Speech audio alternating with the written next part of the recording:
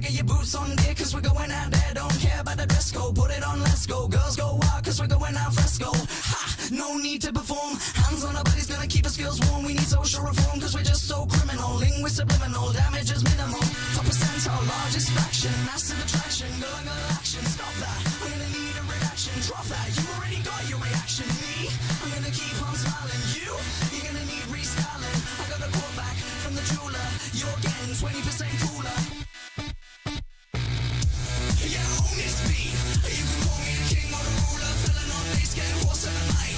We're getting 20% cooler. We had a great day out, calling my name like Ferris Bueller. It's time to wrap this up. We're getting 20% cooler. We're getting 20% cooler. We're getting 20% cooler. We're getting 20% cooler. We're getting 20% cooler. Reduce that triple designator right now. I think they're on my level like a rebel in a bunker getting shot with a mortar. Bump up and down cause I think you're order. Place your hand on my thigh, don't be coy, I can hear you sigh. Grounding your hips, I'll be flashing my pink, and in 10 seconds flat, you'll be back with a drink. Whoa! Bring out the Bacardi! Swing that sparkle up in the party, top that. Like a phone in a cold war room on the third floor, knocking on my front door. Me, I'm kind of a rarity. You, word that dexterity. Lean back now, here's what I meant. Getting caught up like 20%. Yeah, own this beat. You can call me a king or a ruler. Filling on bass, getting horse in the mic. We're getting 20% cooler. We had a great day out, calling my name like Ferris Bueller. It's time to wrap this up. We're getting 20% cooler. We're getting 20% cooler. We're getting 20% cooler. We're getting 20% cooler. We're getting 20% cooler. Yeah, own this beat. You can call me a king or a ruler. Filling on bass, getting horse in the mic. We're getting 20% cooler. We had a great day out, calling my name like Ferris Bueller. It's time to wrap this up. We're getting 20% cooler. Good evening. Good evening. And merry Brony Christmas. How we doing? How we doing? Okay. I have so much stuff tonight. I've got everything from the history of ML-Pol to some FNGR stuff to a ton of memes, a ton of old cringe stuff. We've got some new stuff as well that I got sent. We'll have a look at that towards the end as well. But the main thing many of you have asked for. Honestly, you're doing it to yourself. Is My Nationalist Pony by Buttercup Jew. I read this a few years ago. It is a treatise on why My Little Pony is clearly an a traditionalist kind of piece of content promoting the white race. So we got loads, but how we doing? Good evening, Merry Christmas to all of you. Topaz, Lean, Saint, Master Bear, Rage, Thorn, Beetle. How we doing, guys? It's tradition. Hey, Priestess, how you doing? I think that's what Ty is as well. Yes, it is. Ark, how you doing? Who else we got? Olivia, we also might have, I have reached out to a couple of people, so we might be joined by other people who have stories of old Brony cringe, from everything from BronyCon to the Barrel server. Also, I don't know if many of you know this, but do you know that Queen Saraphina is actually did some voice acting for a Brony cartoon like years and years ago. So you might have a look at that as well. Welcome to Earthworld 199. Merry Xmas. Thank you very much. Yeah, I've got some stuff you sent in as well. We'll pick through a little bit of that as well, because especially the 9/11 video is pretty entertaining. No more debates. They're not debates. No debates. We're escaping debates, okay?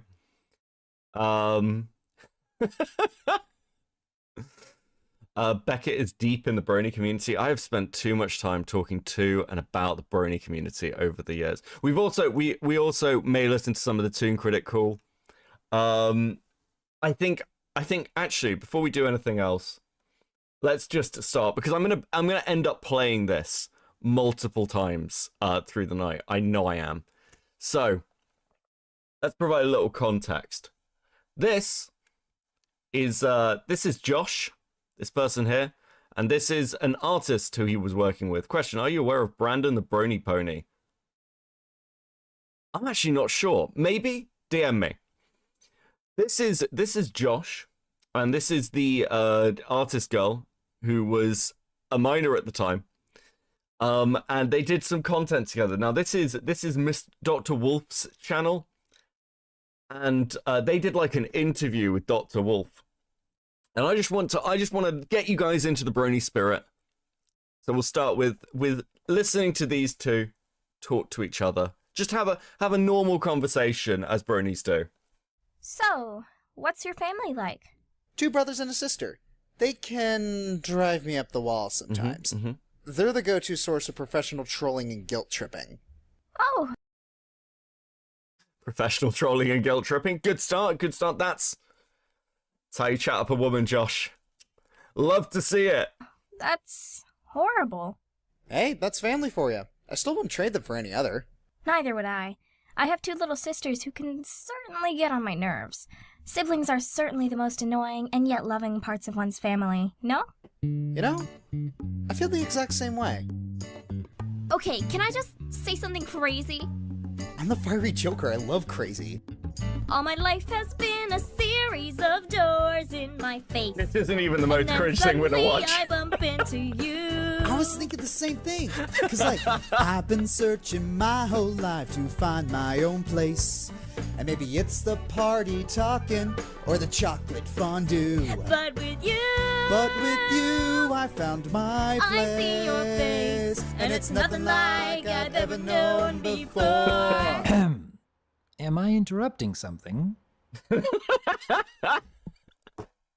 Good evening, Shogun. Merry Christmas to whoever said Merry Christmas, by the way. To Nathan, how you doing?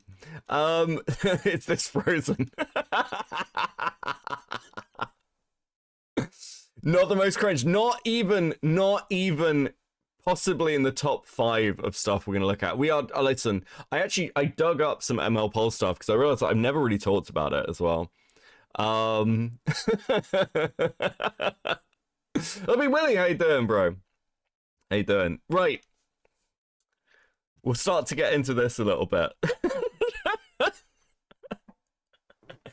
I fucking love this time of the year. It's a great time of the year, guys. Let's fucking go. Oh my god.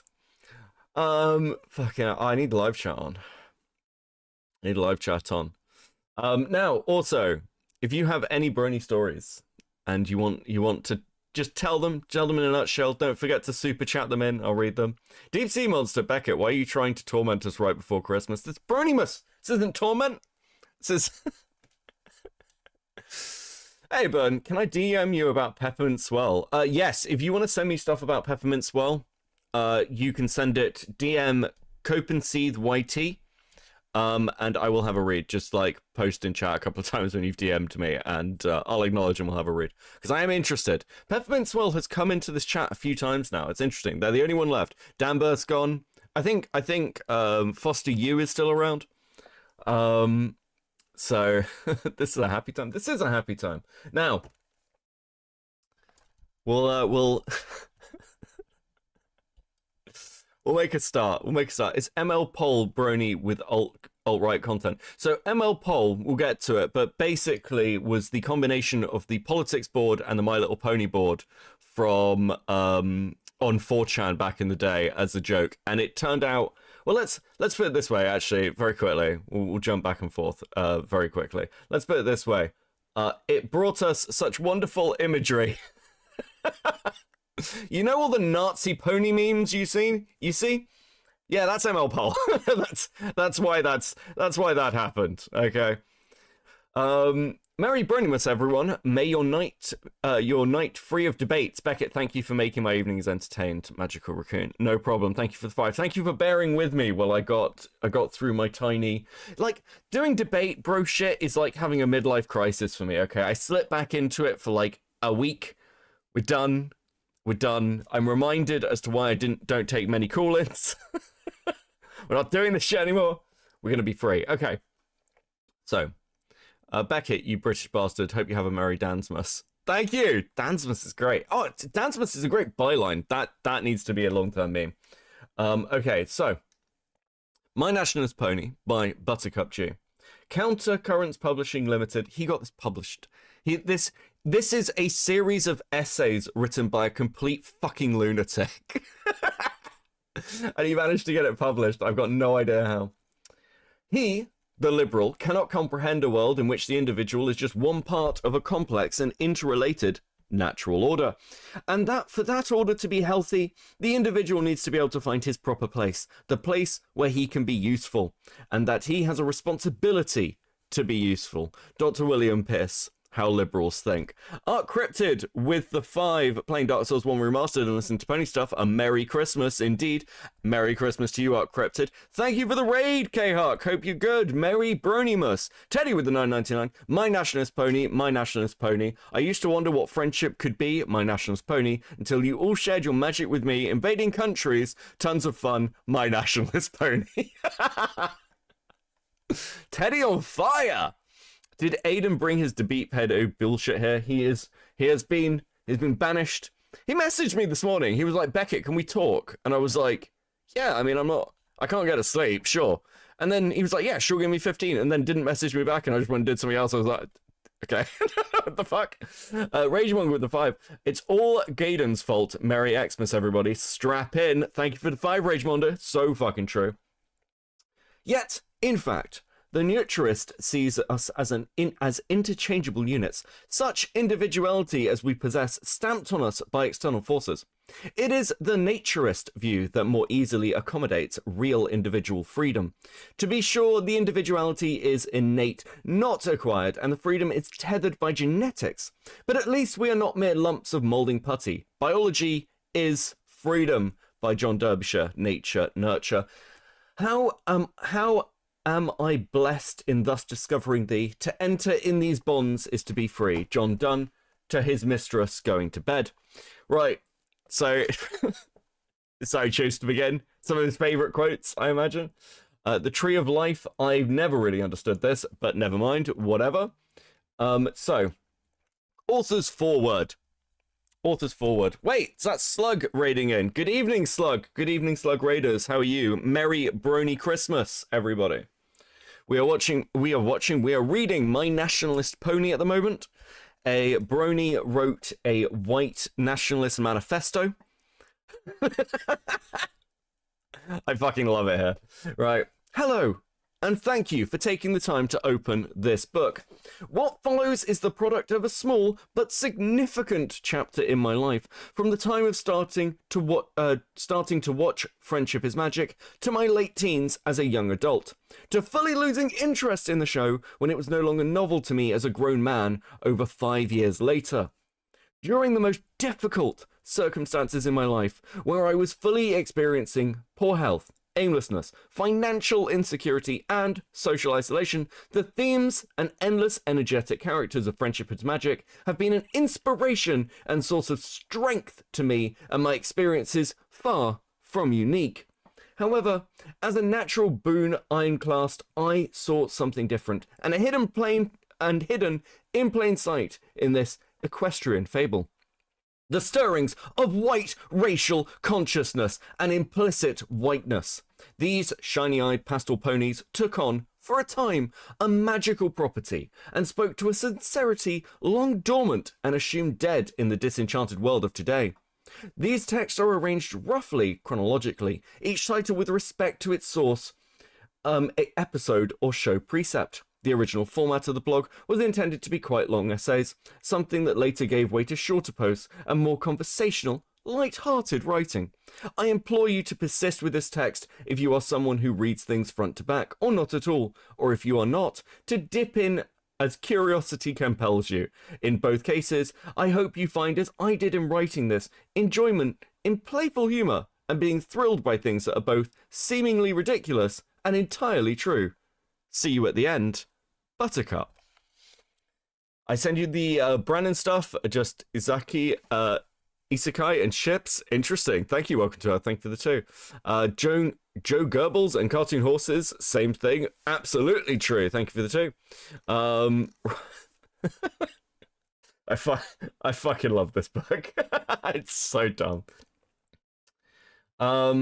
Right, okay, this is much the same. Why do this is just a children's show. What could it possibly have to say, apart from general platitudes about love and tolerance? In truth, the lessons of friendship and magic are very real and very insightful. I will be posting an episode and character basis about topics such as economics, political philosophy, egalitarianism, and philosophical personal value systems, hopefully with clear enough explanations. Also, I'm happy Richard Spencer is in the Brony fandom. True, he'd love this. He'd be all over this. Brony Spencer, Jesus. Is this another fanfic? No, this long predates Downburst. So, something you've got to understand about the Brony fandom back in the day was the Brony fandom was a fucking shit show, to put it lightly. Things like Horse News kind of live on in infamy with the like random shit they'd pull over time. But yeah, like My Little Pony had a weird, very broad following. Bronies were everything from degenerate sex freaks to white nationalists, to people who thought the cartoon like captured bits of nostalgic childhood, like thought it was saying something more. This is one of those people who really thought it was saying something more. Oh my god. Okay. Different in harmony. Cutie mark, a unique tattoo-like feature located on a pony's flank or haunch. A cutie mark is obtained when a pony discovers their unique characteristic that sets him or her apart from others. Teddy with the 999, dude, imagine having Christmas dinner with his fella. Not only will he go on political rants, but he would do it using My Little Pony lore.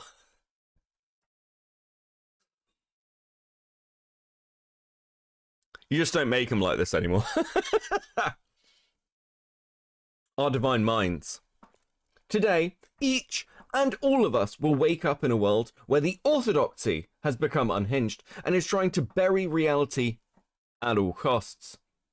We inescapably live with statist humans who insist on trying to scrub out the writing on the wall that equality isn't working.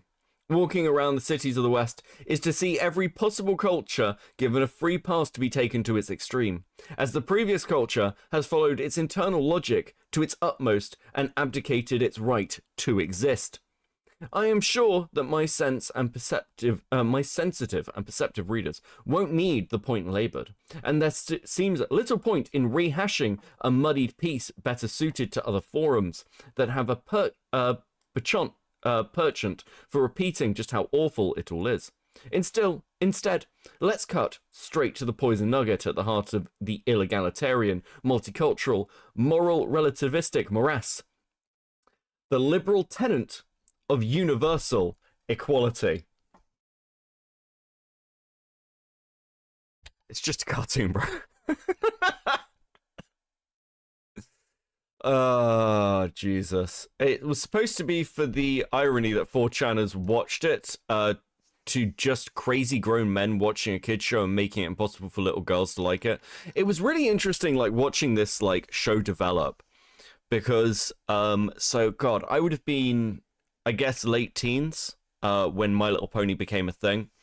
And I don't know about you guys who are older, but did you guys read webcomics? I read webcomics. I remember the first time I was ever made aware of My Little Pony, and it was through a VG Cats comic. I was like, what the fuck is this? Why is everyone talking about a fucking pony cartoon? Friendship is magic, this guy. Oh, this show is trying to show the way that equality isn't working. Yeah. The ponies aren't going to start the Third Reich with you, bro. Can you imagine sat there just being like, just with like a fucking like Twilight Sparkle toy? Tomorrow we rise up. We deal with the Jewish menace. Fascism is magic. Yeah, this is gonna be yellow. You're about to get Homestuck flashbacks too, aren't you? Yeah. How you doing, Gamma? How you doing, Gamma? Merry Bronymas. Gamma's had a good year. Actually, fuck. Why is Gamma not modded? Hold on a second. Merry Christmas, Gamma. You now have a wrench. VG Cats is the deep cut. Yeah, oh God. I think you know, Cad also did a comic. I think Rock Paper Shotgun also indulged. Yellow already. Jesus wept. Listen, you can't win them all. You can't win them all. The fuck was I? Right. Liberal tenant of universal equality. Just how did such a brazen notion take root? How did it come to be that race and creed, the most fundamental components of a person's being, were taboo to take into consideration in any human decision, be it choosing a working colleague, accepting a customer, or even choosing a mate? I don't think this guy needs to worry about choosing mates. I'm gonna go out on a limb and say that wherever Buttercup Jew is now, he is still a virgin. Okay, I don't think this motherfucker ever was like, yeah, getting laid, ultimate goal. Don't think that was fucking happening. Becca, I literally have to rewind the whole stream and watch at 1.8 speed because the cringe is so powerful. I can't endure it in real time. It will literally kill me. 8-bit theatre, fucking hell, yeah. The pony jar makes me violently ill. Do you know there was a fucking comic? What's it called? Give me a sec. Let me find this because it's funny. It's funny you mentioned that. There's something I saw earlier, and I was like, I won't show this. It's not really relevant. But now you've said it, I'm like, maybe I do. Maybe I do need to show it to you. Where is it? Okay. So this is from Dropout now, but back in the day it was College Humor. Okay.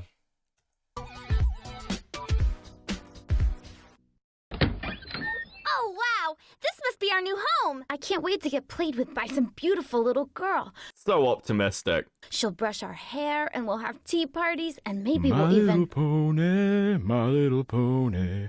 Ah. Oh, no! Brony! We didn't get a little girl at all. We got an emotionally stunted grown man. What does he want with us? We are meant for 8-year-old girls. Yeah, I just picked up Pinkie Pie and Twilight Sparkle to add to the collection. The collection? Someone cosplayed the pony jar. Run! And I know just where I'm gonna put them. Put me anywhere, just not next to the flashlight. Bro hoof! I'm out! Oh no. Ew. He's getting Cheeto dust in my mane. He smells like Ball's energy drink. Whoa! Oh, you are going to be my best friend. We're gonna run Quest and Skype with my internet girlfriend in Korea and listen This was such a shot. to Skrillex. And, Okay, I was really hoping he was being ironic, but I think he's actually being sincere. and don't think I've forgotten about you, Pinkie Pie. Can Pony Yeah, toys it's Twitch is so good. In episode 7, you won 35 consecutive games of tic-tac-toe against a rarity. My face is worn down from him kissing me. And that's why you're my favorite pony. I wish I could appreciate that he's not afraid to challenge gender stereotypes, but I'm too distracted by the erotic fan fiction on his computer. Applejack and the Forbidden Fruit. What the fuck was that? Types, but I'm too distracted by the erotic fan fiction. Applejack and the Forbidden Fruit. This is one of those where, like, all of this is kind of horrifyingly accurate. On his computer. Oh my god, it's on! It's on! It's on! Oh, my little pony! Okay, this is our chance. Let's make a run for it. We'll come back for you! Now it's time to play with my favorite toy. The most magical friendship of all. Kill me! Michael, get Michael back on. Merry Christmas, Chris. How you doing, bro? Merry Christmas. Fucking hell. Oh, right. Where were we?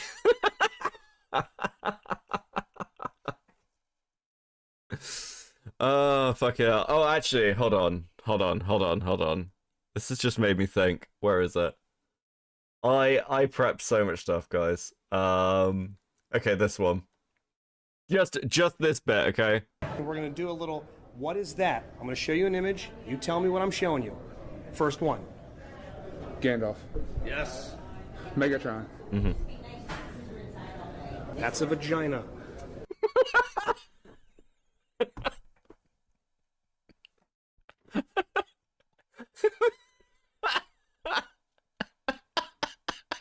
Everything about this image is perfect.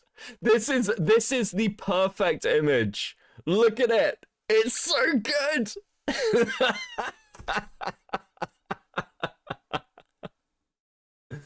There is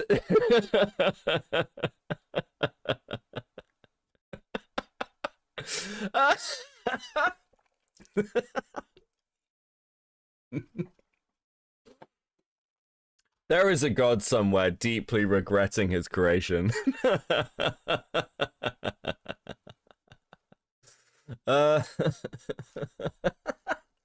What's he wearing? He's wearing like I don't know what they're fucking called. Like, hey, Merry Christmas, bestie. He's dressed up as, oh fuck, like I think it's like Big Macintosh or whatever, like the fucking male horse that's pulsing. I'm just saying that because he's wearing red. I just vaguely remember that one being red. Oh fucking hell.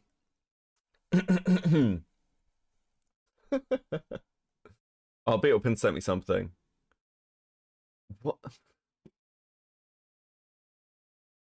Beetlepins has sent me her old artwork, which I'm now going to show to you. The fuck? What the fuck? That's actually pretty good. It's pretty good. Very good. Beatles come a long way. Beatles come a long way. Fucking hell. Okay, let's get rid of that. Let's get rid of that. Where were we? I'm so broken already. Okay, we're back to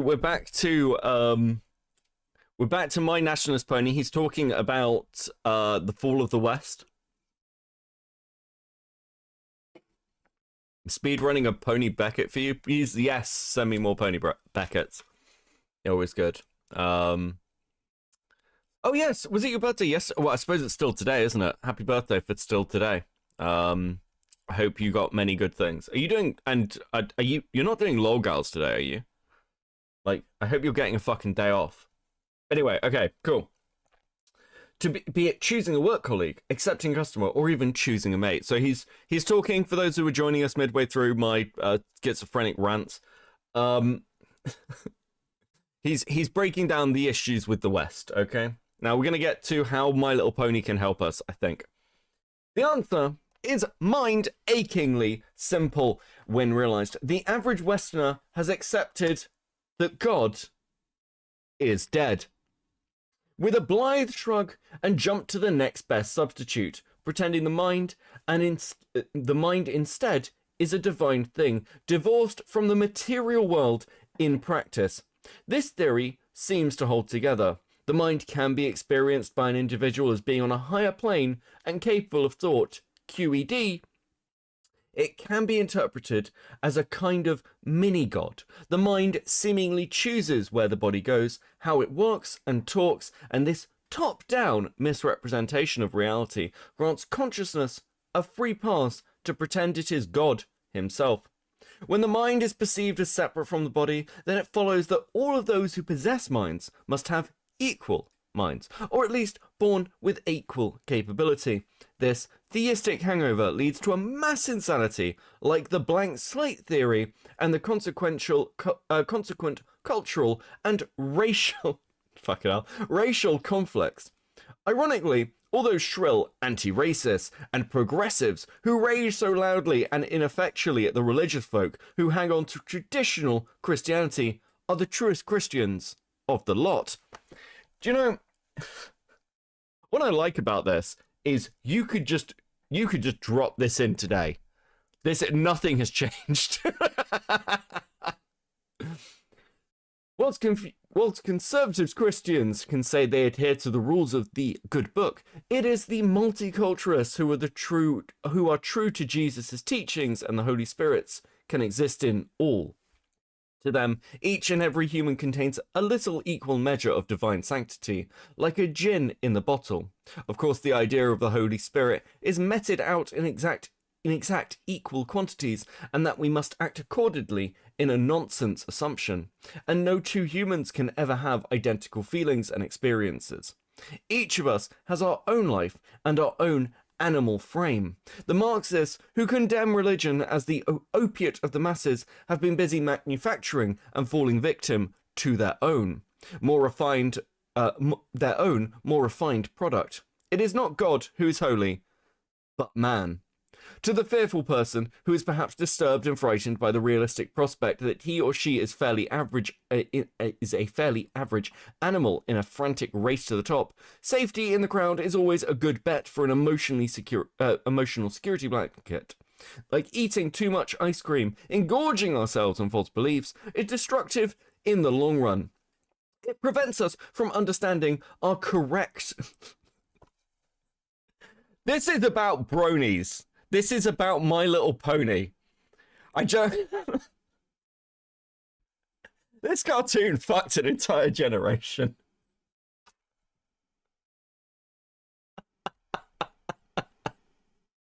Gin in the bottle, he means cum jar. True. I legit wonder if the creator of MLP regrets creating the cartoon for all the harm it's caused. That's a good question. I don't know. I wonder sometimes if they meet their fans, do they ever think, wow, this has gone downhill? Let's find out.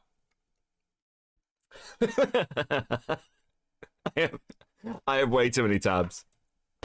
So anyway, this is the voice actors from the show, by the way. You know about the great Bronies here, right? Yeah. All right, but all right. Yeah. None of these people have ever left the houses. Alright, ladies and gentlemen, this is what keeps happening up here. Somebody says closer, and the person goes, I want the mic right bumping almost into your chin, okay?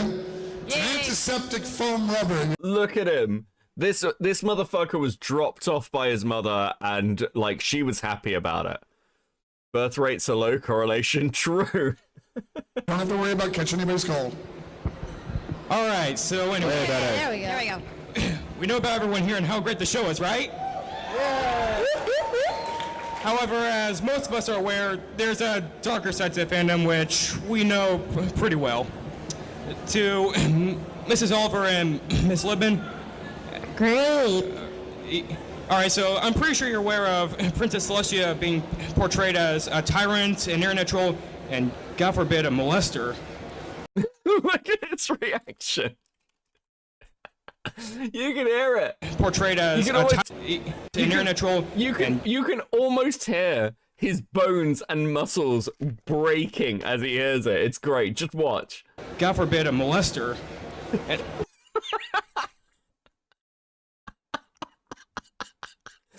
one of the people on this stage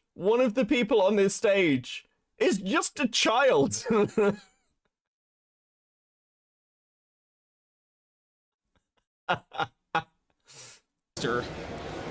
and Pinkie Pie and Fluttershy on occasion. No. I'm canceling this question. So no, fuck off. Come on.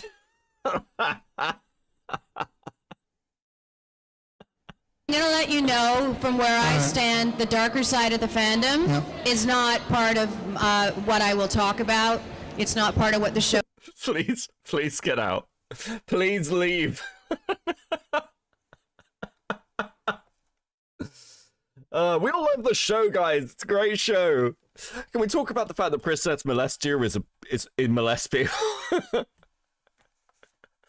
To the fucking voice actress. Why? Why, God? Holy shit. Imagine not having the self-awareness to ask this.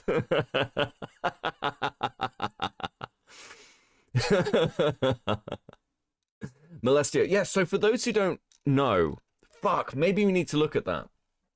So on Tumblr, there was an artist who created a series which was very, very pornographic, and it was basically, I think it was literally Princess Molestia, where it was just it got so much shit. I think it got closed down by Hasbro, if I recall correctly. It got reported to the company that makes My Little Pony, and they were like, yeah, shut this fucking shit down.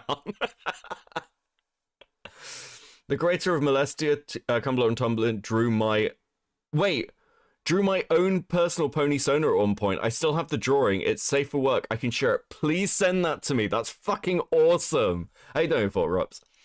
I know you sent something else earlier. What was it? Brony's ended up drawing porn of the creator of MLP Gen 4's Pony-sona because she expressed she didn't like how grown men made it creepy, by the way. I feel sorry for Faust. Lauren Faust is a fucking national treasure. She is like, anybody who'd like watch cartoons through the early 2000s knows Faust. Godzilla, member for 4 months, seething. Do you think God stays in heaven because he too lives in fear of what he's created? Oh my god. That's so based. Yes. DM that to me either on Discord or at Cope and Seethe YT. I'll have a look at it in a bit. Okay. Fuck, we've been going for like 40 minutes. I need a cigarette. My throat's starting to go. Jesus. The Brony fandom has brought us so much joy, guys. I can't believe it. I can't believe it's pretty much over as well. Like, the new show doesn't seem to be bringing in any of the older fans. They like the old cartoon style. Maybe there'll be a new wave of Bronies. We can't have nice things. We can't have nice things. It's true. It's true.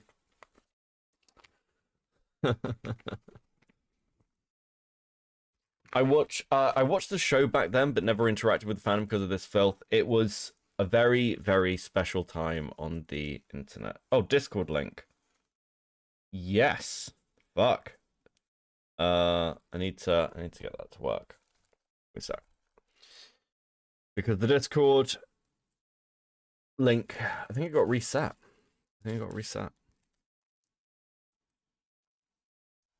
do that for you.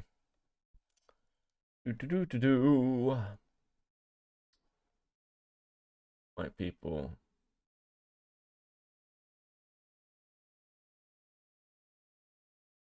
Copy.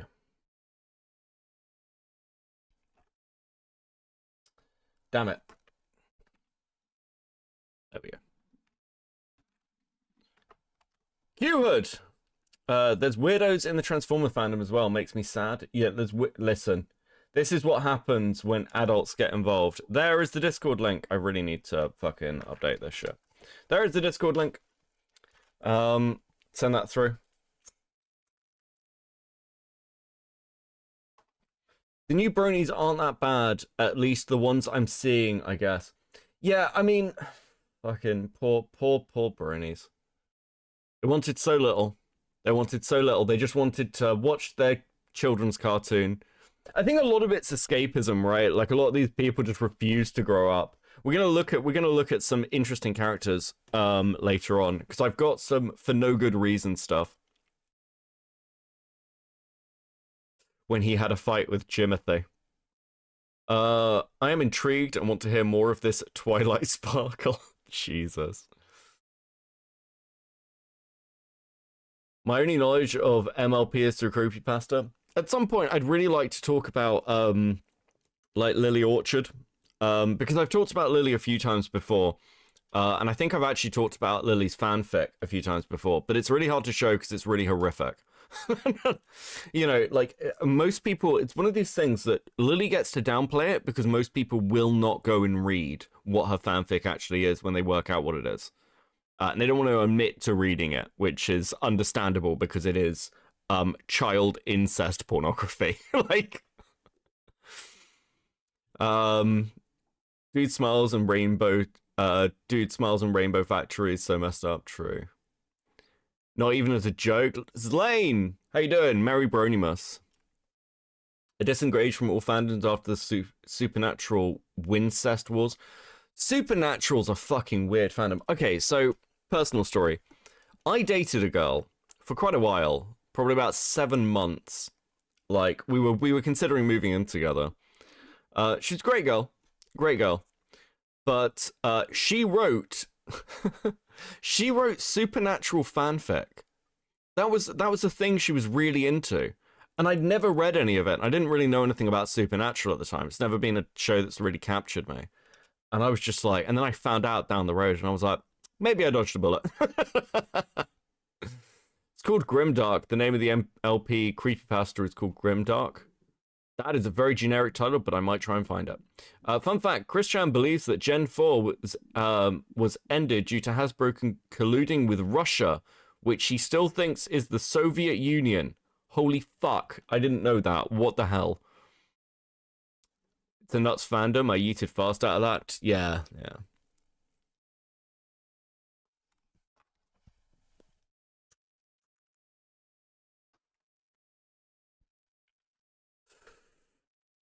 Okay.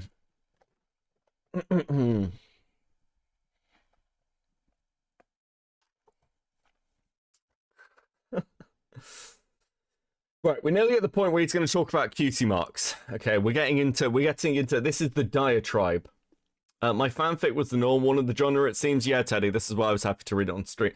Teddy's fanfic, there is a stream of me reading Teddy's fanfic, and it's great. Teddy's fanfic is awesome. Teddy gets, like, put down as, like, a bit of a troll, but Teddy puts in the fucking work, ladies and gentlemen. Abso-fucking-lutely.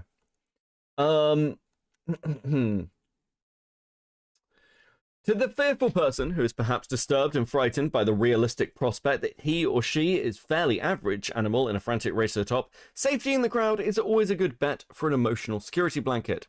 Like eating too much ice cream, engorging ourselves on false beliefs is destructive in the long run. It prevents us from understanding our correct and intended place in the world, the place in accordance with our innate level of abilities and inherent traits. However, enough sacred humans make a mob, and each and every member of that mob is scared of the prospect that he is going to lose out, or get beaten down by the bigger guy, or outsmarted by the nerdy guy. Whenever a hapless human biodiversity fan points out the obvious, that no two individuals can ever be objectively equal, that equality is a fanatical, subjective notion in itself, it's pitchforks and torches time. This theistic, fearful cowardism has gone on long enough. It's destructive and irrational. The West no longer has enough spare cash or spare white people to carry on pushing this insane bandwagon any longer. And this is why My Little Pony Friendship is Magic is so important. Because it condemns our naivety and shows us reality. God.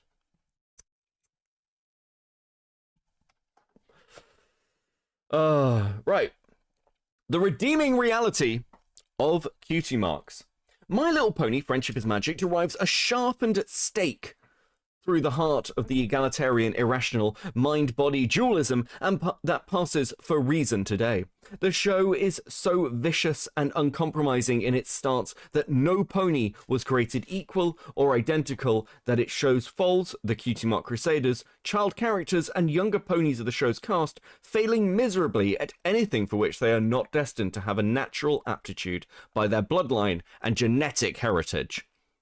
Over and over again, the young ponies make every effort to take every opportunity they can to learn new skills and talents, and each and every time their efforts amount to naught. and they slink off, nursing a bruised ego and the hopes of better luck next time. Readers who, like me, have taken up pastimes one is not naturally lent to will be all too familiar with this brutal and refreshing lesson. No matter how hard you try, if it is not in the fibre of your being to be good at something, you will be trumped by those who have it in their genes. No pony was born knowing how to scoot, but no pony is as good at scooter tricks as Scootaloo. Likewise, nobody is born knowing how to motorcycle, but I'm certainly not Valentino Rossi. Sent. Oh, base. Let's have a look.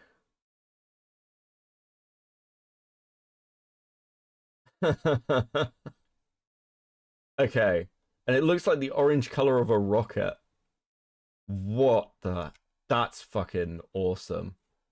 That's so based. How fucking cool is that? What a cool bit of Brony history.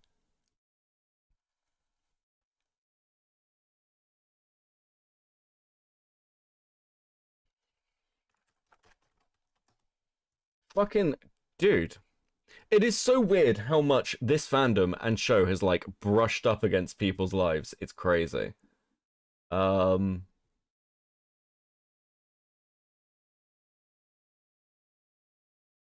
Actually fucking wild.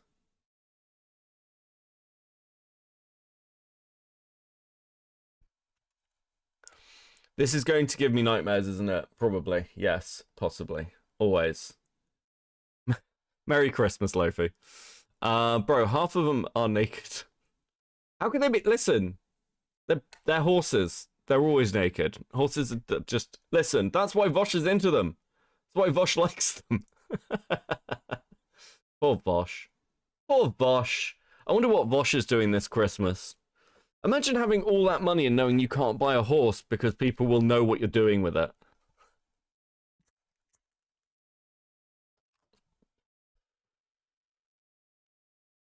I think we went past. Okay. Clearly, human beings vary in terms of IQ and physiology along ethnic lines. But the show, either consciously or unconsciously, takes the message of anti-egalitarianism one step further, beyond collective racial bloc thinking and into the realm of individual ability. The pony bell curves. What a fucking thing to write. Can you imagine finding yourself in the dark of your mother's basement writing pony bell curves? Do I dare leave this unmuted while I go make a coffee? My second time here and I'm already scared. Fear the Brony. You know, like, fear the old blood? Fear the Bronies. Fear the Bronies, they are coming for you.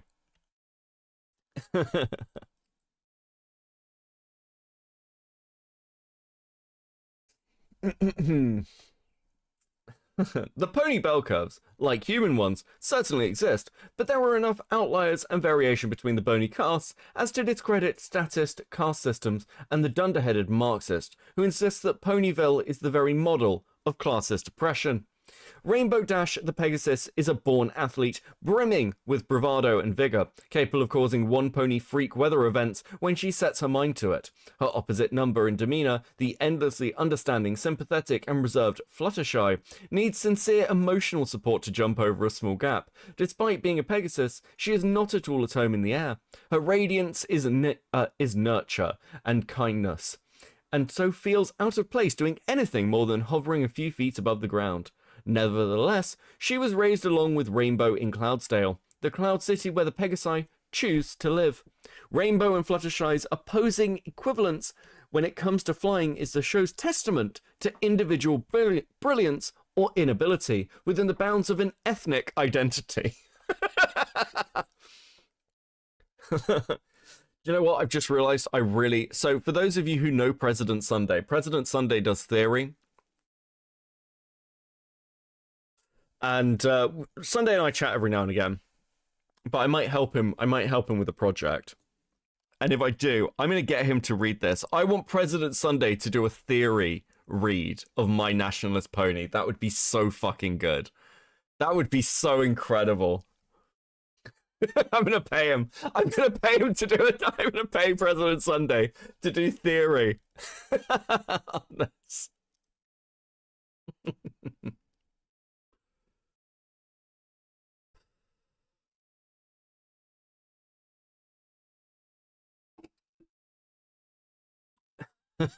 Literally using a cartoon to justify racism. Love how internet intellectuals always end up being the biggest dumbasses. It's incredible.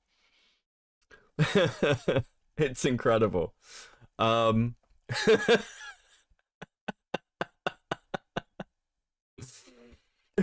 what pony? My nationalist pony. Let's fucking go. Right, okay.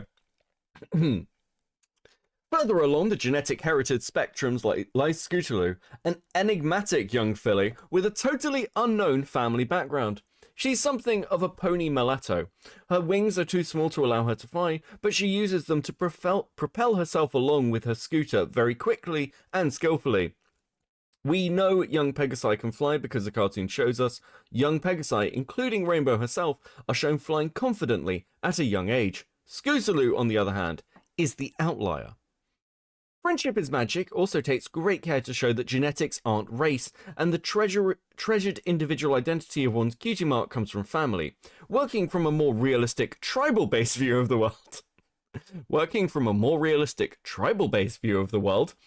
Rather than racial block thinking. Applejack's family in particular shows that genetic heritage spreads outwards in concentrated circles from the individual. Applejack has a cutie mark of 3 red apples. Her older brother, Big Macintosh, has a cutie mark of a large green apple cross-section. Her cousin, Brayburn, has a, wait for it, Brayburn apple. And her Granny Smith has, well, you get the picture. It is implied her younger sister, Applebloom, will earn her cutie mark for carpentry, a continuation of the Apple family's strength and distinction in honest toil and knowing how to work and build on the land. Given that Ponyville was founded by Earth ponies, it is extremely likely the Apple family barn was constructed by the cults of the family clan. The culture of Ponyvillians could not be more rooted in embracing their different natures and innate identities. Ponyvillians understand not only culturally, but through direct experience that genetic identity is not a set of categorical boxes, but an infinitely complex and magical phenomenon that gives each individual his own unique identity, no matter how trivial. Leave my mage pony alone. We love Applejack in my MAGA pony alone. We love Applejack in this house. There was a pony car system with unicorns. Wait, was there? That's fucking... Wait, really? What the fuck? It's Christmas, no pony stuff? Listen, Christmas is the time for pony stuff. It is Brony Christmas in this stream, okay? Teddy, creator of My Little Pony reading this, I just wanted to make a cute kids cartoon. Why are you doing this to me? Thank you for the 5, Teddy. So fucking true. Like, I do think that Faust must have regrets. So a pony had wings that were too small because it was half black. Jesus Christ. Is that the argument?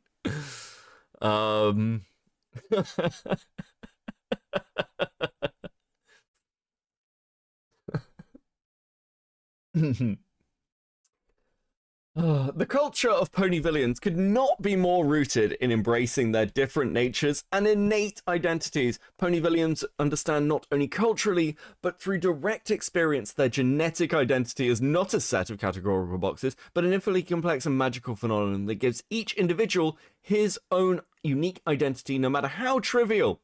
Within my own family, I am given very much to visual creative pursuits. A sibling, by contrast, is completely oblivious to what I see on a canvas, and instead has a deeply rooted passion and native intuition for high-level abstract thinking, enjoying the Lego-like building blocks of computer code. Most people dismiss these kinds of significant personal differences with whatever floats your boat, for some other snarky comment. But Friendship is Magic reminds us that these individual differences are innate and inescapable. We might want to think we control our desires, but instead, our natural quirks and inclinations are truly in control. The ponies of Equestria have no need or desire to pretend everyone is equal. Like everyone who's woken up and smelt the coffee, the ponies are completely indifferent to the bonkers agenda of applying a subjective notion politically.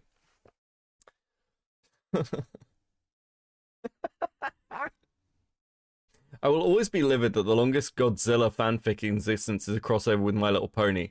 Fucking no way is that true. That's insane. Listen, Bronies occupied a really interesting place in the internet.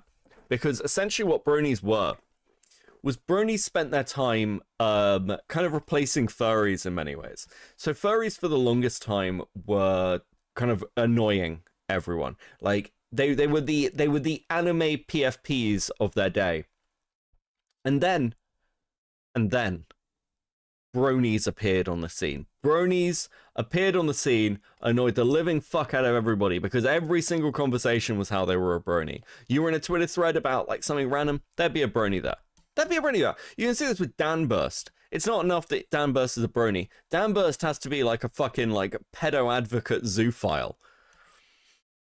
Brony racism is true. According to this guy, yes, My Little Pony is innately racist. 100 Swedish crowns from Mosky. Beckett, for the love of, go be with your friends and family. Good Yule, buddy. Listen, I hate this time of year, and I have my own Christmas traditions. Tomorrow, I'm gonna sit down. I'm gonna make some food. I've got so much food prepared for tomorrow, guys. Steak pie, macaroni cheese, gravy. Got loads of snacks to eat. I'm gonna sit down. I'm gonna watch Hogfather. It's gonna be great. It's gonna be great. And then I'll probably get bored and stream tomorrow night and play more Fable. Brony's destroyed 4chan for a few. Yeah, they did a lot of damage. They did a lot of damage. Kai Rise with it too. Don't worry, Beckett. Brony's hated them too. Yeah, that's true. That's true. The internal Brony wars were a dark time for the fandom. They do not need to struggle after political power to justify themselves, except one rather haughty pony, as I'll discuss later, or feel the urge to divvy up state control so everyone is equal. Their deity is walking, talking, and fully in the realm of the real for them. So statements such as equality before God are bunk and hokum. Twilight Sparkle is clearly Celestria's favourite pupil. Even Pierce the Unicorn, with a safety pin for a cutie mark, whose special talent is having a sharp horn, is extremely proud of his prick, despite what negligible career prospects it might afford him. For ponies who have no welfare state, every pony exists for a reason. The reason is a clear presence throughout his or her life, that Equestria and Celestria afforded their parents the will and means to live and prosper so that they could raise families and bring new life into the world. A cutie mark is a perpetual reminder that the universe is afforded that pony a specific niche in which to exist, a means to fulfill its existence and potential. Brain dead with the 5.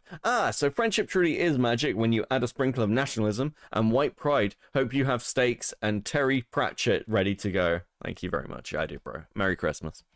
Or Happy Hanukkah, I guess, for you. I like Gen 5 just because of how it systematically murdered the bronies.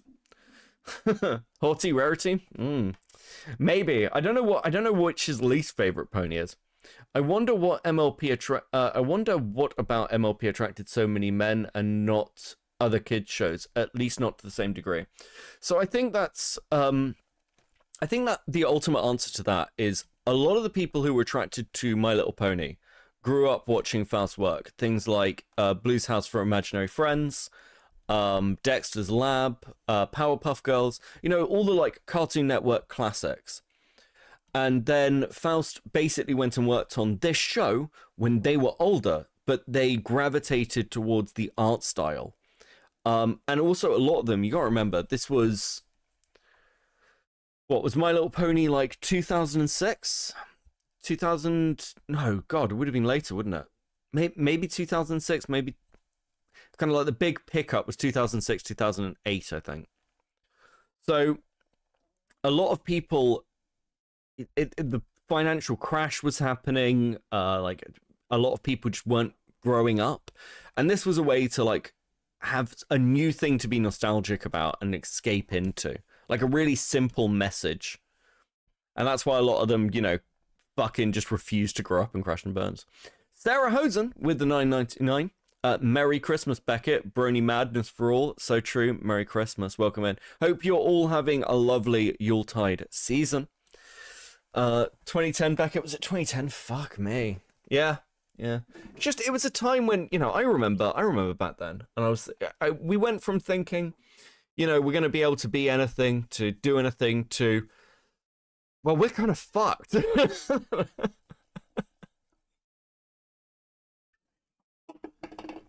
It was a dark timeline. Where I lived through it. I've lived through multiple financial crashes at this point. I kind of get why they wanted to watch the nice little show about little fucking cute ponies, okay? Then they wanted to make it all about lore. You can see the shift in the show when the fandom starts like pressuring the writers to create in a certain direction. I grew up with MLP and then go watching kids show in my 20s. That's because you're well balanced, okay? MLP was 2010. I was like 6. Jesus. Bronies wouldn't be such an offense to any sensibilities if they weren't so fucking crusty.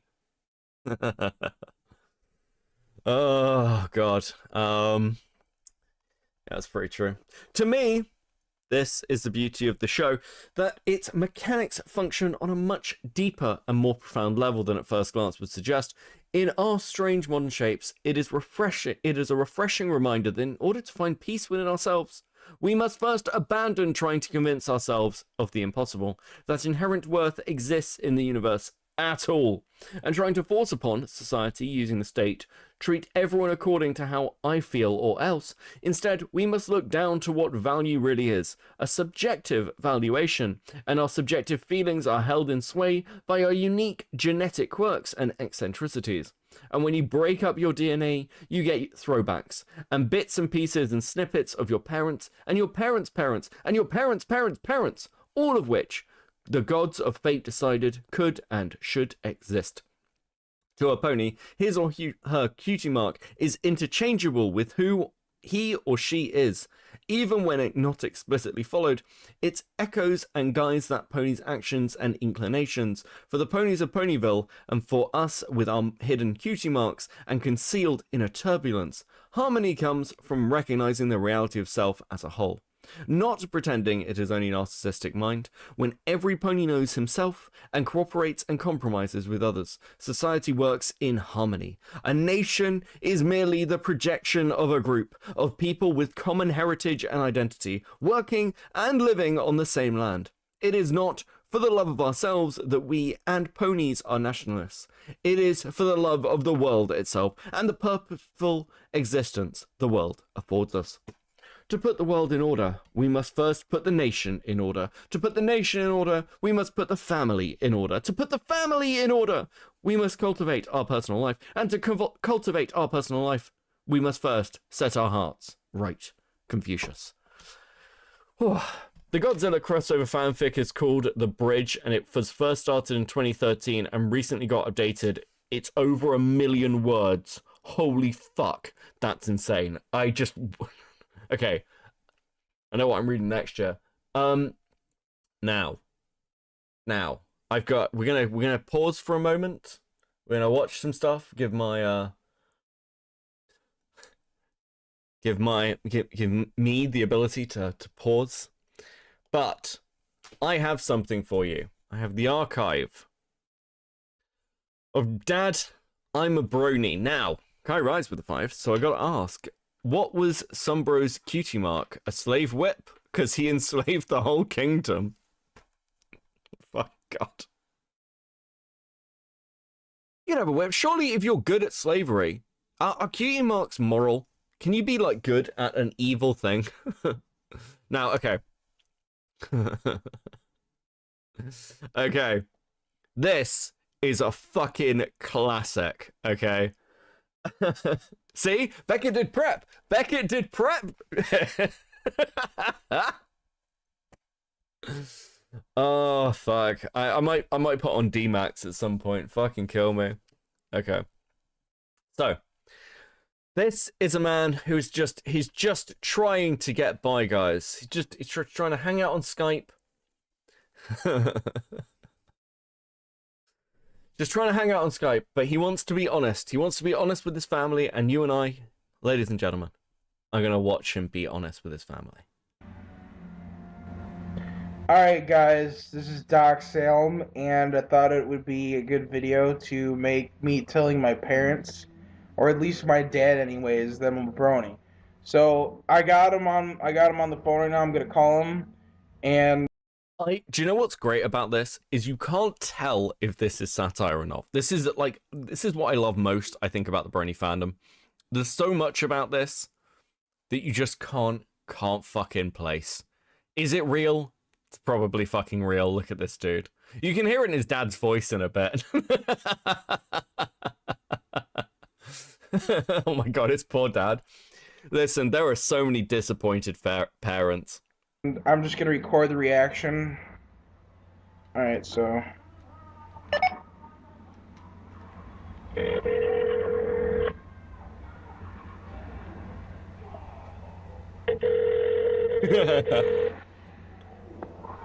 This guy's dad is sat at work. This guy's dad is sat at work. He's like, oh, my son's calling me again. I hope it's somebody who's found my son's phone and he's dead. At what point do you stop picking up to your kids?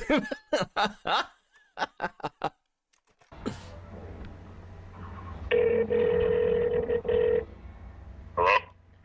Dad? Yeah? Hey, can I tell you something? Okay. Alright, well, are you sitting down right now? Am I what? Where are you right now? I'm at our grandmother's watching the dog. Why? Alright, Dad, I've been wanting to tell you this for a while now, but, Dad's just sat there being like, please tell me you're gay, please tell me you're gay, please tell me you're gay, please tell me you're gay, please tell me you're gay, please tell me you're gay, please tell me... Anything but what you're about to tell me, because his dad must know. He must understand.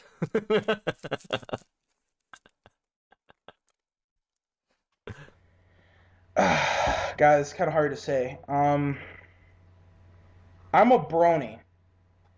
What the hell is that? I watch My Little Pony, Dad. What? I watch...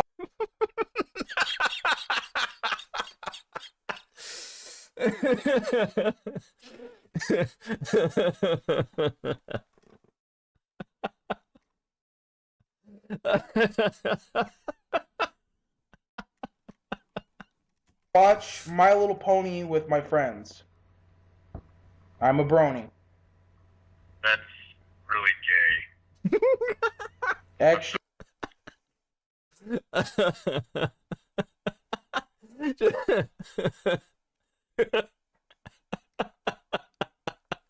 That's so gay, man. Like, why are you such a fucking disappointment to me? Why'd you have to keep disappointing me?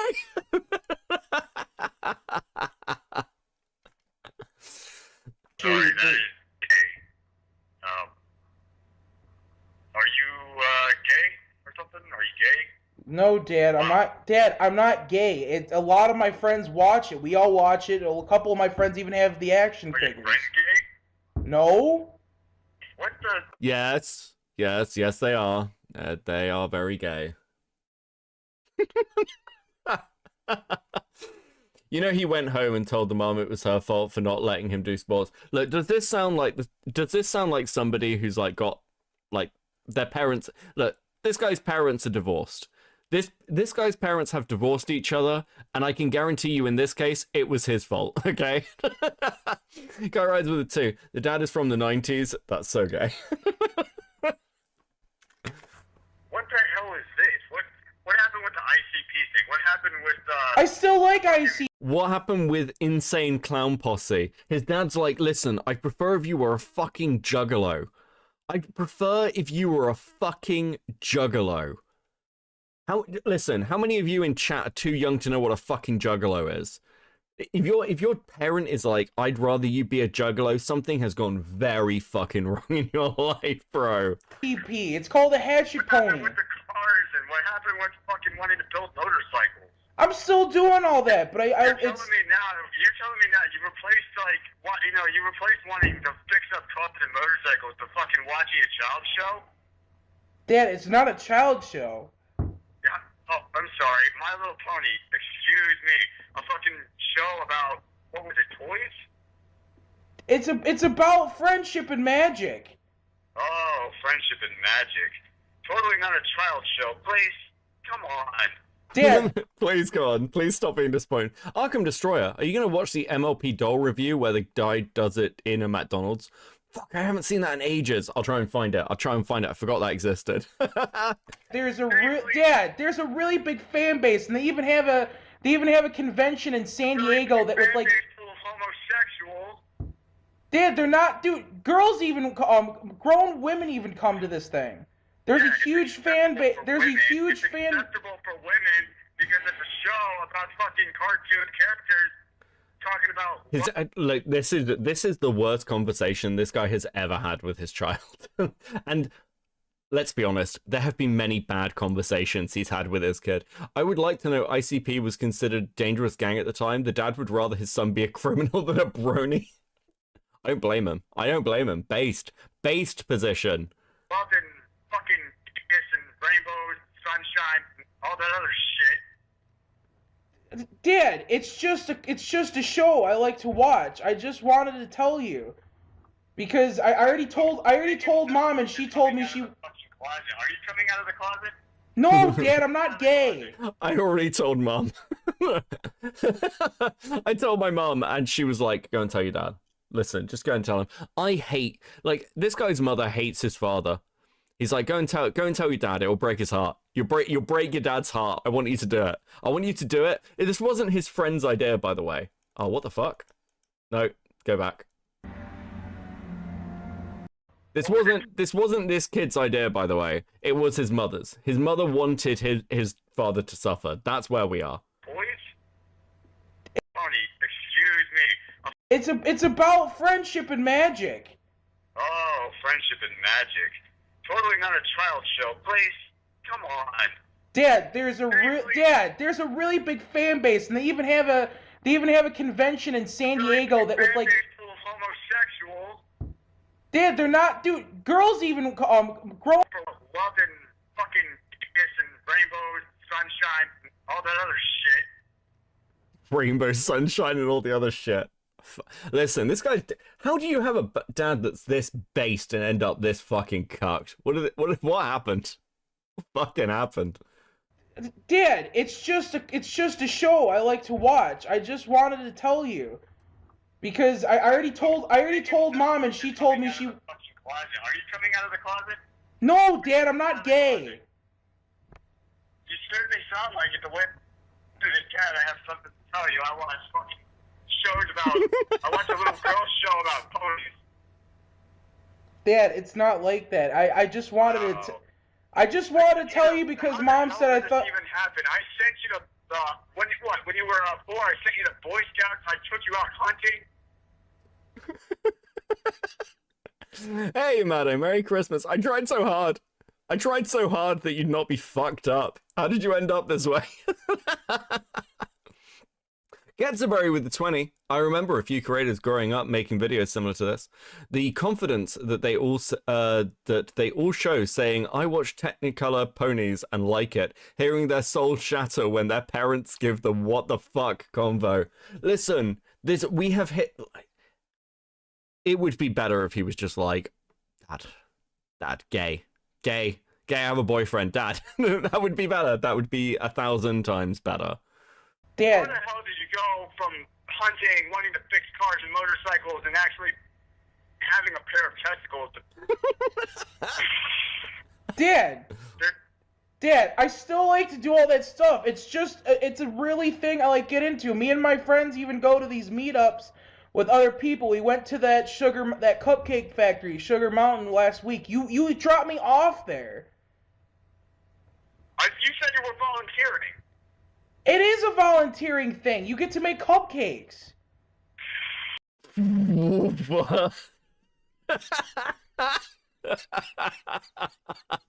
Marina Odyssey with the 5. This is so bad. The entirety of my YouTube just crashed out. It rage quit. Save yourself. It took 3 reloads.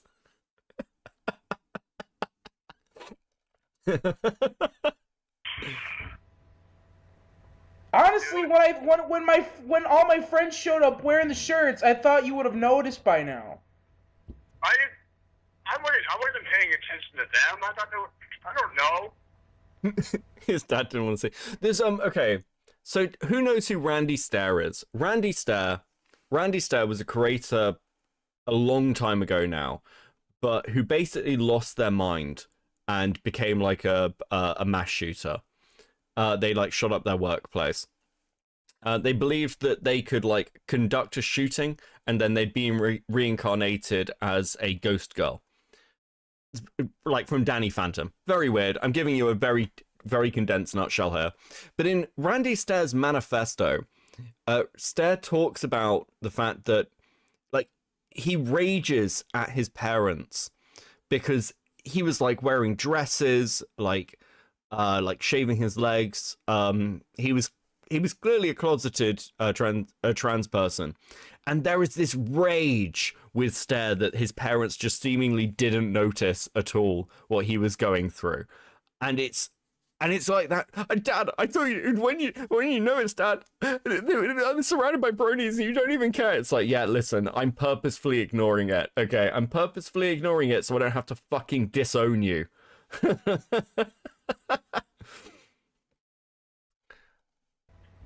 Dad, all I'm saying is I'm a brony, my friends are bronies, and I actually make animations and art for the brony community. And that's why you always underscored your fucking computer whenever I walk in. That's why you always turned off your monitor. That's another thing. I kind of watch porn relating to ponies. What?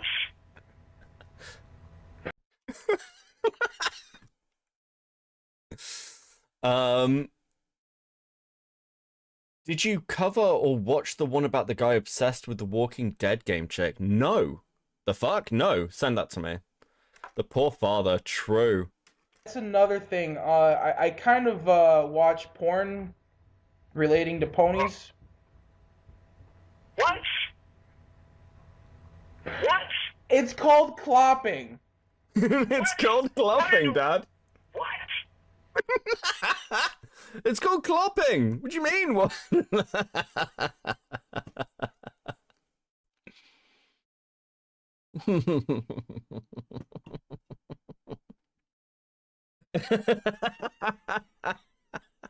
you fucking with me? No, it's called clopping, Dad.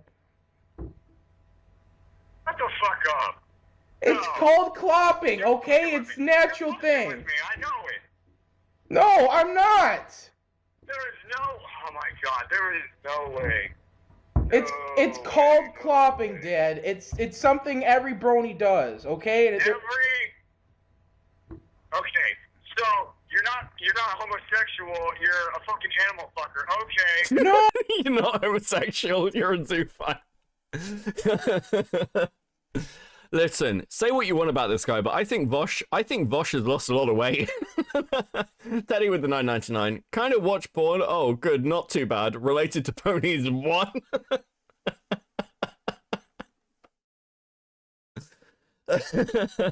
Shame. Bring back shame. Bring back shame. Bring back shame. Okay, it's not hard. It's not hard. You just need a little bit of shame. Touch of shame, okay? Super simple. Fucking hell. No! Okay. No! Look, every pony does it. Oh my god. Every Yes, every pony does it. Oh shit. You know, I was alright with the ICP fact, because at least they were talking about killing shit, but... Well, if I was fine with ICP, because at least it was about murder. This is so much worse. Son, can you have become like a domestic terrorist or something? There's this Luigi guy. Couldn't you be like him? If it makes you feel better, Dad, if it makes you feel better, there's this god of chaos that destroys and, like, breaks up shit. Really? There's an online show called MOV, and the ponies on there actually get slaughtered. There's this one pony that gets cuts in half with a chainsaw. That doesn't change anything.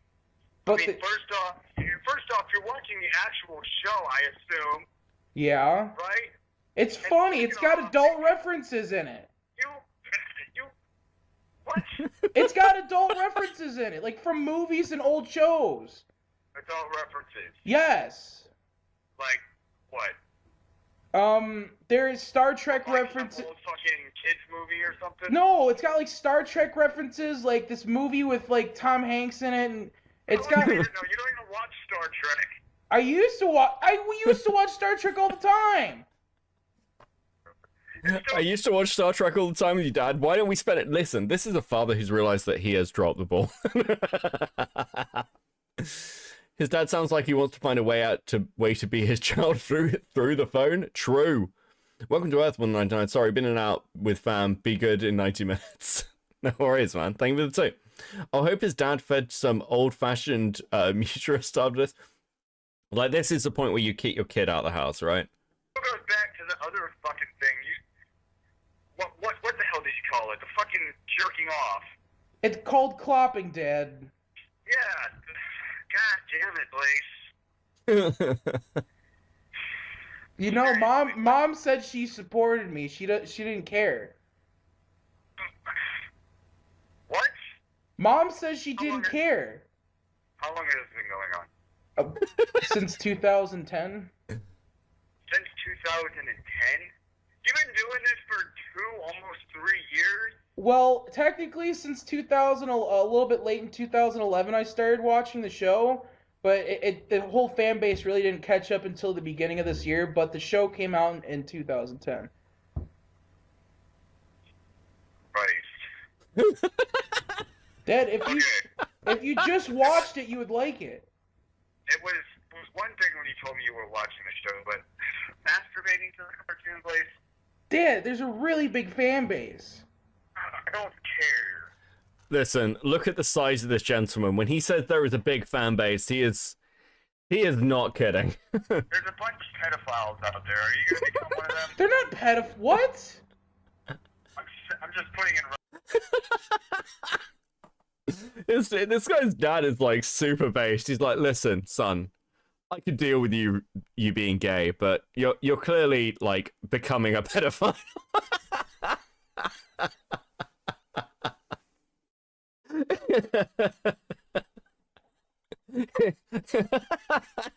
Gets him the 2 divorce leads to terrible places. True. Damages the child. Okay. There's one pedophile. Am I gonna have to keep you away from the local petting zoo to keep you from fucking the little horses? What? You heard me. You heard me? You fucking the horses, kid. Oh, listen. It was a different time for Vosh. Dad, I'm not gonna fuck a horse. Jeez. It's a show. It sounds like it. It's their fan fictions. They write like erotic stories. You're telling me people write stories about the fucking cartoon? There's one that actually kind of made me cry. It was called My Little Dashie. You cried? It's about this guy with no friends that finds his projection. Fucking projection. Finds his pony, and then like at the end of the story, the pony has to like after like 15 years, the pony has to leave. It's really sad. You don't even fucking read in school. Because that shit's not interesting. Son, you're retarded. What do you know about reading?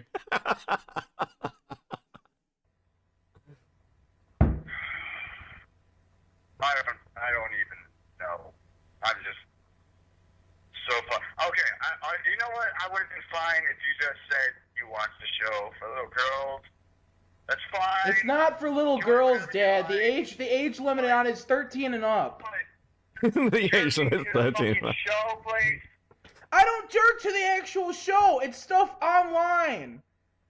There's this thing called Equestria After Dark. It's got like all these like fanfics in it.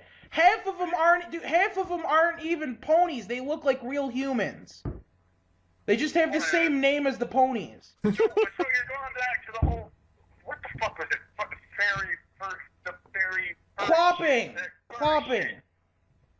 The half human, half animal fur shit. No, not the fur, Dad. The furry stuff was. Oh my god. Oh my god, Blaze, come on. What the hell do you care? You're never around anyways. Shocking revelation that this guy's father is not around. Okay. Listen, I'm stunned. What?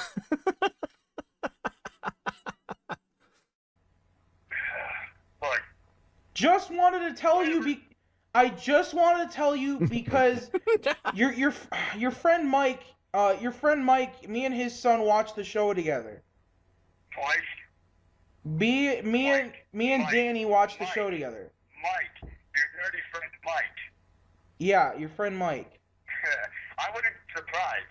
All he's done his entire life is hide in his fucking bedroom. Dude, Dad, You've done things, man. I don't understand.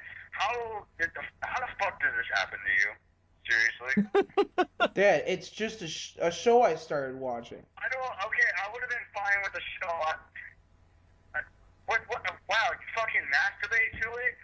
Dad, if it makes you feel better, I haven't clopped in like 3 months. Whatever. I'll see you when I get home. I'll see you when I get home. I love you, Dad. I love you, Dad. He hung up. This is gonna be the best family dinner ever. I will see you guys later. Oh my god, bear with me a second.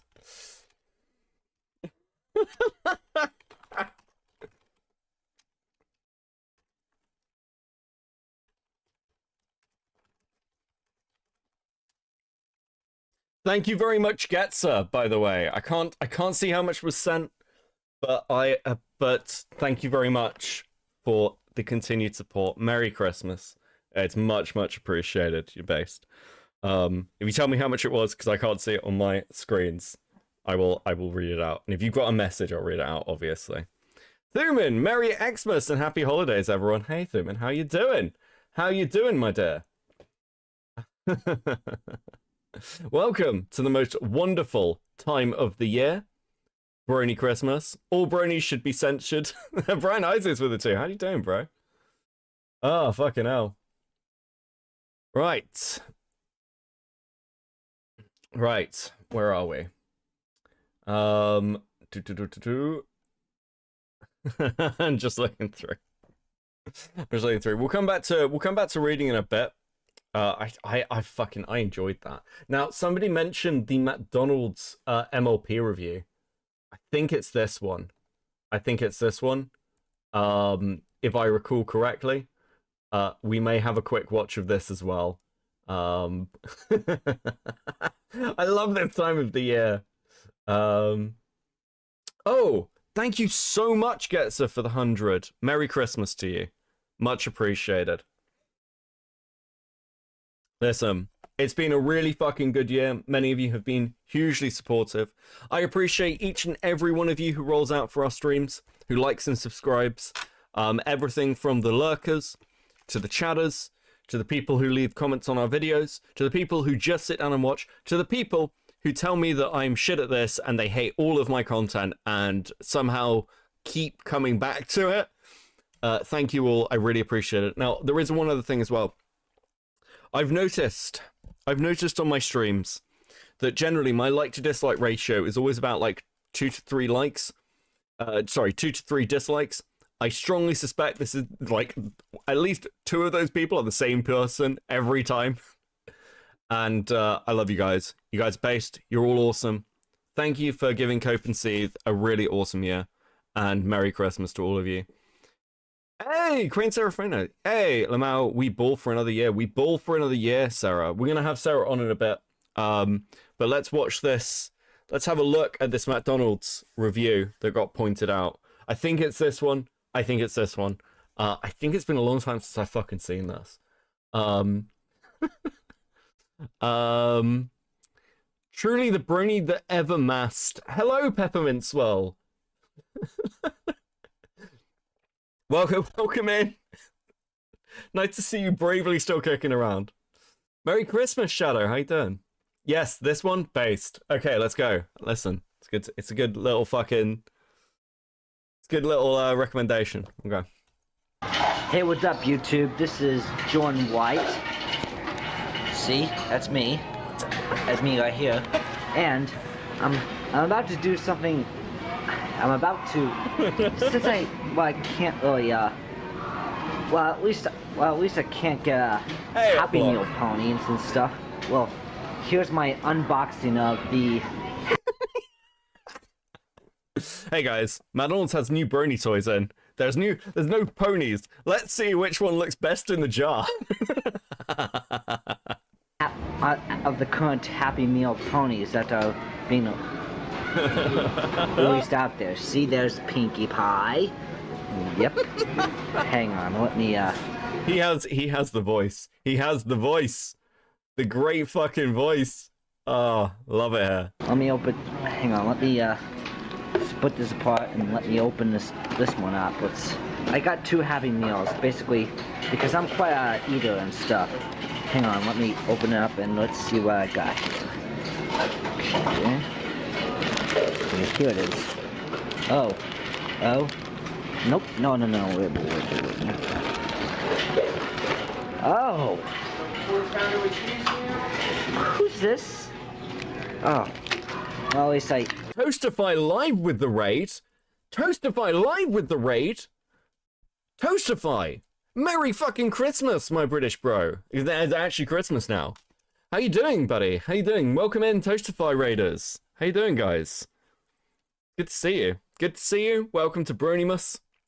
We're watching a man currently review My Little Pony toys at McDonald's like 10 years ago. What is my fucking life? Well, at least I can't pretend that's a rarity. Okay, now let's do the second one. Ah, jeez. This motherfucker is so retarded, he is struggling to open McDonald's Happy Meals boxes.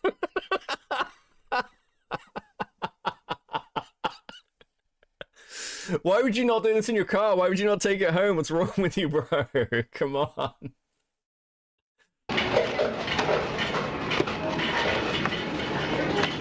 Stay cool, man. Oh, hang on. Nope. Hang on. Ah, hang on. I've got the same both toy, and it turns out I wanted Pinkie Pie. Yeah. Oh my God. Fuck. You've given me the same Happy Meal toy again. Can I have a different pony, please? I came here for the ponies.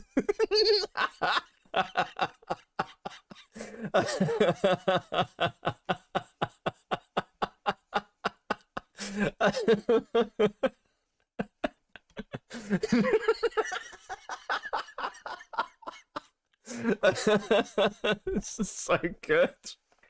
So good. Fuck. And Rainbow Dash. Which one? Look at her face. You can only see her lips, but you can tell she's like, oh fuck, not another one. Come on, bro. Dude, like shit. This is a woman who does not get paid enough for this shit. Come on. Pinkie Pie and Rainbow Dash. It turns out that I got both of the same one. Oh, looks like I'm gonna... Well, looks like I'm probably gonna get what I want. I'm gonna get what I want. Listen, I came all the way to McDonald's for the ponies. can I have the correct? You're gonna give me the ponies. I paid for your meal. Please. Unless they actually know who the heck these ponies are. I mean, doggone, every pony must understand that. Oh, yes. Ooh. Oh, here they come. You don't have two of the different ones. Oh. I'm well, sorry. That's all right. Well, at least I can't pretend that one's Rainbow Dash and one's Pinkie Pie. What are you doing the video for?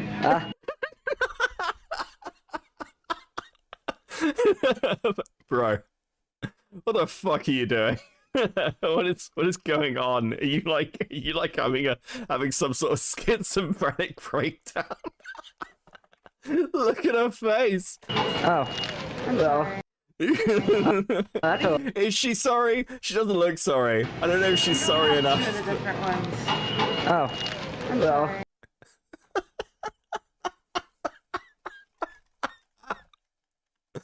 That's all right. Well, at least I can't pretend that one's Rainbow Dash and one's Pinkie Pie.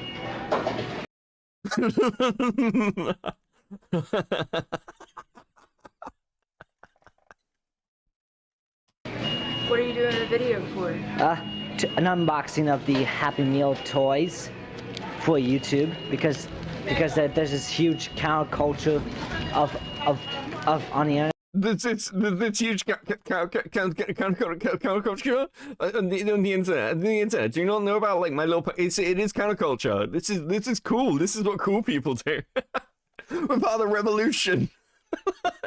Would you like to go to dinner with me? I can take you somewhere nice like KFC, Burger King. Called Bronies. You're still talking. There's this huge counterculture on the internet called Bronies, and they have mashups and clips based off this one pony show. All right. I wish I explained to her what the whole Brony thing meant. Well, at least I can't pretend that one of them's like a Rainbow Dash, one of them's a Rarity or something like that. Pinkie Pie. Well, hang on. Let me cut the scene short. All right. All right. Well, quick update. It turns out that one guy was willing to exchange. He went and traded with somebody. He went and traded with another customer, like who was probably buying it for his kid. What the fuck, bro? His alternate pony, and for that one, and it turns out I've got Applejack. Oh, and quite coincidentally, the show playing on the TV over there is the Powerpuff Girls, which was actually a show Lauren Faust, the creator of My Little Pony, Friendship is Magic, worked on. He won. I mean, Lauren Faust over there, Lauren Faust here. So, Listen, much like Vosh has come a long way from his clopping days of phoning his dad, it's nice to see Smaggle has improved.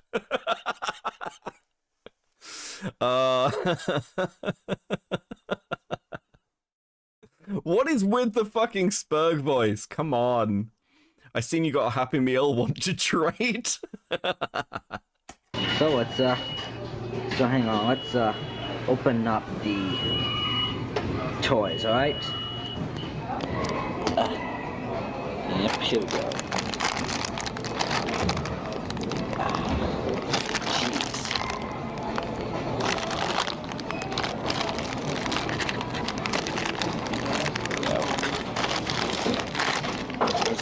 I mean, there you go, there's a Jack. There you go. And there's Tom. Yes, sir. Yeah, that's on the mane of the tail, actually. I mean, this tail's all flooded out. Jeez. He's brushing. What the? He's now brushing it's like it. Oh my fucking god. Can you imagine you're sat in McDonald's with your family? You're sat in McDonald's with your family, and on one side there is a man, like, brushing a fucking pony's tail. A grown man. And you're just like, oh, please.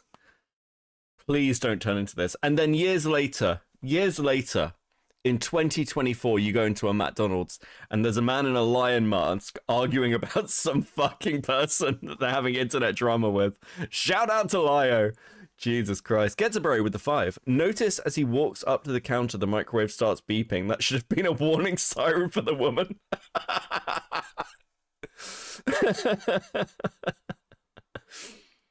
Whoever this is.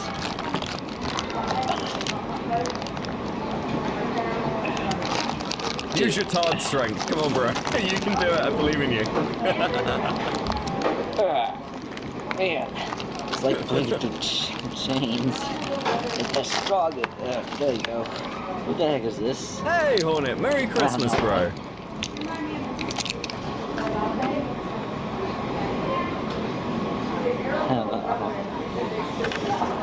Okay. Yes. Good. Yeah, I was just joking about Lio having a Discord call in McDonald's. We're currently watching a guy review My Little Pony toys from Happy Meals. Fucking hell. The Brony counterculture needs to rise up. Bronies rise up. There goes. So, sorry about that. Now let's play with these guys. Hang on, let me reenact a scene. Okay, it's okay. Reenact a okay, scene. This one's Rarity and this one's based. Applejack, obviously. All right, here we go.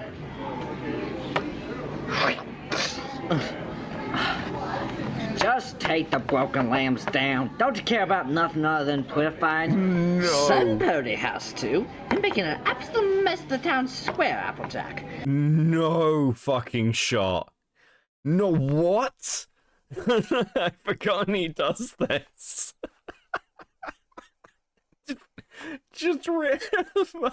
Just acts out. Just acts out the Oh no! Are you sure it's a joke that Lio is in the McDonald's? He might be in that background like an MCU character. Yes, Hornet, you're a mod. You've more than earned it after this year. Merry Christmas, bro. Yeah, well, the storm's gonna make an even bigger mess if we don't take down these loose branches so they don't tumble down on any pony. I simply can't believe why the Pegasus ponies would schedule a dreadful downpour this evening, ruining what could be a beautiful sunny day. New dino video. Oh no, you're absolutely fucking right. Dude, I might download and clip this and just have this as like our little, I like add it to our little dino video thing. That is a fucking great shout, Saint. Based. You just have to live with it, man. Oh no! My beautifully styled mane shall be ruined! You should have finished up before you could happen, whatever. Oh, it's coming down too fast!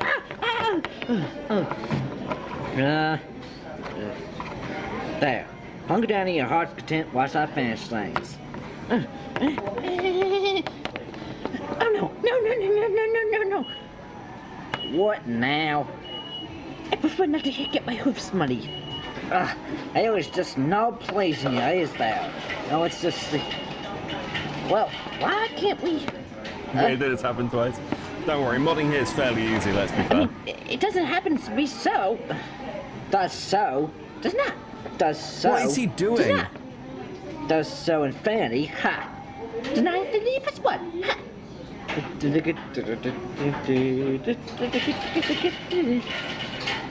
Let's say we go our own separate ways before some pony says something she'll regret.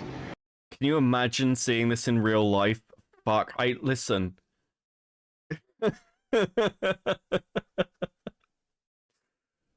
This is the darkest timeline we are ever going to exist in. That like this happened to people. The workers had to deal with this. I guarantee this isn't the only one as well. Like, that's the face of a woman who's been asked, like, earlier on where she's like, why are you filming this? She knows why. She's been asked multiple times by adult men to give them the correct pony toy. This isn't a one-off. I reckon you all ought to be so. Well, then let's go.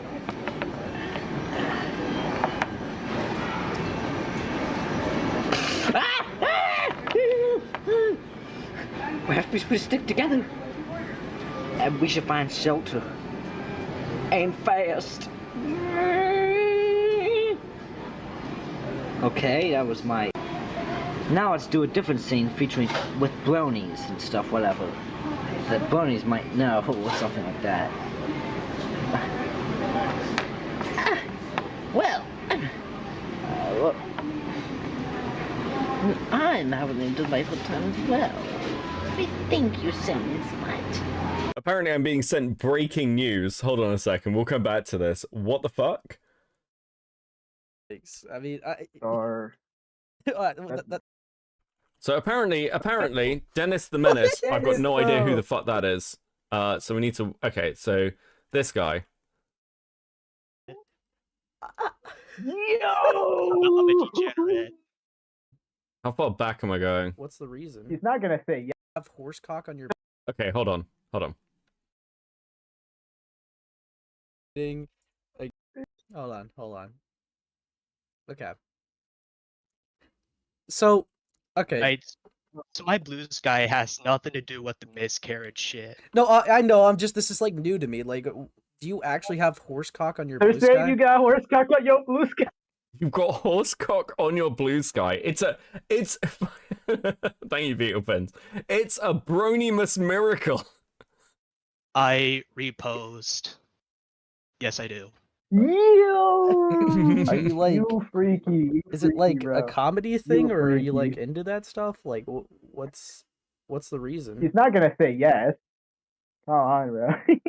I'm curious. No, of course, cock. Bro, what?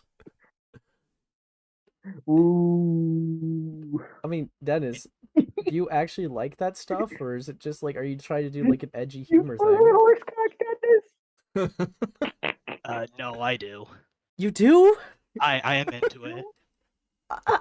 Yo! I'm a degenerate. Yo! But those Dennis. Okay, those Angie in the live chat is not any better. They're also a degenerate. Dennis, Hold on, bro. we're gonna speed this up to get to the They where we probably currently are, are. but Dennis, bro. Gooning on Maine on Christmas Eve? Gooning on Maine on Christmas Eve, bro? Come on, Dennis. Okay. Come on, bro. Come on, bro. Wait, so like, it's just like fictional, like fictional horses, right? You wouldn't go to a farm and Yes, actually. it's very fictional. It's fictional. It's only fictional. just It's only wonder- fictional horses. I still think it's guys. weird, but I'd rather have that clarification for anyone in chat. It's very fictional. Fucking hell, dude. Okay. My God, bro. I'm just learning more and more, dude. What the fuck? Is there anything else? Yen is a Starscream simp. You're a Starscream sim? No, Yen is. Oh, Yen Yen? is. I mean, that's like a trans. Teddy with the 499. No, I do. Dude, they gave you an edgy humor out. Like, Yes. Yeah, you had a choice. Yes, but Starscream you is had a like- choice, bro. What the fuck? I mean, I don't know. Liking a Transformer is kind of hard to beat horsecock. I don't know. Yen's face, I fuck that too. Fuck you, Fabio. Fuck you. I'm trying to have fun, bro. Leave me alone. Oh no, Starscream the robot. Oh no, it's over. No. Like, as in, like, One goes and the other one's a cock. Okay. With a kid. Okay, You know, on the I internet, doubt you know, that, bro. I doubt that. like, do you have any? Alright. I mean, no one else is claiming anything else, so I You mean, like any other animals or just horses? Just horses. Bro, try to be Vosh. Alright. Fucking hell. God. Fuck. Can a man not gooded peace true? Let him goon, bro. Yo, you know what? You're right, bro. You're right. Let him goon, bro. Fuck.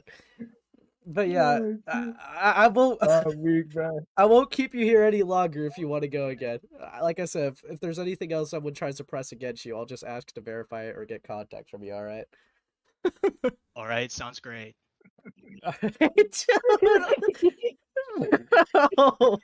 What? Yeah. Go offline, Dennis, before I put your Wi-Fi router in a Faraday cage. It's a Bronymas gift. You got a donation goal? Thanks, Betty. You got to donate. You know what? I'll aid. Thanks, bro. Thanks, Aid. Copency. Thanks. No, thank you, Ace. Thanks for the Bro. Christmas content. Wait, why Slyo Convoy? I can't say that. What for a bit would you like to come on and say a few things? Why can't I said that, bro? I don't know, man. Does it have a swear word or something? I don't know. Holy shit. He messaged This has Lio. been worse than- Is that not allowed? Oh, he said, yup, dude. That's okay. Let's see what Lio had to say about Convoy, Dennis bro. the Menace liking horsecock. What the fuck? Can I Come not on, put okay. ugly? Ace is cool. Okay, Lio Convoy, all you gotta do. There we go. Hold on, let me. Yeah, okay. Fabio, be nice. Be nice. Okay. I'll behave. I'll behave. Oh my god. Okay. Okay, Lio, what the Yum. what the fuck? Okay. What is What the this? fuck was that, dude? I just had like a goblin on for a little bit. I just learned some like unholy things. What did you learn exactly? Because I didn't hear it. Okay, so apparently they He likes mocked. horsecock. Yeah, he likes horsecocked and mocked someone for having a miscarriage. Yeah, that's exactly what he did, to the point that his mother wound up getting in call with us over it. Wait, What? I didn't hear that part. What? Well, no. By the way, it wasn't Angie that took shots at him for the pornography. It was Lou. So I don't know Where why is he this was saying that call? about Lou or about Angie. They had literally nothing to do with What any the of that. fuck? I don't even know why Dennis chose to come on here. He's supposed to not even be on the social media because his mother said that she'd keep him off it for a while so he could work on himself. Wait, so You're gonna get grounded on God. that makes sense why someone said like, "Why are you even in the chat?" I was so confused because I missed all this, but. Fuck, I kind of want to So, join. his I don't think I've mother got. called you I guys? don't think I've got Ace's servers. No, we Do were I have talking Ace to Dennis, space? trying to work through What's this. What's Right. the server look like? And they're hearing it and talk to us about it. Oh, I don't think I have a server. that is unfortunate. That is really unlucky. Damn. Dennis. Now we Damn, I are very would've tried to kind gate and polite to crash. his mother, because why wouldn't we be? And I guess Dennis has just chosen to be a mule about all of this. I do not know why, because the entire reason why he decided to take a shot at somebody's trauma was because I deleted a GIF that he posted. Yeah, that was about to be the only context before Yen came in here. He was saying like, because I asked why he Layer left grounding the someone internet, from you the said internet because he again. posted, like, an True. Among Us GIF and you deleted it, and we're angry about it. And I was like really confused about that because like I feel like there was more to it. And then Yen came in here to like clarify some things. Fucking hell. So, how long ago did this happen? Last week. That's when we had the call.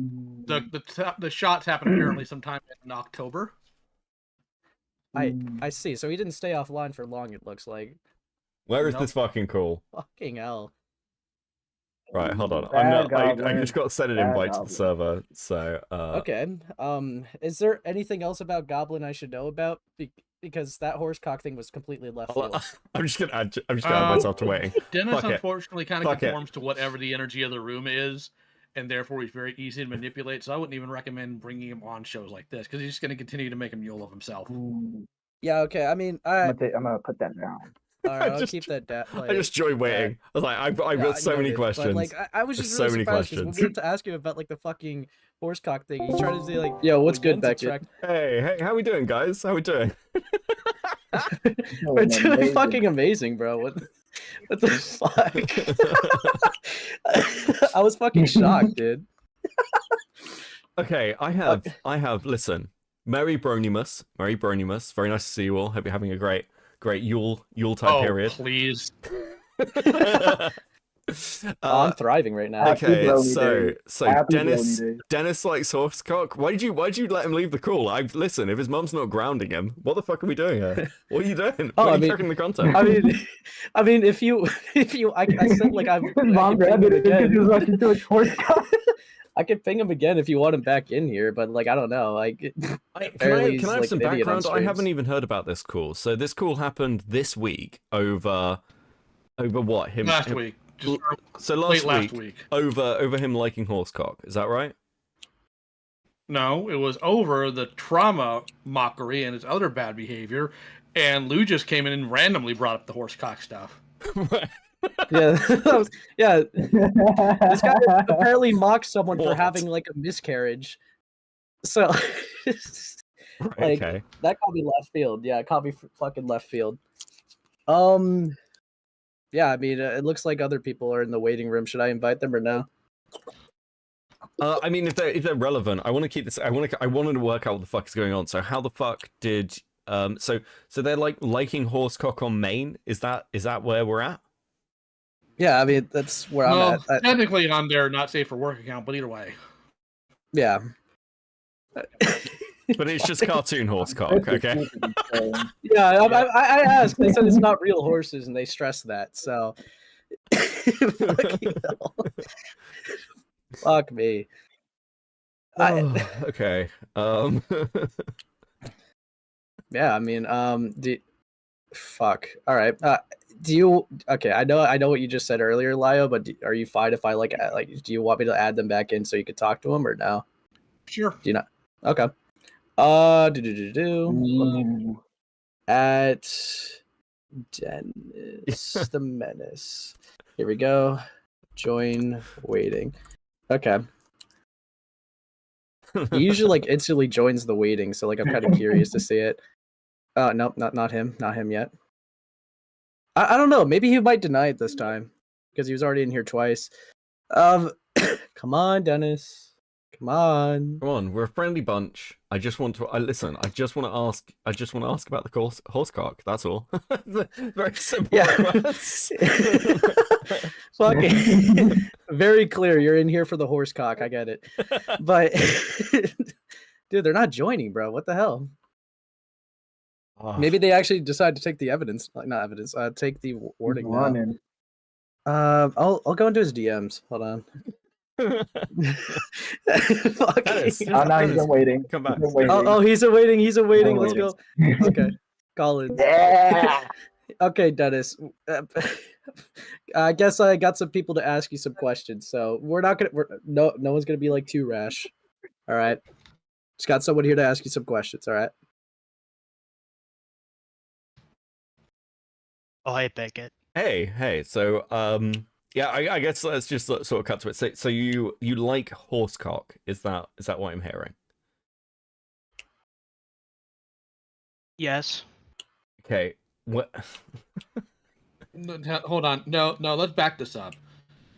Dennis, why are you even messing around online? Your mother said that you weren't even going to be on social media. What's going on here?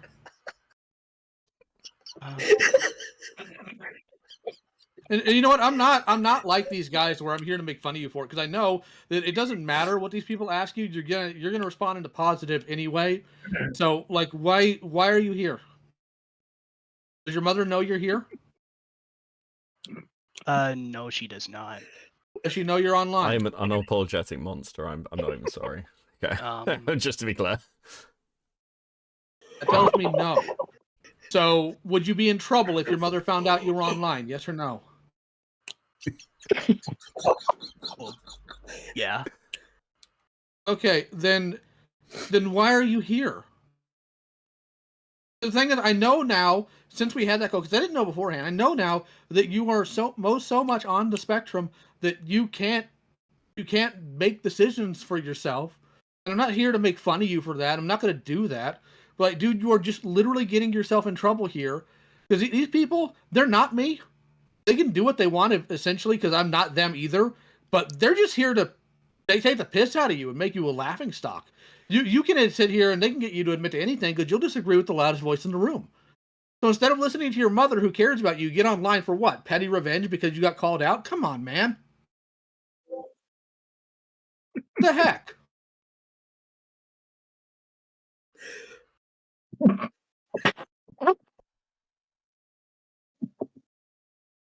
Petty revenge? Wait, what did Yes, you say? Dennis. You said get revenge in a questioning way. Yes, Dennis, you coming on here and making a mule of yourself because you got called out is an attempt to get back, to get revenge of some sort. On who?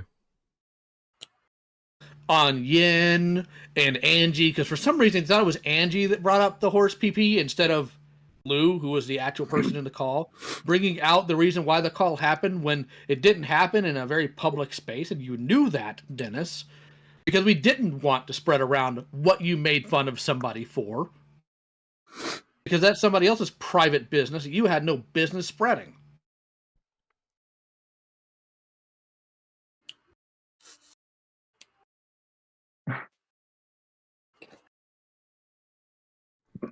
So yeah, You're not cutting up anymore, are you? Hold on. Go ahead, Beckett. So, because again, like, if this call happened privately and no one knew about it, I mean, again, I don't give a fuck about accountability calls, but I'm interested. It wasn't even an accountability call. It was just somebody confronting Dennis over it. It wasn't even accountability. It was what's wrong with you? So, okay, so what the fuck you doing? Kind of doing cool. It seems like, I don't know, there seems to be a lot of meltdowns at this time of year. I'm confused as to, like, so what's Yen and Angie's kind of reference point? Why would they bring up this call existing, and how do we get to Horsecock? I don't know, because number one, Yin wasn't even part of that call, and Angie didn't do anything in that call either. I don't know why they were brought up in this at all. Other than apparently somehow Dennis trying to use Angie's attraction to freaking Starscream as a point of reference in defense of the Horsecock, which isn't even close to a defense.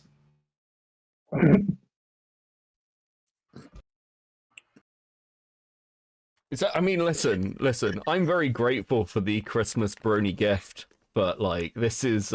You said that it's like cartoon Horsecock. Do you not think that that's maybe something that you'd want to keep to yourself, possibly? It's like you know, people seem to know about it, so it's not like you've been quiet about it, right? Yeah, how'd they find out? Dude,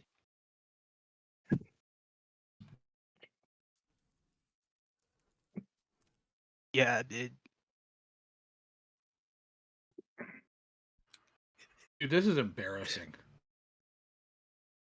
Dennis, I got a question. You there? Well, yeah. Okay, Fabio, what's your question? Dennis, does your mom know you like horsecock? Oh my god.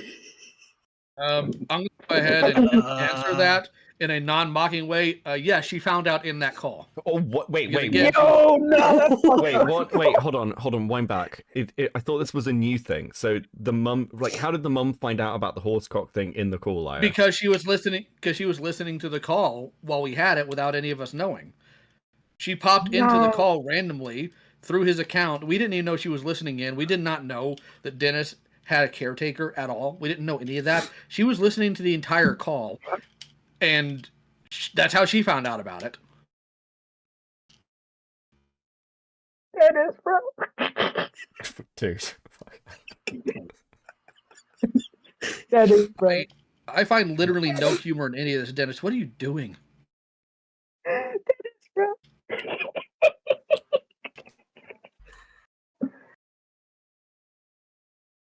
Listen, I'm just trying to find out what the fuck's going on, because this is objectively. Listen, listen, for everyone who was asking, like, Beckett, has Lio turned over a new leaf? Yes, he actually has. But, like, from my perspective, this is just objectively funny to stumble into, and, like, 3 people DM'd me about it at once. So, like... As far as the new leaf stuff, I still find the Horsecock stuff, like, horrifically objectionable on a moral plane. Like, it's not even a question to me. But... like, I also understand that Dennis isn't all that developed in the skull meat because he is genuinely disabled, and that's why I'm not sitting here raging at him and tearing his face off. If we were talking like a fully functional cognizant adult, I'd rip his face off and kick him out of everything forever until the end of time. But like I'm trying to adjust how I deal with people like this, and Dennis, buddy, you're stretching that, man. Okay, What's Dennis, going on with you? are you taking a break? Are you actually taking a break from all of this? Like, is that the intention? To take a break from Discord and internet stuff? Yes, that is the intention. Okay. Don't do that. Don't, Beckett. He's not going to be honest with you, and I hate that. I hate that I had to bring that up. But Beckett, he knows who you are. He knows your platform. He's just going to say yes to whatever you bring up. He's not. He's not taking a break. He was supposed to this entire past week. Instead, he's just still been online acting like a goofball, uploading random calls, apparently doing these shenanigans. Like, come on, dude. Don't lie to Beckett like that. Don't lie to anybody like that. It's uncalled for.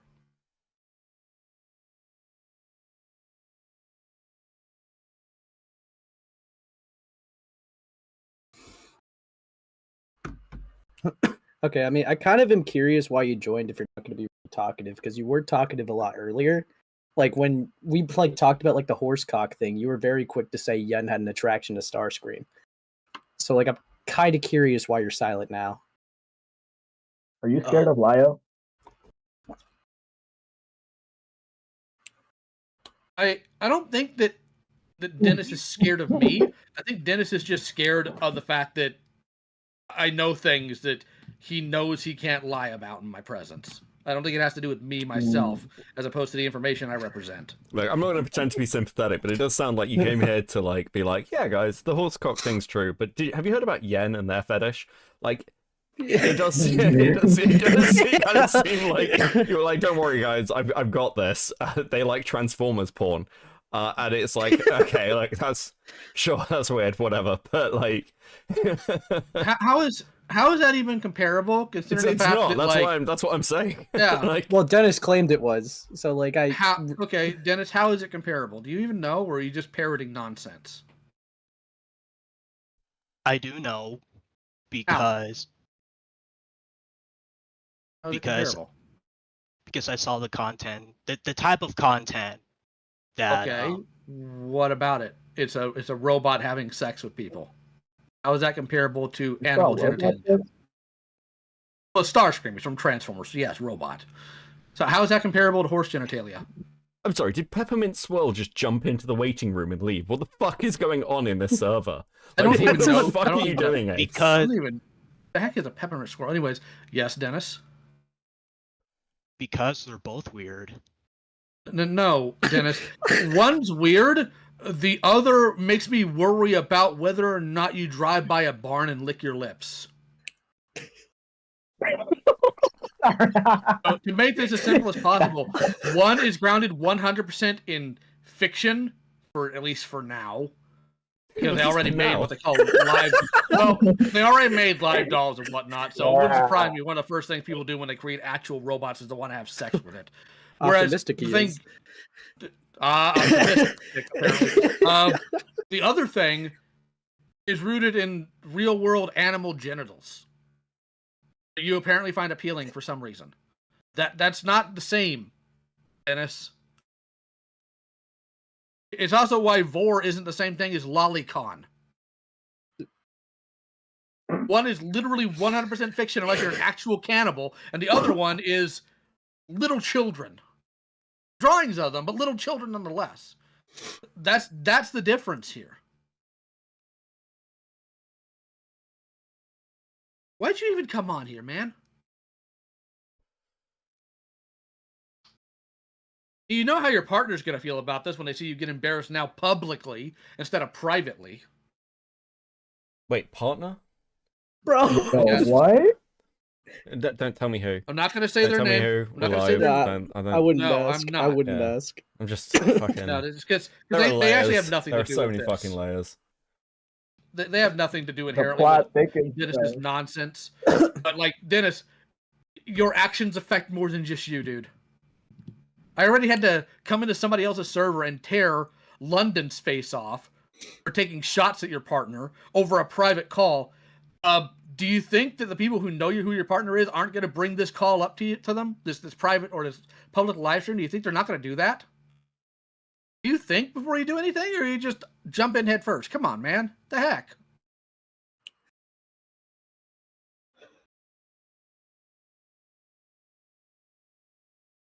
Okay.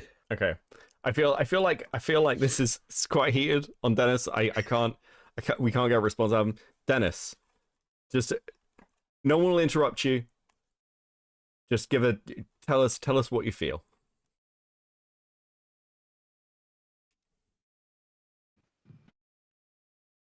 Yeah, what I feel. Yeah, like Yes. why are you still knocking around? Why are you coming on live streams? What's up, buddy?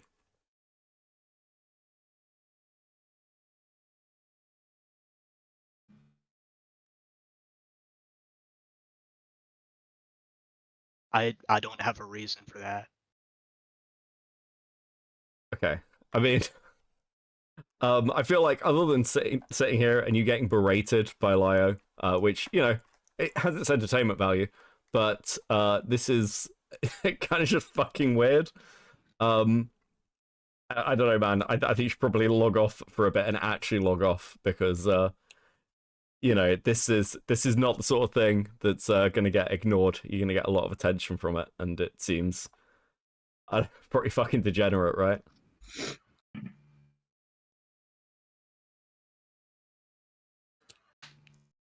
I don't know, man. You need to go tell your mom so she can change the Wi-Fi password and take your phone or something, because you clearly can't control yourself. And I'm not saying that to be make fun of you for having a caretaker. It's good that you do. Like, I'm glad your mom loves you enough to do that. But dude, you've got to give her this stuff. You got to tell her this stuff so she can take control here.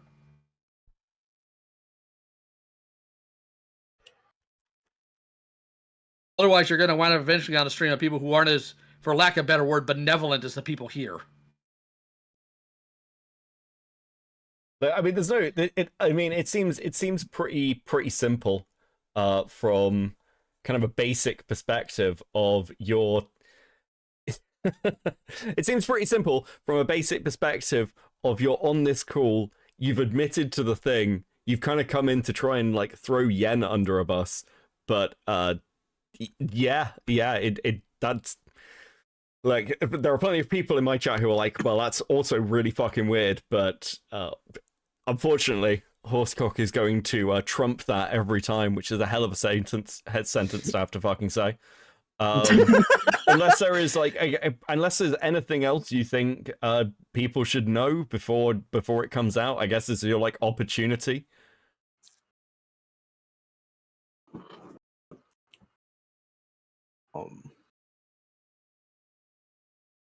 Dennis. I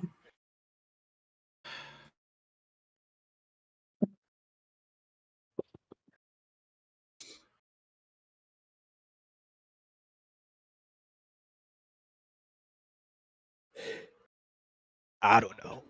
Okay, that's fine. You know what? I definitely got a question at least. Dennis, would it be unfair to say that you coming on this stream, you at least were a little spiteful or vengeful?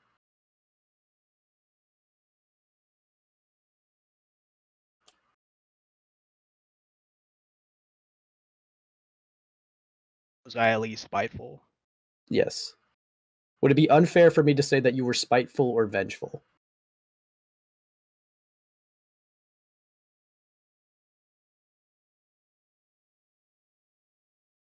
I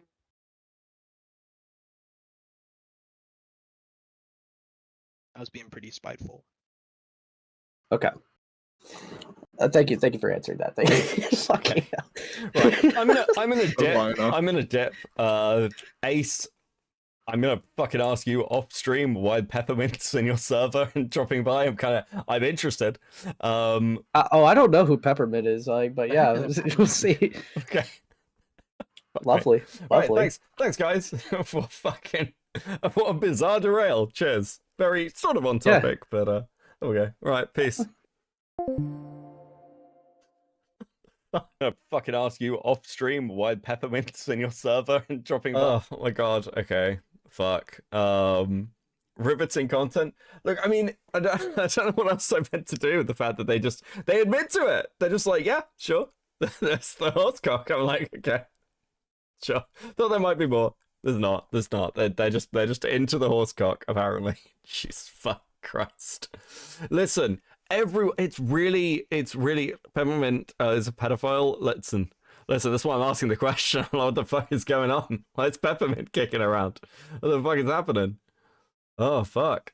Right, they're still talking. My apologies, man. My apologies. Okay, listen, it's a dead end. It's a dead air call. The dude is defeated. I don't fucking tell you. Oh fuck. Where were we? Where were we with Fuck, we had some Brony unboxing to do, didn't we? Let's get rid of that. We've still got a bit left of this. I want to kind of wrap this up.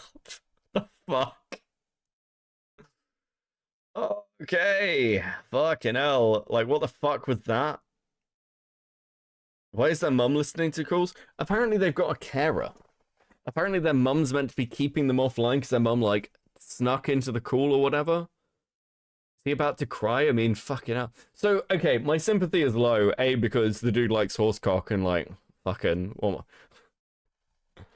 He likes horsecock. What am I meant to do with that? Like, how sympathetic am I meant to be here? And secondly, so the reason that call seems to have happened is because Dennis came on to throw Yen under the bus, who's like another person in that community, for liking Transformers porn. And I'm just like, listen, degenerate. It's weird. Like, listen, we all have weird fetishes, I'm sure. I'm sure many of you, if you were honest with yourselves, would be like, that thing I like, it's pretty odd. It's not the same fucking level, okay? It's not the same fucking level. No, Becca, I want to see the zoo file. It's crying. Jesus. Oh, fuck. Give me a second. I've got my super chats to read.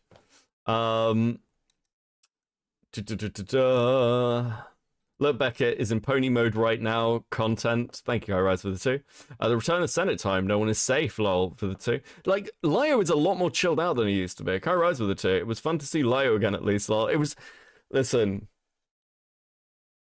I maintain the position of Lio probably shouldn't spend too much time getting involved in all these fucking calls again, okay? I'm not... Like, I don't want to fucking... Listen. Don't need to tear anyone's face off. It doesn't fucking matter. There's a new pony art in my Discord server. What the fuck? Jesus. Have a look. Have a look.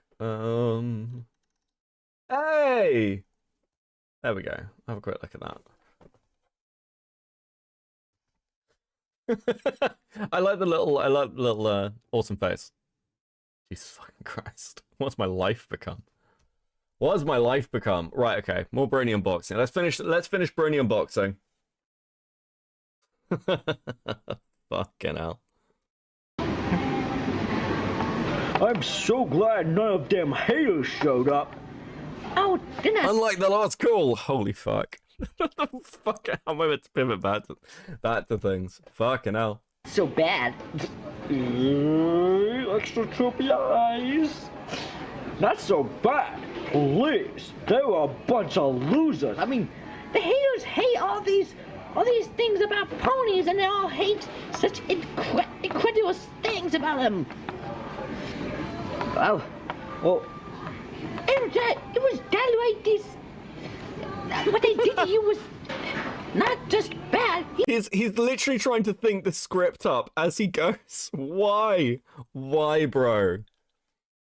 Oh, this dude definitely clops. It was downright despicable. You're right. They're not. I wish I had cake for everyone. It's my birthday. Happy birthday, Star Sprinter. How you doing? Friends, they don't want to be my friends anymore. They don't like my parties. Ah, here. Wow, let's get some here. All right, let's go. You ain't got nothing. You ain't got nothing on the oatmeal, man. You ain't got. I said oatmeal. I said oatmeal. Are you crazy? Alright guys, I'm back at home with a quick update here. Turns out what? I have got some guy at McDonald's was kind enough to give me the entire set. I mean, look, Rainbow What? Dash, even What? though her... What do you mean? Did you mug someone at McDonald's for what the fuck is going on? Colors here aren't that up to snuff. Cheerly, Rarity, Pinkie Pie, This is not of God. Fluttershy, Yeah, listen. Twilight Sparkle. Oh, and of course I have 2 Applejacks and 2 whoever's now. Like, who is this? I don't know who this is. Doesn't know who this is. Doesn't know who this is. Not a real fan. Not a real My Little Pony fan. Actually, do I know who that is? Like, who is this? Isn't that the Derpy Pony? Wait. I don't know. That's the only one that's coloured like looks vaguely like that. Well, at least this person doesn't act like they're the actual horse and uses phrases like hooves. True, Yamato. I don't know who this is. How many of those have been in the jar? Maybe They all end up in the jar. Maybe the target demographic might be able to answer. I mean, bronies don't know who this character is. I know who Derpy is, or Dr. Hooves, and... Is that not... Okay. Well, I'm wrong then. Clearly, I've been out-bronied by the Brony. I don't fucking know. I mean... Alright, so anyway, here's the main 6, and what... Here's the main 6, and, this means I couldn't reenact almost any scene in the, This means I can reenact almost any scene. It's a fucking dark thing. Dr. Hooves. Yeah, So there were a couple of characters that were just, like, fucking ended up as memes. But Dr. Hooves was, like... Had, like, what was it? It was, like, an hourglass mark or some shit. And everyone was like, it's that Doctor Who reference, which it probably was, to be fair. Holes in the whole series. Yep, here's Applejack. Of course, I'm gonna probably reenact the scene where she's trying to make an excuse to Pinkie Pie. Hey, Pinkie Pie. Yeah. I need to get the transcript of this and get Xylee Gets Real to record the southern bits.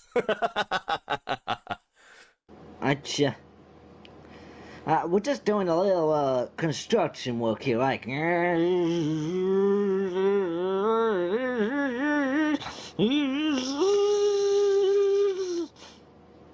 Say, construction work. Okie dokie Loki.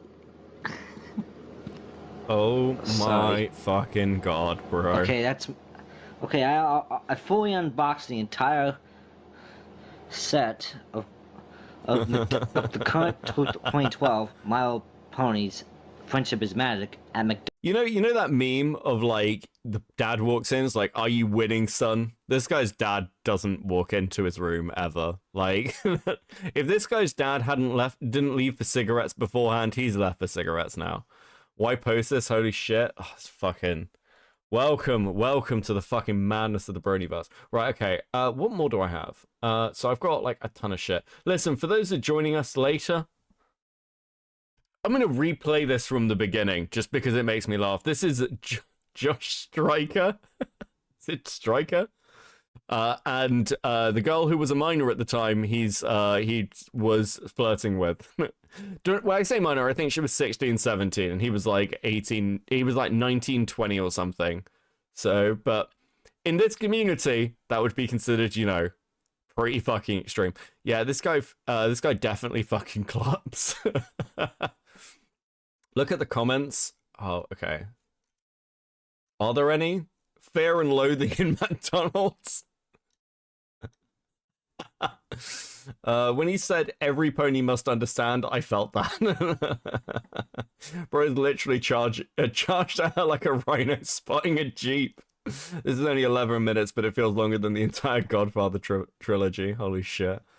Okay, listen.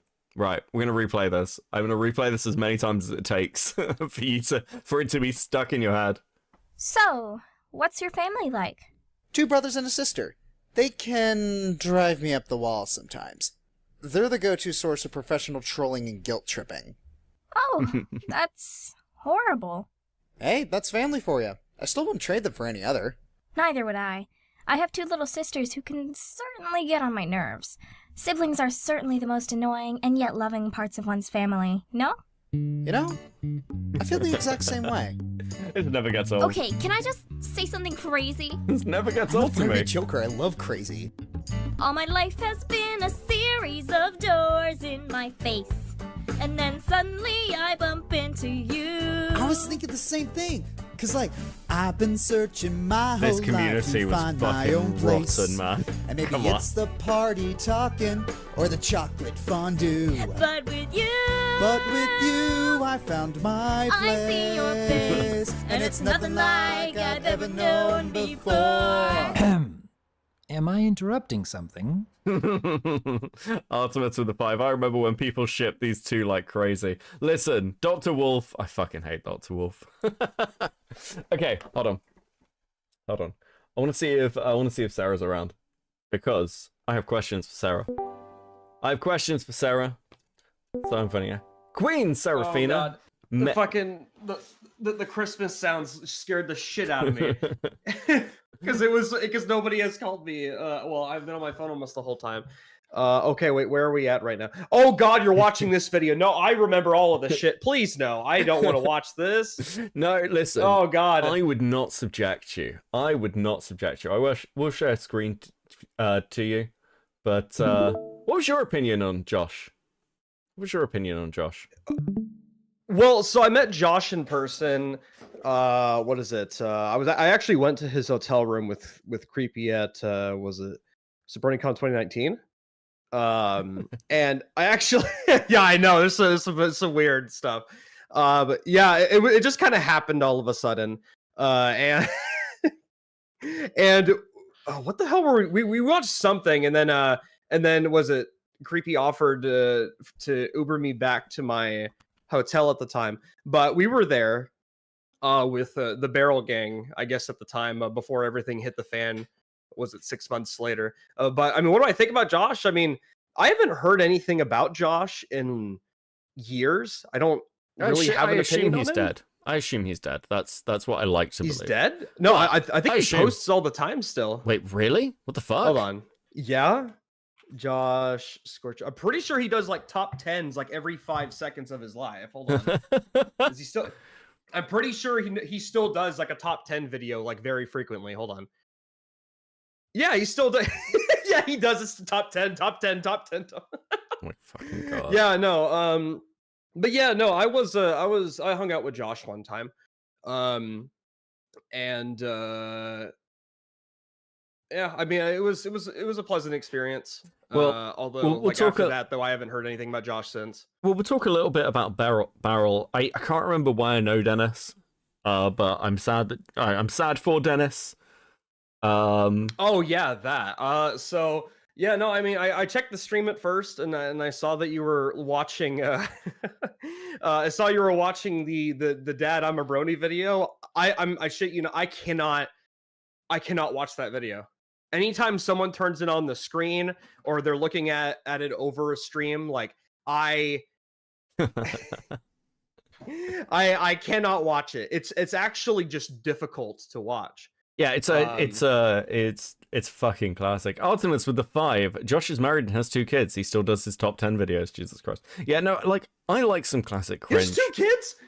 I didn't know that. Damn, Josh. He has 2 little foals. 2 little foals. Now, the real important question though is let's talk about your history of Brony cringe, because I don't know how many people know this, but if you go down to this is Pymations. Pymations is an animator. This video is from 2016. Penn believes in the new type of magical elements. Next to the elements are harmonies. Then we go. Are you gonna do this to me right now? Oh, it's not this one. It's not this one. It's not this one. No, you're not. You're not gonna find it. You're not gonna find it. It's the invasion one. You're not gonna find it. If you see, there's actually a credit here to Commander B. Stalin no. at Queen Saraphina. No! So, People aren't supposed to find this. People, why are you doing this to me on stream? Merry Bronymas. This was 8 years ago. Oh, has it been 8 years already? It has been 8 years, and you and I are gonna sit down and watch this 4-minute 35-second cartoon. I haven't watched this a single time in 8 years, dude. Listen. Okay, allow me to clarify.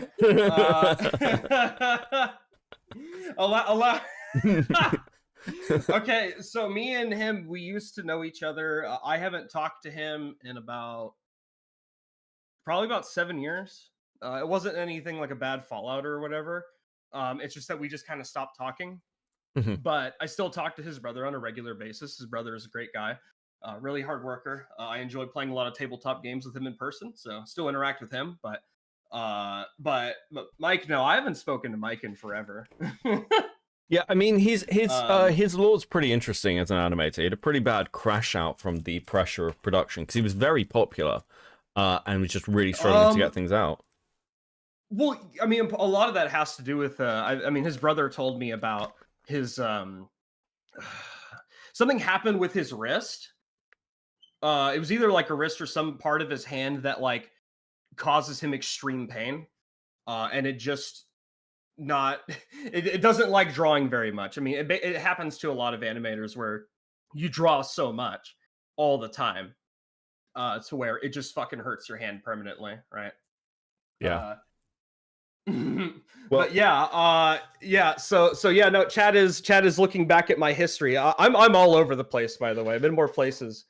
I just thought this was an interesting one. But Hornet with the 2, fun fact: Josh and Mr. Enter made an MLP review. Fucking hell, link that to me. Yeah. Zlane with the 20 Swedish crowns. Surprise, mother clopper. True. If you want to hear 15-year-old me voice. God, this is for. Oh, I wish I was this young again.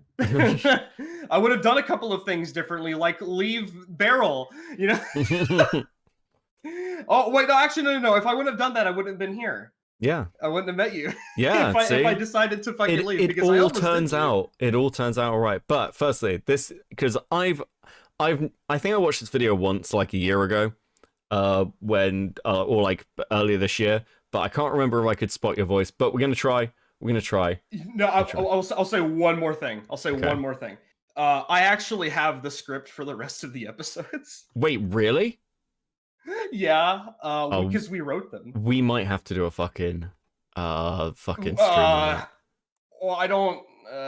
Hold on a second. Let me go find them real quick. I don't even know if I should, but I don't think anyone would give a shit. It's not like this. Don't know what anybody cares about this anymore. We'd have to go over what the fuck this. Well, actually, to be fair, this fucking storyline. Bean skis with the 2. Who is this dude? He's so cringy. Also, I got a job. Congratulations, cool anime girls. For the 5. Merry/Happy Holiday. Merry Christmas/Happy Holidays. Becca in chat. Merry Bronymas. Cool anime girls. Hope you're doing well.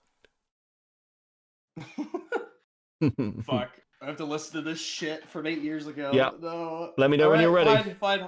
I'm ready. I'm ready to take in 15-year-old me voice acting. Okay. Wait, what was the storyline here again? The storyline was that people start coming in from the real world to who are bronies. This is the brony invasion of Equestria. Yeah. It was gonna be the whole joke of Mr. Brony King over there. That you're gonna see. We had to. I told Mike at the time, like, all right, to make the most stereotypically cringe character, right? You have to have like the Celestia hair ripoff. It has to be red and black. It has to be a red and black pony character, right? That is a requirement for cringe, right? Requirement. All right, you can go ahead. I remember this all vividly. It's all coming back now. It's like repressed memories. Jesus Christ. Butter and bread for the $1.99. Would you start a pony fans if enough people ask? Jesus fucking Christ, that's a dark image. I have no even seen. Fuck. Hey. Hello, Pen. This looks important. A portal opened in this field sometime yesterday, and we have no idea what's on the other side. Whoa. That's pretty spooky. I've put my best ponies on the job of discovering what it is and what it's doing here. They seem to know what they're doing.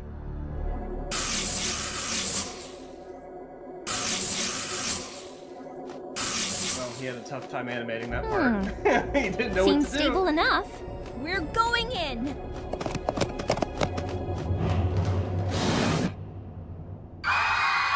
It's fine, it's fine. They know what they're Jesus doing. Christ. Probably. There we go. Everything's under There's control. some cameos in the background too. Oh yeah, the socks. Remember that? Oh my god. Oh, this is all funny as shit at the time. Okay. This The is what- fedora crown, the fedora crown. Yeah. So if you, so what cameos in the background should we be looking for? I need to remember. Let me go look back real quick. You need to go back like 10 seconds to like where the portal closed. Let's take a look. Hold on. There we go. Oh. Probably. It's fine. Okay. Sage, like what? Yeah, there's. Let me look back here real quick. There was, I think Breezy was in the back. Is Breezy in the background? Or what is she? I know she deleted her channel. Zycron? No, Zycron's not back there. God, no, never mind. I don't oh no, my Susan. Oh my God, Susan's there. Susan was my first partner. Which Or one of was my first Susan? partners. Susan is the second to the back left. That was one of my exes actually. Nobody has heard from her for like 7 years. She just disappeared one day. And I hope she's okay. God. There's some of them are fans. One of them is oh my God, Bogsy's character is there. Oh no. Oh no. No, push past this. I don't need to remember some of these people. I don't need to remember any of these people. Is there a wheelchair pony? Thank you, Ellington. Hey, It's not a Buns, wheelchair how you doing? pony. Jesus. Greetings, ponies! Why is a pig in a fedora talking to us? Can be quiet. My name is Flame Majesty. I come from Earth. Flame I am our leader, king of the Bronies. We've traveled to your dimension for two things. Total control of Equestria and the magic we require to transform into our OCs. If you honestly think you can... Wait, what? OCs? Precisely! My original character, Flame Majesty. Oh my God. I told him just make it a copy. Just make it a copy of Celestia, but with black and white. Or black and red. My bad. What? Listen, Celestia, we have the elements of harmony captive. We will not hesitate to destroy them. Well, I guess we have no choice.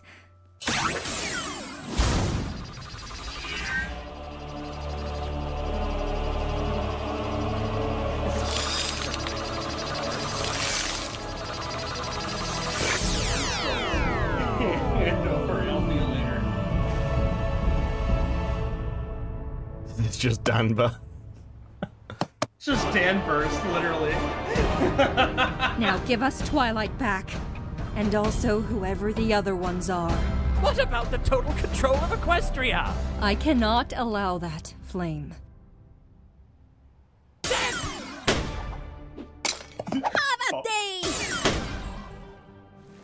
Oh, the animation error is gone.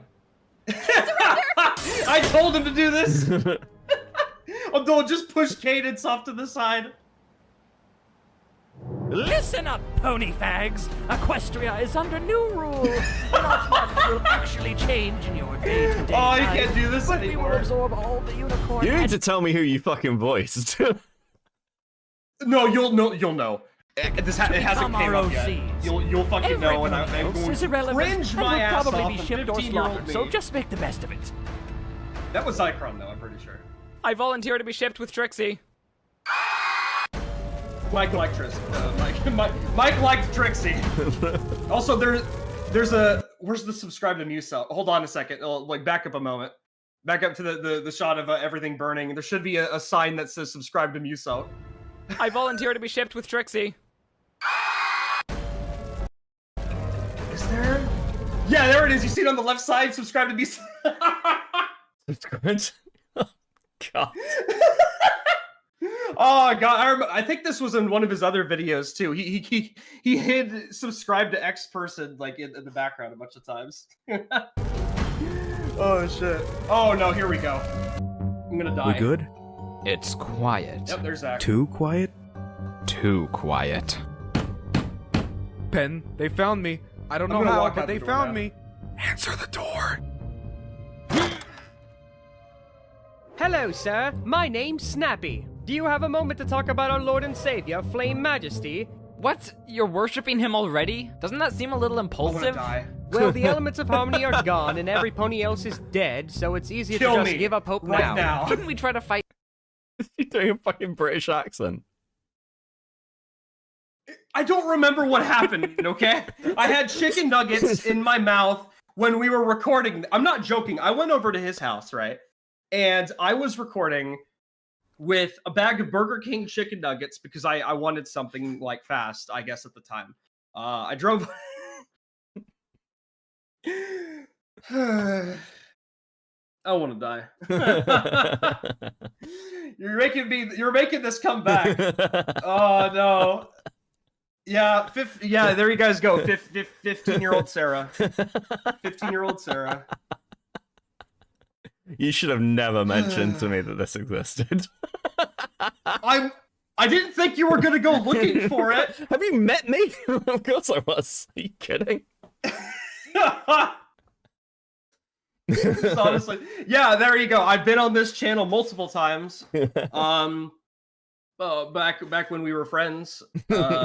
I don't know what he's up to now, but I haven't watched his stuff in ages.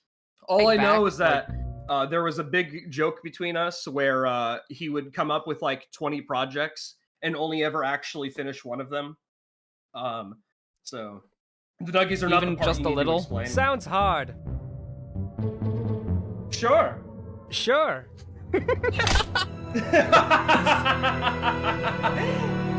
Yeah, Brony was. Yeah, there was gonna be a whole. Okay, I'm gonna bring up the script. Hold on, I have to bring up the script for the next episode that never happened. Okay. Sure. Hold on. So there was going to be Elements of Cringe. How many episodes? Hold on. Oh yeah, there was gonna be a musical too. Yeah, Project MAJ6 was the musical number. Don't even get me started. Nope, that's the outline. Episode 3. Where's episode 3 at? Nope, that's episode 4. 3. Oh my god. Okay. So there was going to be oh god, this did not age well at all. So there was going to be you know how that sign said like, you know, resistance space or whatever? So Yeah. episode 3 was going to have a lot of cameos from the Brony community. Right, okay. I don't think I have any of the voice lines saved. I might have to go in my old DMs if I can actually find them. But there was going to be a number of cameos of like organizing a resistance or whatever. There was going to be like an interview gag section. And this is the reason. There's a big reason why this hasn't aged well. One of these people was Tun Critic? No, it was not Tun Critic. One of them was Animated James. Okay. Yeah, one of them was Animated James. Let's see here. Bogsy, there was KP, Little Shy, the Living Tombstone. I don't think Tombstone responded. Wait, the band? What? Living Tombstone? Wasn't Living Tombstone a band? No, it was just that one guy, I guess. Let's see here. Yeah, Animated. Yeah, no, me and James used to. I used to talk to Animated James on the occasion, and then he disappeared. I didn't know anything about what happened until like 4 years after the fact with Animated James. But yeah, I used to talk. He even actually he worked on a art collab with me at one point. Yeah, I know. I didn't know anything at the time. I think I was 18, was 18 or 17. I can't remember. Living I think it might have been Tombstone made the 17 or 18. Discord song. Oh, okay. Yeah, I mean, Oh my well, he God. made the Discord remix. That was Eurobeat Brony. Yeah, I used to talk to him too. Who else was supposed to cameo in this? Little Shy gave his voice line. That was something that happened. I need to go back and find all this shit. But Viva Riveri. If you can go I back used to and talk find with- all this shit, I will help you put it together. I will help you put the other episodes together. I don't know if I want to share these documents like publicly. I don't No, know. that's. I mean, that's fair. I don't give a shit about talking about it, but there's some things in here that I don't want like shared completely, if you get what I mean. Yeah. But yeah, no, I'm willing to just talk about it. Like, yeah, no, there was going to be like 6 episodes in a musical. But you have yet to find me in another another pony video. Well, I know what you sound like now, 15-year-old Saraphina. So 50. I don't think I sound any different. I honest to God, I don't like.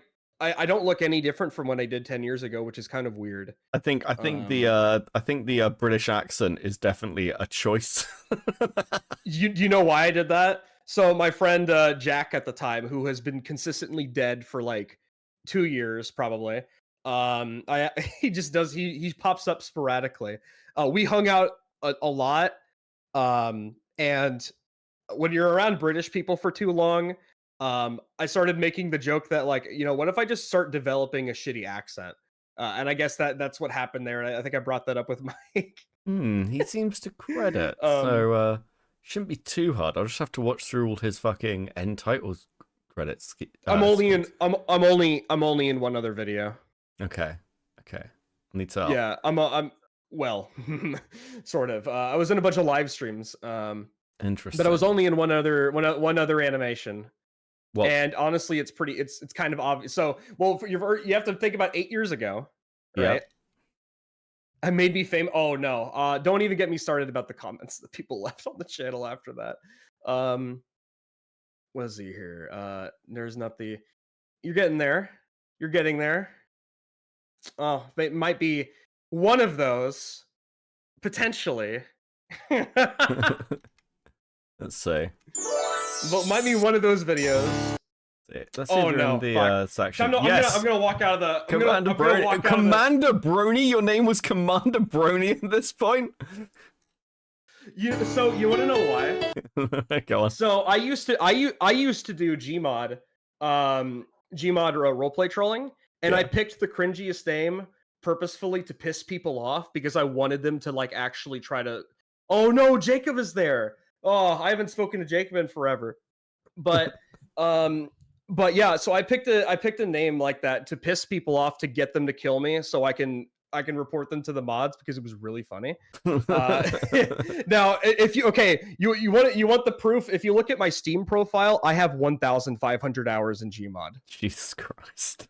I spent over 1,000 hours fucking with people on Gmod with that name. It was a time. Okay, let's have a watch and see if we can spot the Saraphina voice. Oh, you'll have. I actually really love this one. I watch it like on the occasion. So. Resorting to drug dealing now. The apple farm hasn't been all that profitable lately, so I needed to branch off a bit. Are you sure you weren't followed? Oh, well, I think so. Well, do you think so, or do you know so? I'm not selling till I know for sure. Yes, darling, I'm pretty sure. Can I have my crack now? Well, pretty sure isn't the same as completely sure. What the fuck? Were you followed or not? Just give me my drugs, shitface! Jesus. Shut the fuck up, you dumb bitch! Oh, too late. We heard everything. Yeah, so That's suck Jacob. it. Also, we followed Rarity here. Yeah. Rarity! Audience Come with us peacefully or we will use police brutality. Police brutality. Oh no, Sarah. What?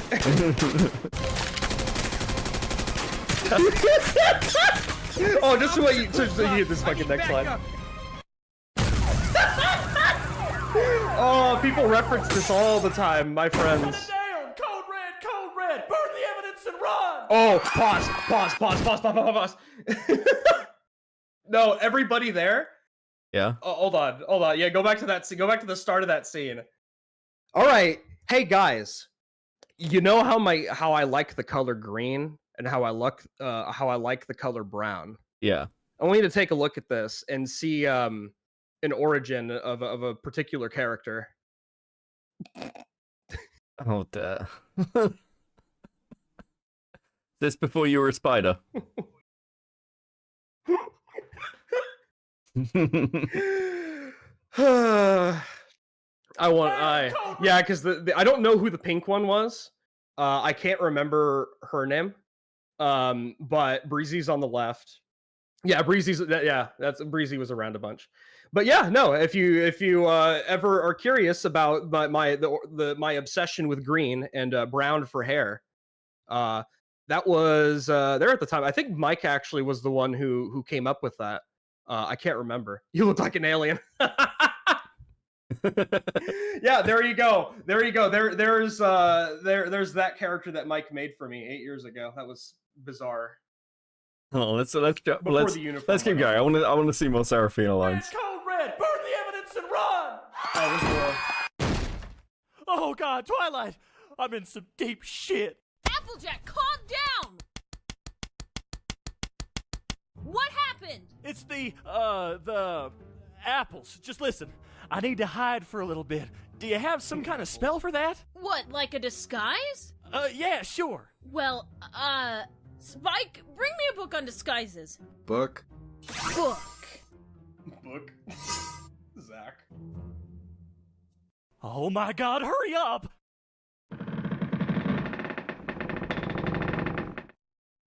This book is in Spanish. Everyone freeze! How could I have done anything wrong? I've been here with Twilight all day. No, you haven't. You just got here. There's nowhere to run, Applejack. You're surrounded. No, Pony, move! I'll shoot. You stay back. You sick son of a bitch. What are your demands? Another hostage! Damn it! Damn it! that was the best part. That was I wish I was young again. Dude. Artemis, this is more dignified than when I tried to do Channel Autumn style MLP reviews. I remember I demonically transformed into a pony avatar for the video. Fucking hell. I don't have a helicopter. I'm killing the hostage. Yeah. Oh God, we're gonna die. We're Now, gonna die. hold on. I have an idea so crazy it just might work. Takes the gun away. Yeah, I don't think I say anything. My leverage! I think that was Applejack, you have committed crimes against Equestria. How do you plead? What do you say? Not guilty by reason of insanity. Guilty. Whoa, that was intense. Is Applejack gonna be okay? Shit if I know. Oh, hey, Twilight, did you learn anything about friendship? Don't be friends with criminals? Yeah, good enough. Fuck's sake. Yeah. There you go. So, I'm trying to think. I've got a bit more pony cringe and stuff. We've been going for a while, but I did want to get to. Well, firstly, let's just actually let me play you this clip. I played this earlier. I want your reaction to it. I'll say okay. Before I watch this, I'll say one thing. Yeah, I wasn't joking about the Gmod stuff. So if you look at my first actual community online wasn't pony stuff. It was Gmod 1942 roleplay. That was my first internet community. Very toxic, extremely toxic. 1942 community. I'm so surprised. I don't think I'm so surprised. So surprised. I can right now. I'll explain later. I'll explain later. Okay. It was a weird time, but I fucked with people for over 1,000 hours, and I eventually got banned. Eventually, I got banned. But anyways, all right. What's this video? Brony? Oh no, are you really gonna? We're gonna do a little. This? What is that? I'm gonna show you an image. You tell me what I'm showing you. First one. Gandalf. Yes. Megatron. That's a vagina. What? I've never. Oh, by the way, I've never seen any of these videos. Like I've always seen. I know. I'm getting. at I just the went a time, blind like, reaction. Brony cringe compilations. I've never seen any of these videos. Because it's hard to watch. Now you're forcing me to watch them. So, oh, that hurt. That actually hurt. That hurt to hear and see. I hate this. I hate everything about this. Fuck you, Becca, for making me watch this. I can't even survive the full 10 minutes, let alone the 13 seconds of this video. Fuck you. I'm not going to show you the full 10 minutes. Don't worry. I'm not that mean. I wouldn't do that to you. Though, I will say, like, so I won't make you watch this, but one thing that I am going to bring up later is, where the fuck is it? Where are you? Autistic spaghetti? I have so much shit. Okay, this is the Tism Storm. This is the Medica video. Oh, this video about Doodle Tones and FNGR. I remember this. So I came in limbo, Anthony's group or FNGR, whichever you want to call him. I came into limbo, I think, like 6 months after this happened. Don't ask, like. I just kind of appeared. I think this was this about the time that I entered Barrel? I can't remember. But anyway, so everybody was making fun of Anthony at the time, and I can actually give a little bit of context for the specific part in this video when Medica talks about Anthony backing off of the call or the confrontation that they were going to have. There was one person that actually sabotaged the whole thing, but Medica didn't know about it. Oh, wait, and it was because of Sheldon. Yeah, the reason why Anthony didn't show up to the stream or whatever call that he was going to have with Medica is because Sheldon told Anthony, like, hey, like, I'm going to go on there and I'm going to, like, basically white knight for you, right? Like, Sheldon was acting like, oh yeah, I'm gonna defend you, basically. But in the background, Sheldon is telling everybody, like, oh no, I'm going to absolutely fuck with him. Right, I'm gonna betray him on stream, right? And Anthony found out about this, but didn't say it publicly, and that's why he backed out. Yes, Shelly D Hornetbot. Yes, Sheldon sabotaged. So we actually could have gotten the confrontation between Anthony and Medica, but it didn't happen because Sheldon fucked it up. Right. Okay. Actually, do you want to watch this video together then? Yeah, sure. Now, Doodle Tones. This is the Doodle diaper joke video, isn't it? So what this happened? Yeah. So I believe this video was in response to Doodle Tones going after Medica in their Mr. Medica kink shaming is not my fetish. But yeah, no, yeah. I have a little bit of background knowledge as to why Anthony backed out. Interesting. There's a little bit more to it. I don't know if everyone's seen this. Blame Sheldon. Yeah, maybe this is actually a pretty good fucking video to play through. Okay, we'll do this. FNGR was Lyo's best fucking friend for some reason. That's a whole nother That's a whole nother conversation. Maybe we can talk about it later. Okay, let's go. Sure. It's real bad, or if you have feelings that are making you sad, then it's okay. Musical doodle. It's okay to cry. Throughout the entirety of the Hugbox Chronicles videos that I've done, it's always focused on an individual or a group that was at the center of an event. Now, usually that event is fairly mundane. They said something or they did something that caused a massive overreaction. People flipped their shit. And these videos are dedicated to observing that and talking about it because it's usually very, very entertaining to watch. You get a bunch of people spurging the fuck out, and you got a good 20 minutes of entertainment out of it. But never once in any of these videos was I at the center of the Tism Storm until today. Now, for those of you that don't know, I recently started a series on my YouTube channel called Deviants. It is a very kind and gentle introspective journey into the different groups and mindsets of individuals that have specific interests on DeviantArt. Well, wouldn't you know it? People flipped their shit. Now, I was up to episode number 3 of this fantastic series, but there are only 2 episodes now currently available on my channel. That is because I was at the center of a massive flagging campaign to get the third one removed. Now, I'll talk about that later on, but I want to start this journey of autism, this adventure of Asperger's. I want to begin it at the beginning. And what better fucking place to begin it than with the YouTube commentary community? You know, I thought that was dead. I don't know how that zombie shambled out onto the ditch, that it was... Fuck. put in 4 or 5 years ago, but somehow, it's still walking around. Know what was going to happen so 4 years imagine later, my bro. excitement when this living dead thing shambled its way on over to me in the form of this amazing video entitled "Kink Shaming Isn't My Fetish, Mr. Medica" by internet freedom fighter Doodle Tones. So let me get one of the more fun questions out of the way. What is my sexuality? Oh, I no. consider myself to be asexual. Well, fan-fucking-tastic. Why is she... Dude, why? Why you gotta do this to me? Listen, I want to remind everyone, because there are people in your... Listen, there are people in the ACC who are not actually that aware of, like, Susie's history. Doodle Tones is, and always has been, a freak, okay? I'm sorry everyone had to find out this way, but it was pretty obvious right from the off that Doodle Tones probably should have been, like, listen, turned up and in the barrel, and should have been put into a barrel and then thrown down a waterfall. I don't know what to tell you guys. I'm here to laugh at your mistakes and judge you for them. That's pretty much it. That's it. That's the only reason, okay? What a great start I don't to a even video. think I love me at all. I can't recall.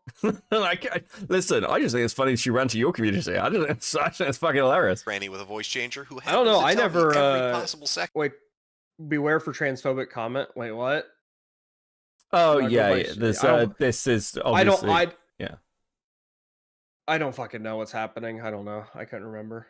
Yeah, like, listen, we got a few T-slurs and stuff, but it's Jim. It's to be expected. You know what you're walking into. Second of the day. I don't care. It's Jim. Gotta get that fact out there. Very important that people know you're asexual. Every fucking moment of the day. As I feel the way he went about this video left a rather sour taste in my mouth. Are you sure that sour taste in your mouth is from my video and not the hormones you're taking right now? Just saying. Already, you're showing me how much you are ready to mock people just because they love the idea of being inflated like a balloon. Yes. Yes, I absolutely am mocking them because they want to be inflated like a balloon. Oh my god. Doodle thought she cooked with that. Listen, Jim, listen, and your anti-balloon fetish stance. How do you... Listen, Mr. Medica. I love how Doodle is saying that with the fucking monster girl on screen.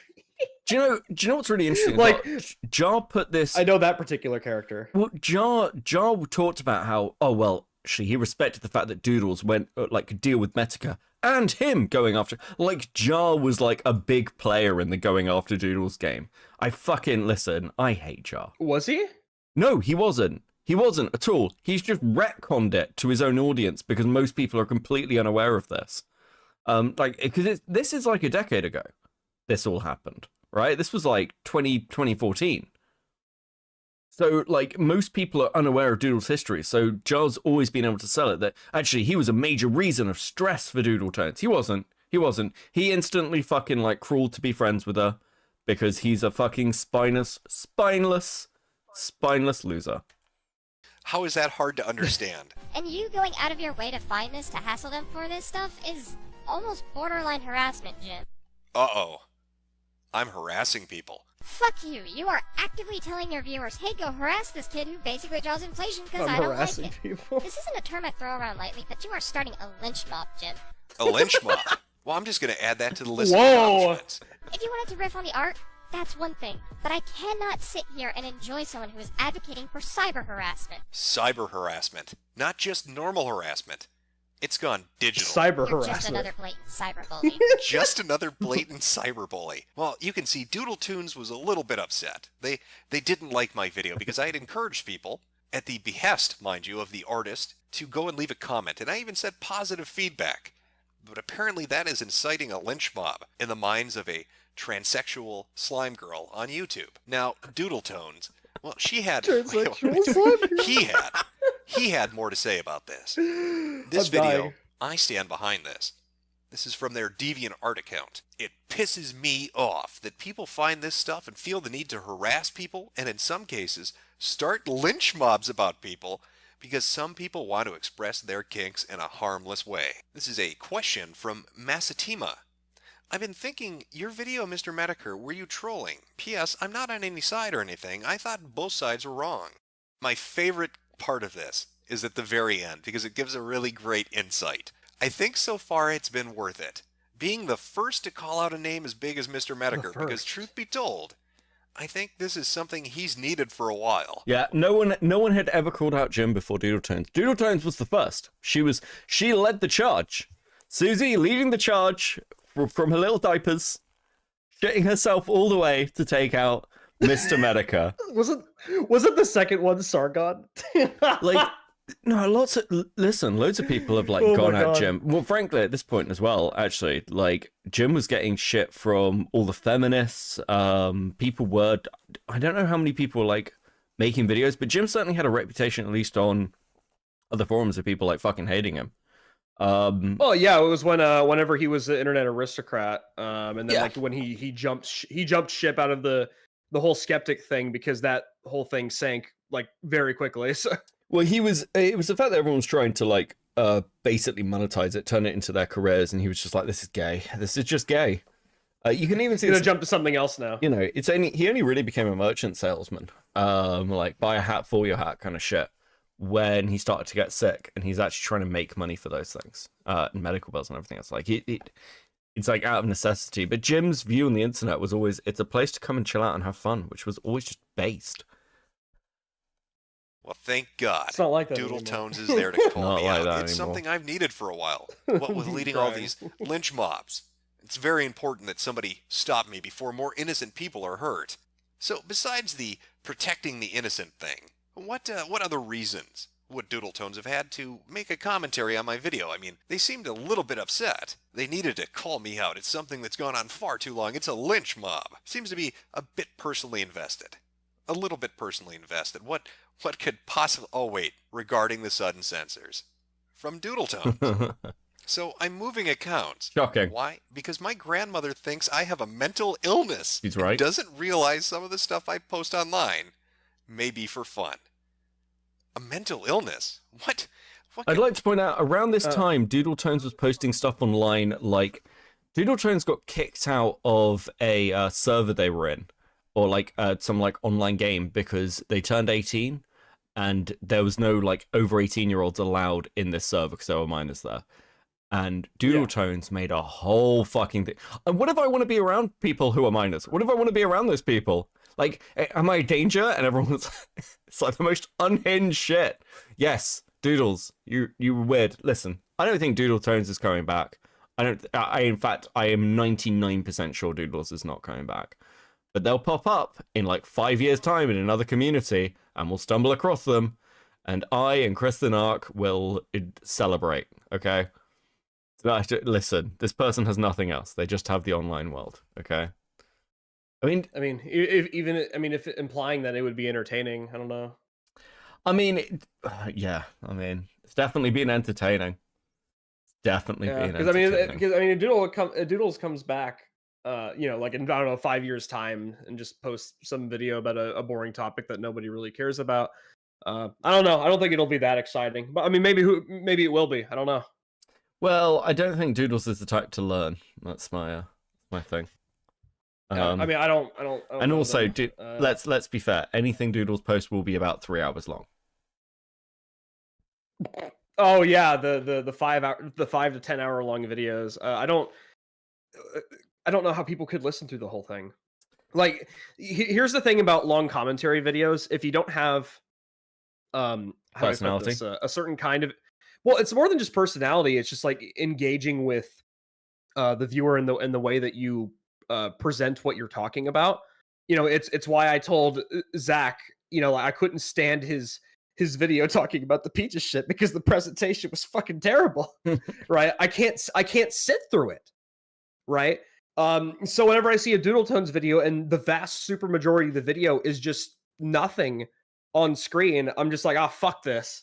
I don't care. It's so boring. I don't know how you can watch that for hours. I don't know how you can make a video that long. It's a very autistic skill set.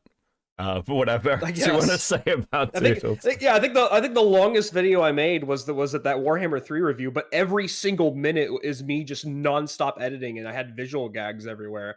But if it was just an hour of me talking about the game, I can't sit down and watch it. It's just boring.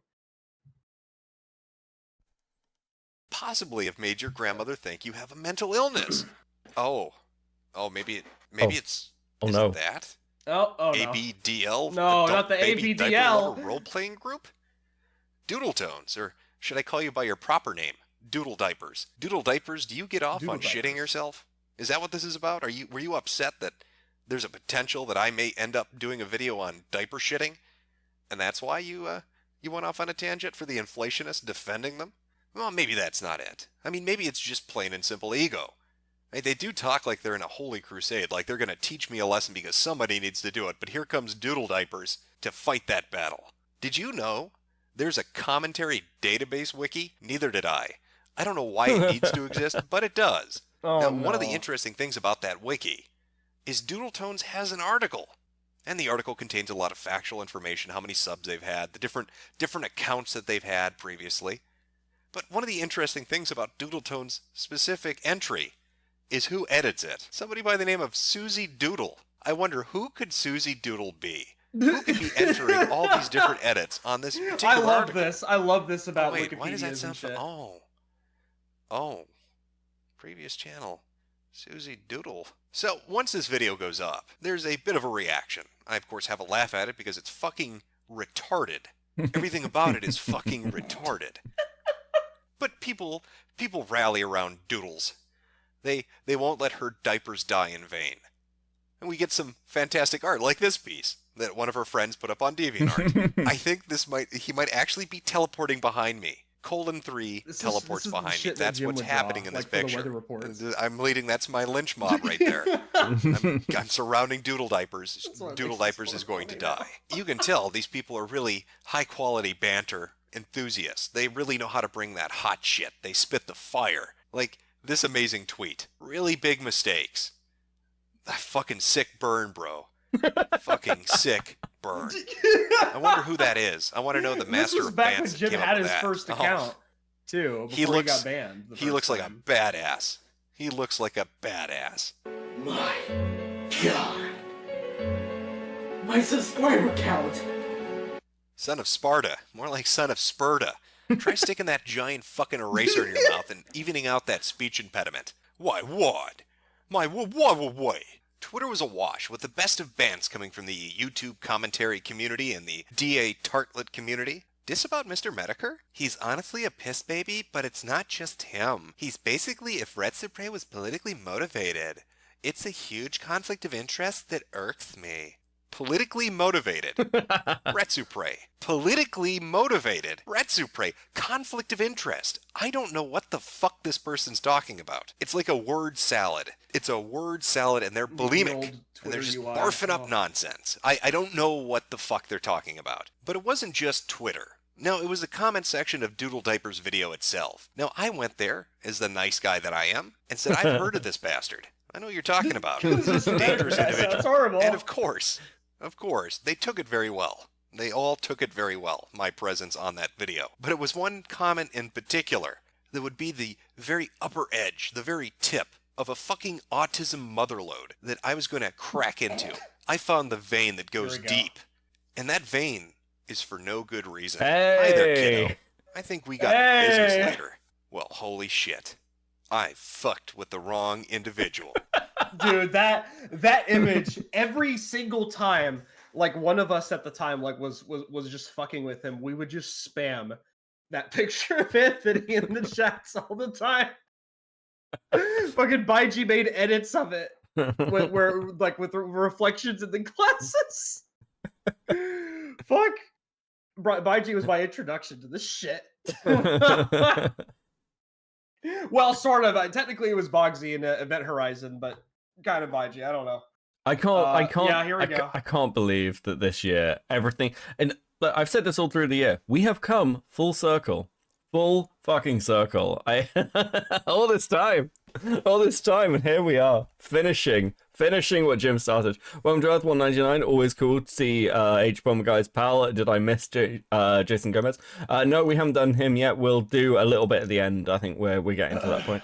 Also, just gone with Fam A. Are we talking about Doodle Divers? We are talking about Doodle Divers. Thank you for the 2. Look at that. Was I friends with Anthony? Oh, and he's got business with me later. No, I don't know about that. That sounds a little. He couldn't hold a conversation. Well, he was like totally mentally broken now, right? Yeah, so the thing about Anthony is that, like, despite the fact that we liked fucking with him every chance we got, like he would block me and a bunch of other people. He would ban us from the chats or whatever. I think he removed me from Limbo one time when I made too many jokes that he didn't like, basically directed at him. But it got to the point roughly about 2 years later, 2 or 3 years later, where his communication skills, like within DMs and text messages, was absolutely terrible. You could not have an actual conversation with him at all, right? Everything that you would say would fly over his head, and you would have to speak to him one-on-one and call, and you'd be lucky, like, to have a meaningful conversation, I guess. But it got to the point where people had to sit down with him in a separate call. I can't remember exactly who. I think one of them was Lio and some other people, I guess. And they asked him, like, hey, we genuinely think something is wrong with you. Like, not even being funny, like, you need to get an evaluation or something, because his communication skills, like, progressively have gotten worse over the years. And all of us just stopped talking to him at one point, because it became that difficult. So I don't know what he's doing now. But yeah, we just all backed off from him. I mean, granted, there was one final shitstorm that was a completely separate thing that he fucked up with, where he live streamed he live streamed a breakup. I can't remember exactly when this was, but yeah, he kind of fucked up a little bit. But after that, like, yeah, that was the last straw. How would these conversations play out? Like, what, the text ones? Like, oh, they would just make no sense. You would say something to him, and he would respond with, like, something else entirely, just like a completely another subject, or he would try to make fun of you in, like, broken English. It made no sense. Now, where are they now? Yeah. But no, I was never friends with Anthony. That would have been really weird, because I was like 17 or 16. I can't remember. But yeah, no, we just fucked with him the whole time until we didn't. So yeah, that was a whole saga within itself. But you're going to see some other people. You're going to see some other familiar faces here in a moment, if I remember correctly from this video. So keep playing. A little risky. What kind of business do you have with me, mister? Now, this is a very special individual, and you're going to find out why as we go in depth to explain who the fuck this is and just how autistic they are. Now, our first actual interaction was on Twitter. I had casually said that I needed an adult because some strange man on the internet was talking to me. His response was, "Will you hold my hand in the moonlight?" "No, but I'll hold the rope while they bring you to the tree." As you can tell, we are going to be the best of friends. Oh, that was the best. And in very short order from that tweet going up, he produced a video. Mr. Medica tells you what you can like for no good reason. Mr. Medica, I've been told you like a good fight. I've also been told that H-Hand blows you. And I see Armored Skeptic there in your comments. Oh, what the hell. I think I'll patron smacking you around on YouTube. Let's see what you can do, kiddo. Well, I do love a good fight. I'm not so sure about H-Hand blowing me, though. And I don't know what the fuck Armored Skeptic has to... Armored Skeptic, another person who has gone down an insane fucking rabbit hole to irrelevancy. I don't know anything about like I watched Armored Skeptic, like, back when he first started, and then I just stopped watching after that. But yeah, no, I think I asked Anthony like, why, like, what was the obsession with Armored Skeptic, and he could never give me a straight answer. Like, like, I'm not joking. He like, really fucking hated him. You can never explain why. What the fuck? Yeah, I don't know. I think it was just because of the whole atheism thing at the time. I don't know, but I asked Anthony, I'm like, what, like, why did you bring up Armored Skeptic repeatedly, like, in your argument with Medica? Like, what made sense, right? I don't understand. Yeah, no, he never could give me a straight answer. To do with any of this. In fact, that seems to be a theme in his video. You're going to notice that going forward. He talks about a lot of unrelated shit, like the first 3 minutes of this video that I cut out completely, which was talking about something completely fucking off topic. Be an art, and just do a search. You would get 139,008 results for inflation, along with the knowledge that God is dead. Yep, another Armored Skeptic faggot whining about God being dead. Because his life sucks. Well, I'm a Catholic puddin', let's dance. You know, one of the classic signs of being on the Go ahead, autism pause. spectrum, especially towards See, the end. That Anthony would just do this all the time, and he would get progressively worse, right? This was like 2016, 2015, somewhat, right? Imagine this, like bringing up shit that had nothing to do with it, like the topic at hand, but like broken English, right? That's how bad Anthony got, right? It was bad.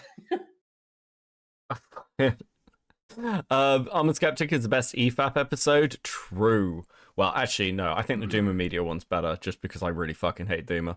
Ask Queen Seraphina. Ask me about buttons. Yeah, ask about buttons and FNGR.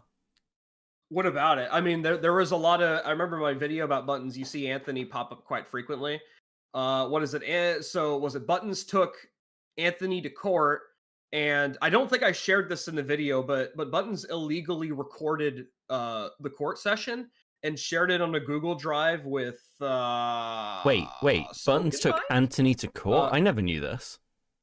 Yeah, Buttons took Anthony to court. There was I think somebody did get the public hearing eventually, but Buttons illegally recorded it at first and shared it with somebody else, and then that person leaked it. I don't know where that recording is floating around now, but I'm sure if I ask a certain person, they'd be willing to give it. Yeah, I'd love to hear that. That sounds fucking hilarious. Well, if they still have it. But Buttons took Anthony to court. That wasn't the first time, right? That was the first one, as far as I'm concerned. Then he took Lio to court after that. Yeah, so that's fucking. What the? Well, no, that was with Lio, right? I don't remember if the whole Buttons versus Anthony in court was ever publicly released. So.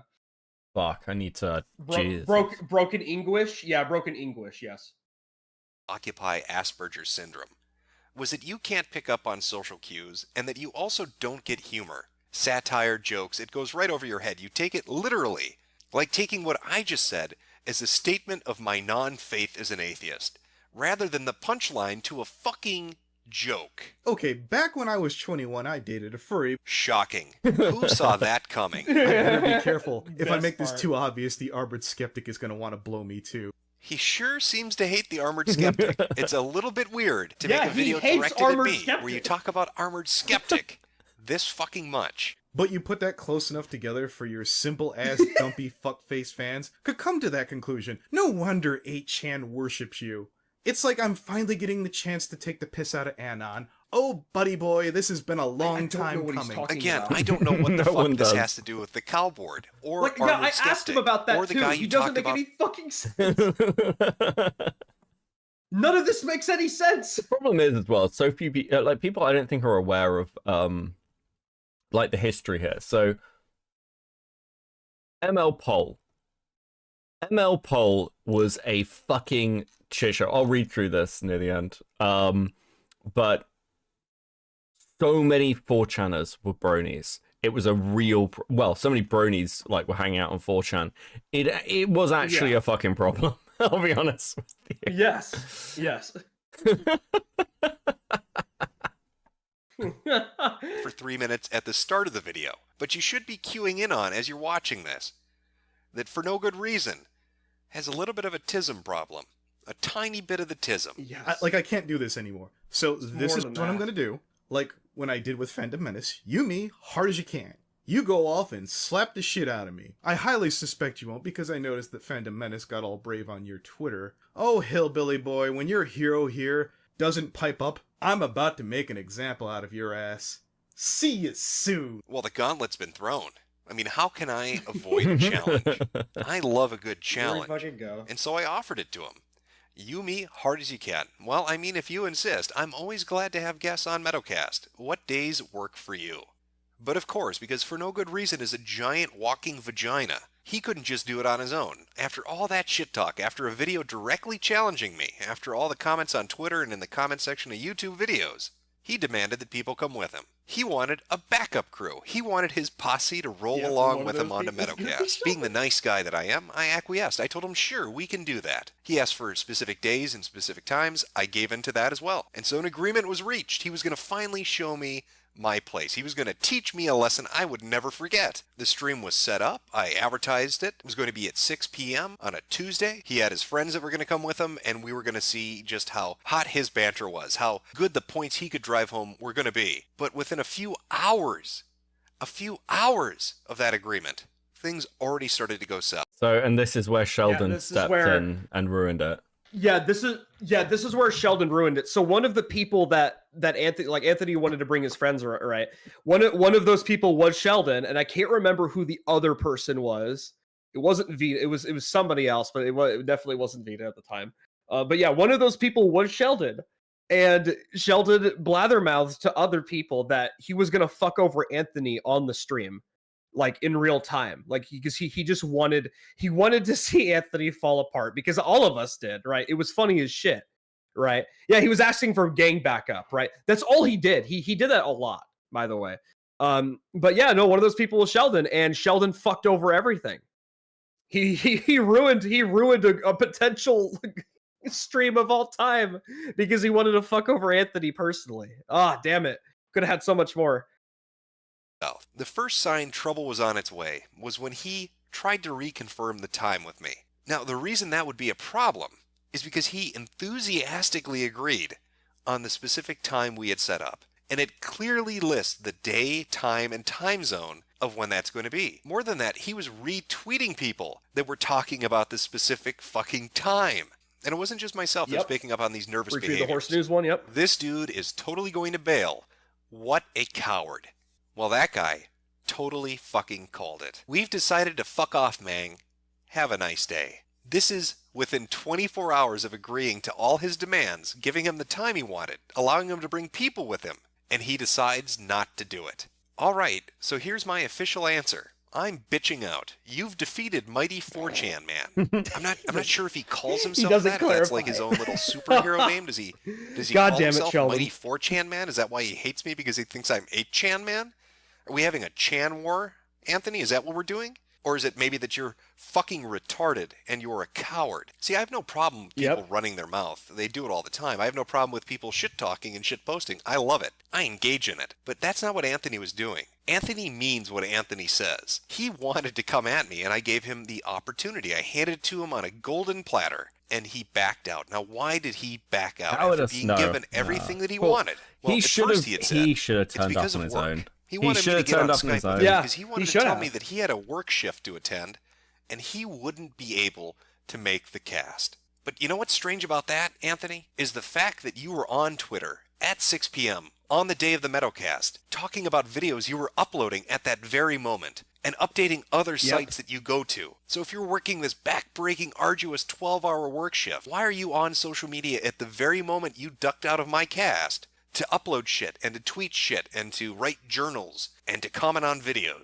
It's almost like that excuse was complete bullshit. But Anthony's not just a massive fucking pussy. He can't accept responsibility for his own fuck-ups. He made himself look like an asshole, and people wrote him very hard for that. When it turned out his bullshit work excuse wasn't going to fly, he tried to cast the blame off himself. And he did that by saying, well, if this person agrees to do a stream with me, I'll do my stream with you, Jim. But if they don't agree, well, then it's their fault I don't show up for your stream. He even went so far as to make a fucking video blatantly saying that. Horse News and Mr. Medica, and this is how it's gonna go. Dear Horse News and Mr. Medica, recently I've declined the chance to be on Mr. Medica's podcast. Horse News attempted to shame me down about it, and I turned around and lovingly reminded them that Capper General has dick-tucked my podcast on 2 to 3 offers. So I counter-offered that Capper could agree to come on my show, and I'll go on Mr. Medica's Tuesday. I seem to recall when we were establishing Duking It Out, you reminded me of the terms as follows. As hard as I can. Is what I'm doing underhanded, sneaky, weaselly, conduct unbecoming a gentleman? By all means, you can distance yourself from me. You can say, I, the internet aristocrat, will have nothing to do with you. Do not talk about me. Mr. Medica, I don't respect or like you. I thought I'd made that abundantly clear, and you seem to return the same tone in kind. I'm not holding to you because you fight feminism or 8chan worships you. I'm sorry that your moral fifis have been hurt, and you can go cry on Tumblr now. No, Anthony, my fifis aren't hurt. What's hurt is your And he doesn't say anything about Sheldon. Says absolutely nothing about what Sheldon was going to do. Absolute fucking... Right, but you see, he does it again, though, right? He brings up another person he brings up Capper General, who was a person who made fun of Anthony a lot on Horse News or whatever, like one of the writers, or I think he owns Horse News or something. But I guess he had a beef with that guy, so he brings that guy up and like tries to make some sort of connection or like comparison with Jim, and it's so dumb. It's so dumb. He brings up shit that has nothing to do with the subject. He does it all the time. I love the way he's gone completely insane and the difference is negligible. Yeah, the difference is negligible. 4chan Man was a better movie than most of Phase 4. Low bar, but true. True. Thank you for the 2. Or respectability is your ability to go online and not be laughed at for being a giant fucking pussy. Your attempt at puppet mastering your way out of this falls flat. Everybody can see through it. This has jack shit to do with Horse News not going on your fucking retarded podcast. Your original excuse was you could not make the podcast because of work. Now, if that was true at all, you wouldn't be willing to come to the podcast because you'd be working. You could never honor this agreement. So this either means you were initially lying about having work in the first place, or you're lying now about being able to show up. So are you a liar, or are you just a simple coward who's looking to make somebody else look bad to avoid looking bad for ducking out on me in the first place? So just what kind of person is for no good reason? What kind of a man is Anthony? Aside from being a giant fucking vagina who needs to invite friends on and then makes up, excuses for why he can't make it and lies about those excuses and then tries to throw the blame onto other people. What sort of character does this man have? The kind of person that dates a furry? Okay, back when I was 21, I dated a furry. Well, Anthony has quite the interesting internet record. For one thing, he's the kind of man that has 4,000 alternate accounts. He's also the kind of man that's too fucking stupid to hide what he does with those. One of the writers on Horse News, or one of their admins. This is the beef with Horse News that I brought up earlier. So what was the beef with Horse News? Like, I mean, Horse News, as far as I remember, they just made fun of him. Yeah, Horse News was just like a troll. They made an article. A troll forum. They made an article shitting on Anthony, and Anthony didn't like that. Well, I'm shocked. When I tell you that everybody fucked with Anthony, like all the time, and there was like a level of paranoia with him where he would bring up people who don't like him in return. Right? Yeah. This is how it was. Everybody fucked with Anthony. So this is Rhetorical is one of those people. Accounts. If you look at this list and then go check on YouTube and do this quickly because he's going to be covering this up, you will see that he subscribes to every one of his own channels and then likes all the uploads that he puts up. It's not just his channels for no good reason or Fan and Frenzy. He's got multiple channels, all of which like his own content and subscribe to himself. That is why this untalented piece of horseshit looks like he actually has a position in the Brony analyst YouTube community. Because that's a thing. That's a thing this furry dating 36-year-old lives at home with his mother autist is a part of. But he's not just a pathetic sort of son of a bitch that only likes and watches his own content because nobody else will. He's also a cuck. And I don't mean that in the playful banter way of just calling people cuck because you find it funny. He's a literal cuck. In an article entitled Brone Analyst builds CAD $7,432 of booty by beguiling brainwashed bronies by Tweefay. Other people in person have stated, people who have been with Anthony in person have stated multiple times where he would be on his like laptop or phone or whatever, and he would just be like watching his videos just randomly. Okay. I guess just feeding himself his own content. It's just weird, dude. It's fucking weird. And also this was Fallen Wish. Oh no, not Fallen Wish. Fallen Wish. We had a call with her. Oh no. What happened with Fallen Wish? So Fallen Wish was the person she was one of the people involved at the BronyCon orgy. Wait, we had a call interview with her. Yeah, she was there with Tun Critic. We had a call about it. That I think it's on Jace's channel or whatever. But yeah, she was there with the whole Minty Root situation. Yeah. Oh my god. You know. Oh yeah, there's so much shit. I know too much. I don't think I've ever actually gone over the BronyCon orgy fully. And maybe that needs to be a stream next year on a quiet day. I have background knowledge for that one. Yeah, we'll do that together. That'll be good. We find out a good deal about who For No Good Reason is. The article goes in depth covering this, and I will link it in the description. Everything I'm going to be talking about will be linked in the description for you to go and read, but I'll sum it up shortly. There once was a woman who was a Brony analyst on YouTube. Somebody threw a pop can at her. This is an artist representation of the incident. Oh my god, so traumatic. So traumatic. Look at that abuse. Well, she needed money to get out of there. I don't know if you've ever had a pop can thrown at you, but it's a fucking traumatic experience. So she began to set up GoFundMes and Indiegogo campaigns to get money to get out of that abusive Pepsi-throwing household. Only it turns out she used the money for shit not related at all to moving out. She went to conventions, she bought shit on fucking Amazon, she wasted the cash on shit not at all related to why she was gathering it. Do you know who she was dating while this was going on? For no good reason. But the story gets even better. Not only was he dating a Brony scam artist, she cucked him. One of the comments in the comment section of a related article, again, it will be linked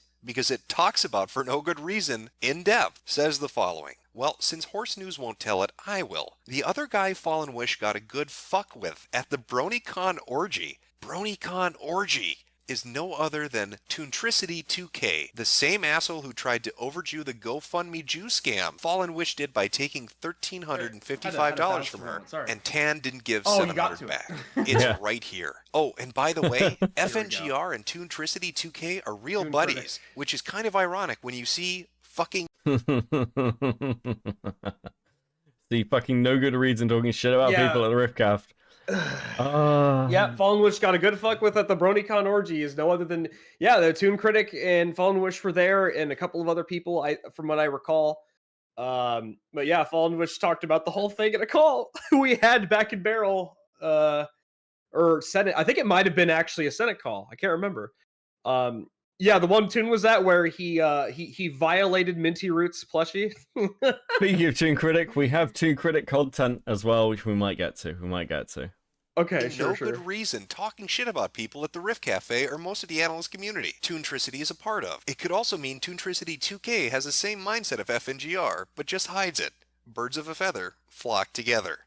I want you to drink that in for a moment. This 36-year-old lives at home with his mother, Brony analyst who dates furries, also got cucked by a woman who scammed the community he's a part of. Then she went and fucked his friend at a BronyCon orgy while he sat at home crying and raising money for her. Now you would think if somebody's that fucking dumb that they would fall for a scam like that it would never ever happen again. You would be wrong. Welcome to Autism City. Population retardation. Please help Quillstroke and Geeky Steven King L. Journal by For No Good Reason up on his DeviantArt account. This was put up a week or so ago. I've had the opportunity to talk to Quillstroke in the past. Recently, sorry, I'm tired, internet stuff going on. Her computer was completely destroyed by her family. The term toxic has been kicked around till it has no meaning anymore. So I'll simply say that she's worse off than anyone deserves, much less someone as respectful and enduring to be around. There's a link to the GoFundMe. Now I know a lot of these are going around, as well. And there are certain people that do use these things for less than earnest ends. You can trust I can't. isn't going to go out and buy a 3D. This one. I don't recall this one being a scam.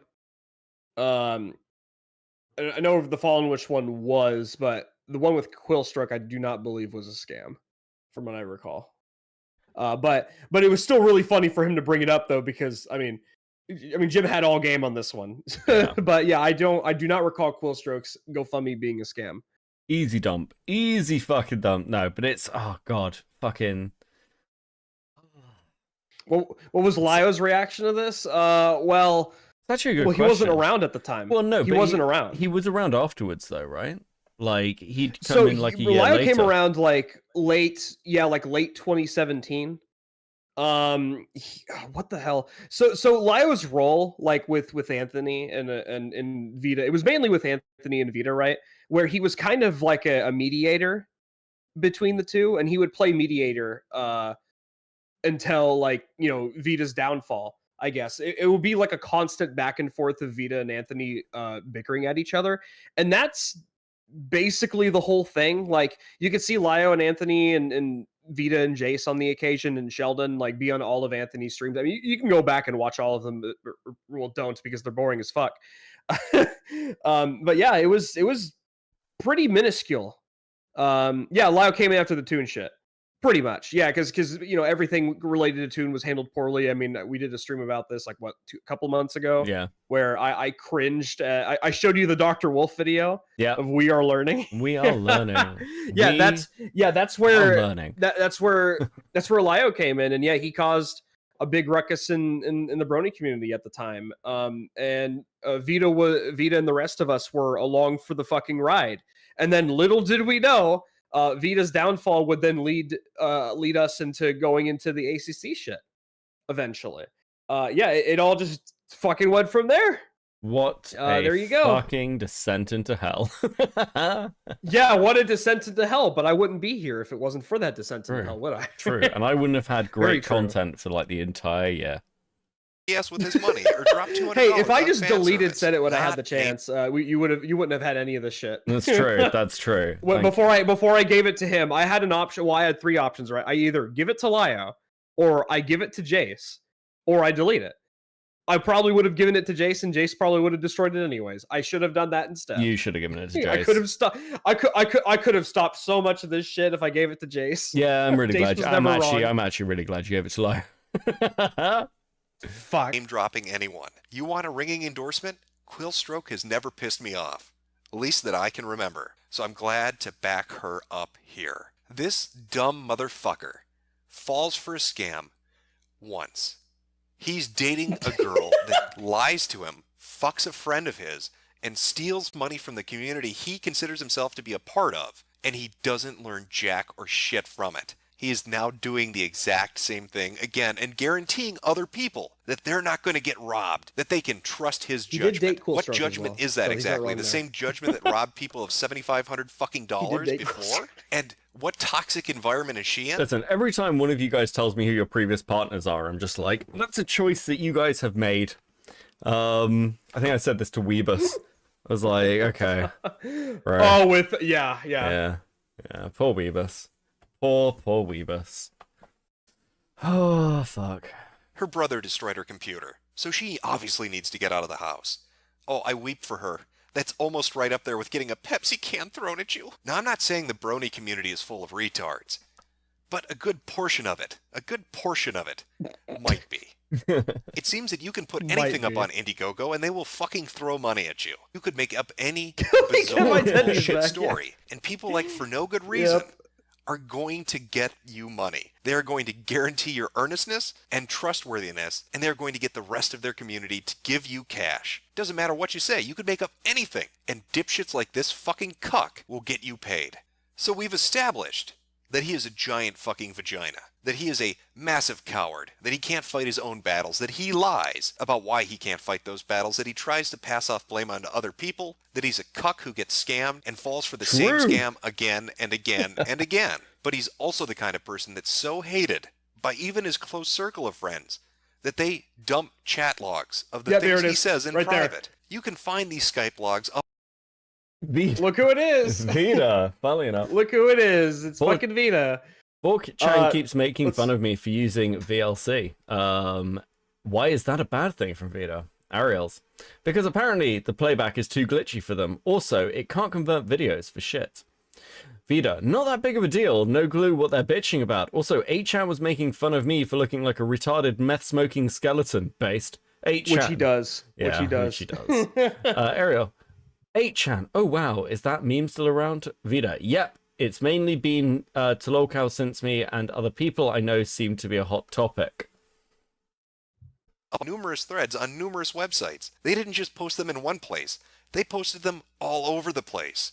Chatlog after chatlog after chatlog of people who can't stand his ass and want you to see how retarded he is when he's talking in private. I don't know if I can convey just how much of a spurg this retard is. But I can share with you the numerous communities that are currently talking about him and his previous exploits. All the links for these will be in the description below.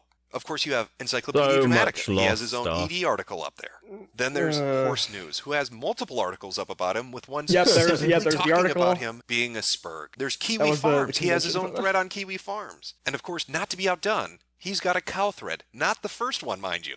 There have been a couple. This is just the newest one.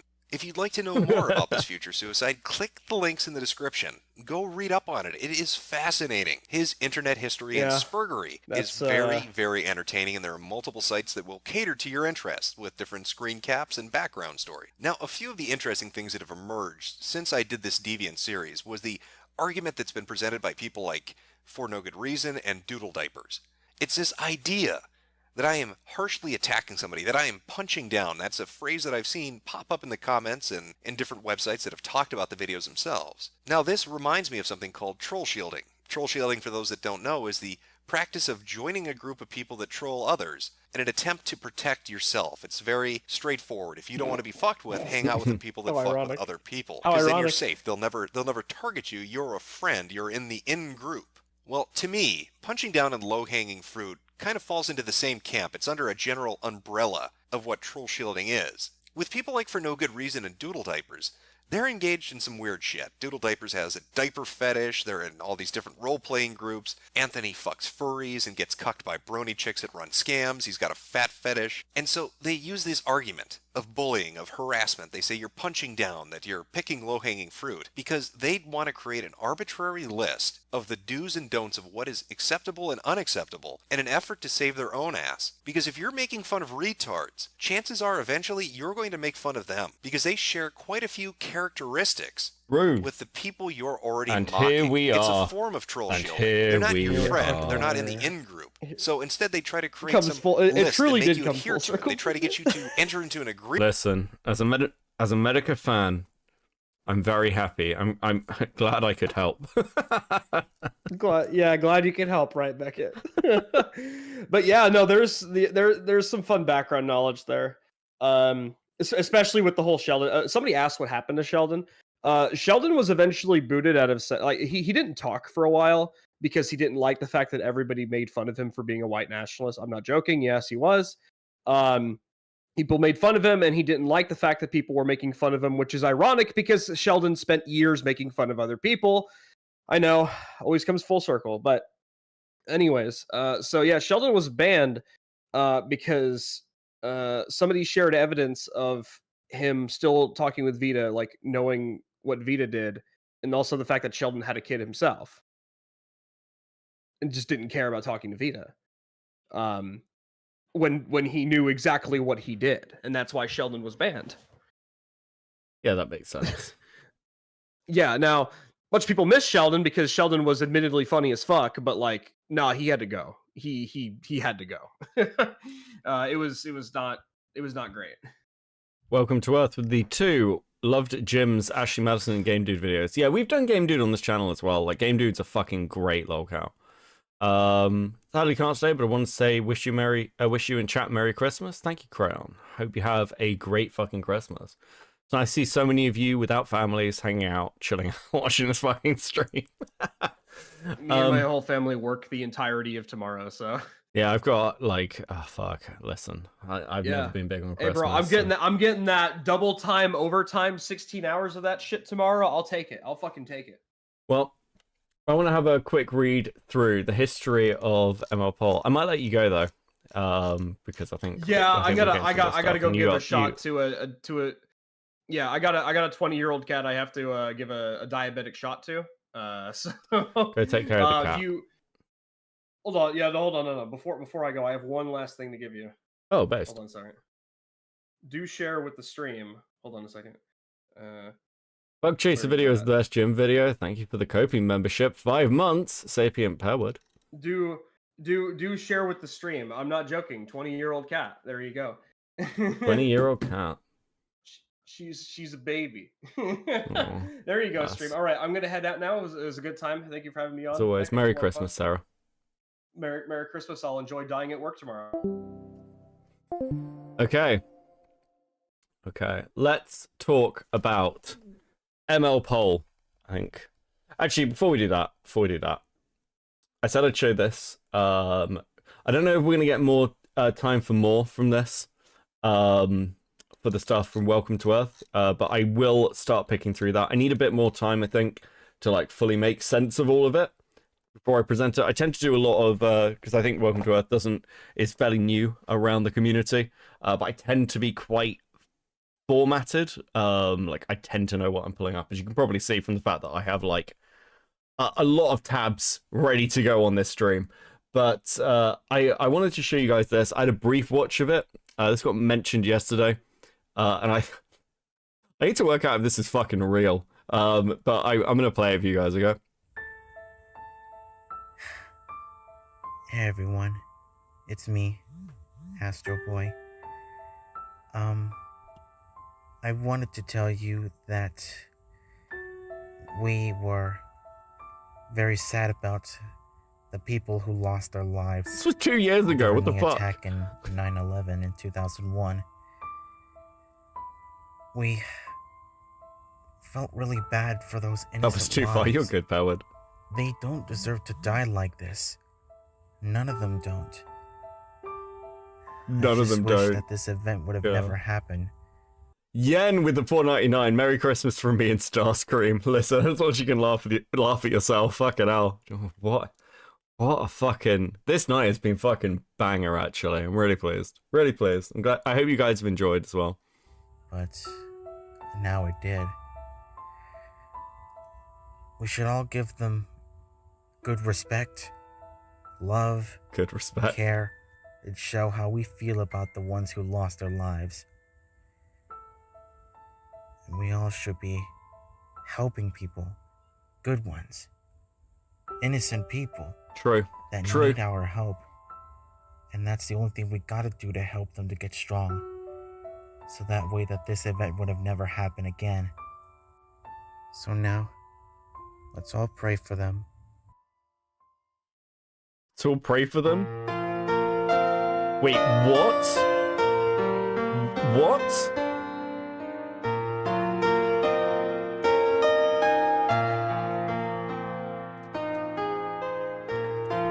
What? What? No, come on. Look, okay, the reason I say I have to work out whether this is real is because I see this and I'm like, is this real? Is this unironic? So I need to look into this guy's channel. Consider this a preview. If I can work out, if I can get evidence that this is fucking real, we're doing a stream on this. Astro also gets the group to rant on a kid for 1 hour. Jesus, thank you for the $1.99. Okay.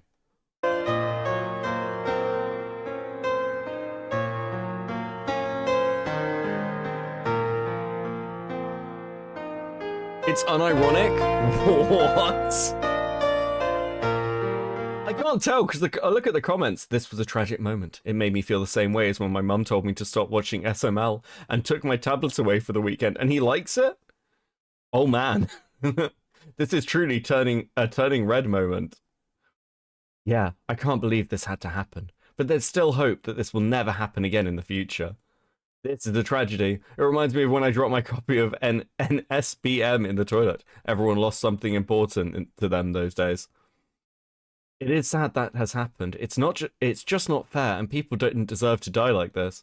This video truly is heartwarming. This is the quality content I search for on this site. No huge corporation can possibly make a video this beautiful. Oh, come on.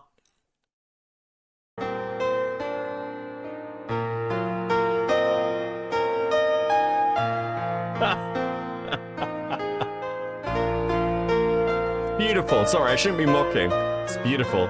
Beautiful content.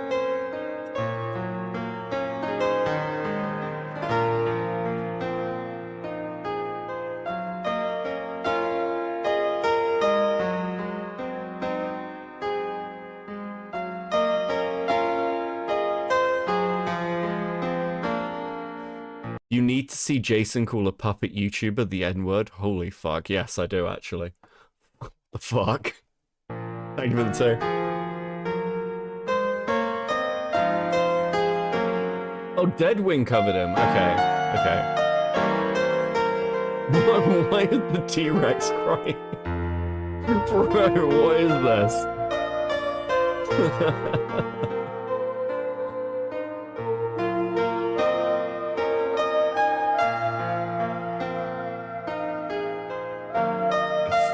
Merry Christmas, Scully. Hope you're good.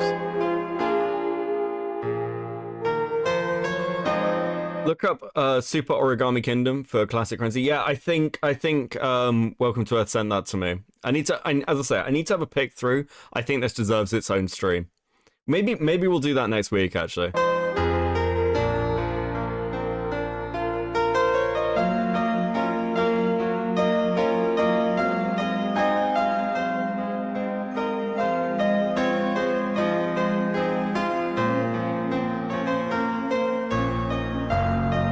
This is insane. This is actually incredible. I am fucking so impressed.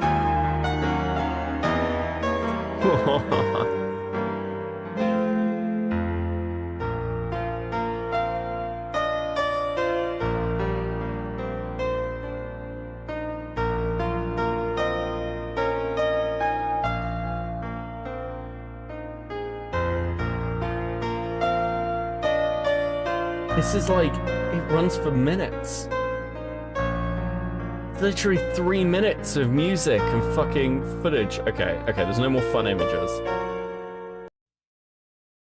Rip to all those who died from the event. No fucking way. Oh my god. Can we please get 100 likes? This is so sad. Do I not? I don't beg enough for likes, do I? I don't shill likes enough. Like the stream. There are 154 people in chat, and there are 71 likes. Like the stream, sub, buy a membership, give a super chat, buy a hat for your hat. Welcome to Earth with the 199. No Tomato here. He's the PDF Vor, Crab, and Jojo fan. What? Okay, yeah, this needs... There's a tier list. Jesus Christ, how have I never heard of this guy? What the fuck? Okay. Oh, my camera's frozen. That's always a good start. When the fuck did that happen? When was this? Okay, does that work now? Yeah, okay. The fuck? Camera's just like, that's where you exist now. Okay. Like the video, subscribe, all that shit. I'm asking you to support and give love to the stream and your streamer. When are you getting Cope and Seethe merch? I demand a crap stuffy. We won't do merch until like we're at 10k at least 10k before merch, I think. Maybe even then. I don't know. Plushies are a while out, okay? Plushies are a while out, because I have to pay for that shit myself. Might do hoodies. Hoodies are always nice, and I like wearing hoodies. Outside of the crab and the SOK are genuinely just good old wholesome cringe. Oh, based. Okay. I want a Cope and Seethe pony bank. Fuck, that's a weirdly good idea. Serves you right for showing me whatever the fuck that was. Okay, hold on. So, I wanted to talk about ML-Pol. I wanted to talk about ML-Pol for a while. I've never done that on this channel, or really ever. So I brought up this, which is the history of ML-Pol, and I thought it'd be a nice little bit of lore for you guys. I thought it'd be kind of interesting. So, history / ML-Pol's founding forward. To those reading this, I am originally an Australian native of Pol. My purpose in writing this is to give a comprehensive chronology of the events that took place in early April 2017, leading to the founding of ML-Pol. I do not know how long our community will survive, but for the sake of future generations, I will endure to preserve our founding story while the details are still fresh in my mind. Everything I write is based on the events I witnessed firsthand or what others have reported with the source of with support screen caps. This is really blurry and hard for me to read, so bear with me. I exposed Chris the Narc to SOK Dead 6 Rosalina rant. Based, yes, I'm sure. Listen, Chris is like busy over Christmas. It's really sad. I miss his streaming at the moment. I watch Chris on catch up most of the time. I have also sifted through countless dead threads trying to fill in as many gaps as humanly possible. Okay, so April 1st, April Fool's Day. To celebrate April Fool's Day 2017, a series of boards on 4chan were temporarily merged for the day. Of these amalgamations, the mods chose to combine the two resident containment boards of the site, Pol and MLP.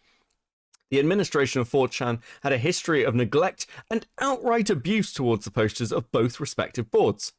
Notable instances of such crimes include Pol Harbor 2014 and MLP-Pol's The Scuffening. Due to this precedent of mod organized harassment, it was believed by many this merge was a ploy to get Pol and MLP to fight each other for the amusement of the wider Chan community. Initially, conflict erupted between Pol and MLP for the first time in years. Pol was on the red board and could freely post horse pussy without the mods intervening. However, this had been an unintended effect by the second. This had had an unintended effect by the second half of the day. The sheer amount of cartoon porn being posted had flushed out the most insufferable members of Pol. These individuals, primarily being migrants from the r/Donald, a subreddit dedicated to the blind cult worship of Donald Trump. Wow, how things have fucking changed. During the US election cycle of 2015-2016, Pol supported Trump for his anti-internationalist remarks as the election went on, and Pol made Trump memes break into the mainstream. That's actually true. Pol organized so many of the fucking raids and shit, kind of like the working with V to basically get, I don't know, kind of like so much stuff into the media. Do you remember like the OK sign? Like, if you see this is a white nationalist symbol. That was a 4chan gag. Okay. Everything they do is share comedy gold by accident. True. Example of their power to do anything, to do everything hilarious. It's part of the thing with like 4chan as well. I was talking about this recently. 4chan died because 4chan became mainstream, and once something like that becomes mainstream, you get a lot of kids entering. A lot of kids were entering, going, "Hey guys, this person was mean to me on Twitter. Can we dox them?" It kind of killed the site, right? Oh fuck, God, what a time to be alive. During the US election, support Trump in his international march from Pol, the board would be overrun by Reddit interlopers. This rapid influx of newcomers without adequate time for assimilation irrevocably altered the culture of Pol forever. While the quality of the threads had been low for years, conditions had taken a noticeable slide by Inauguration Day. Indigenous Polacks had come to accept the death of the old Pol until the fateful day when MLP managed to chase out their cancer with lewd OCs.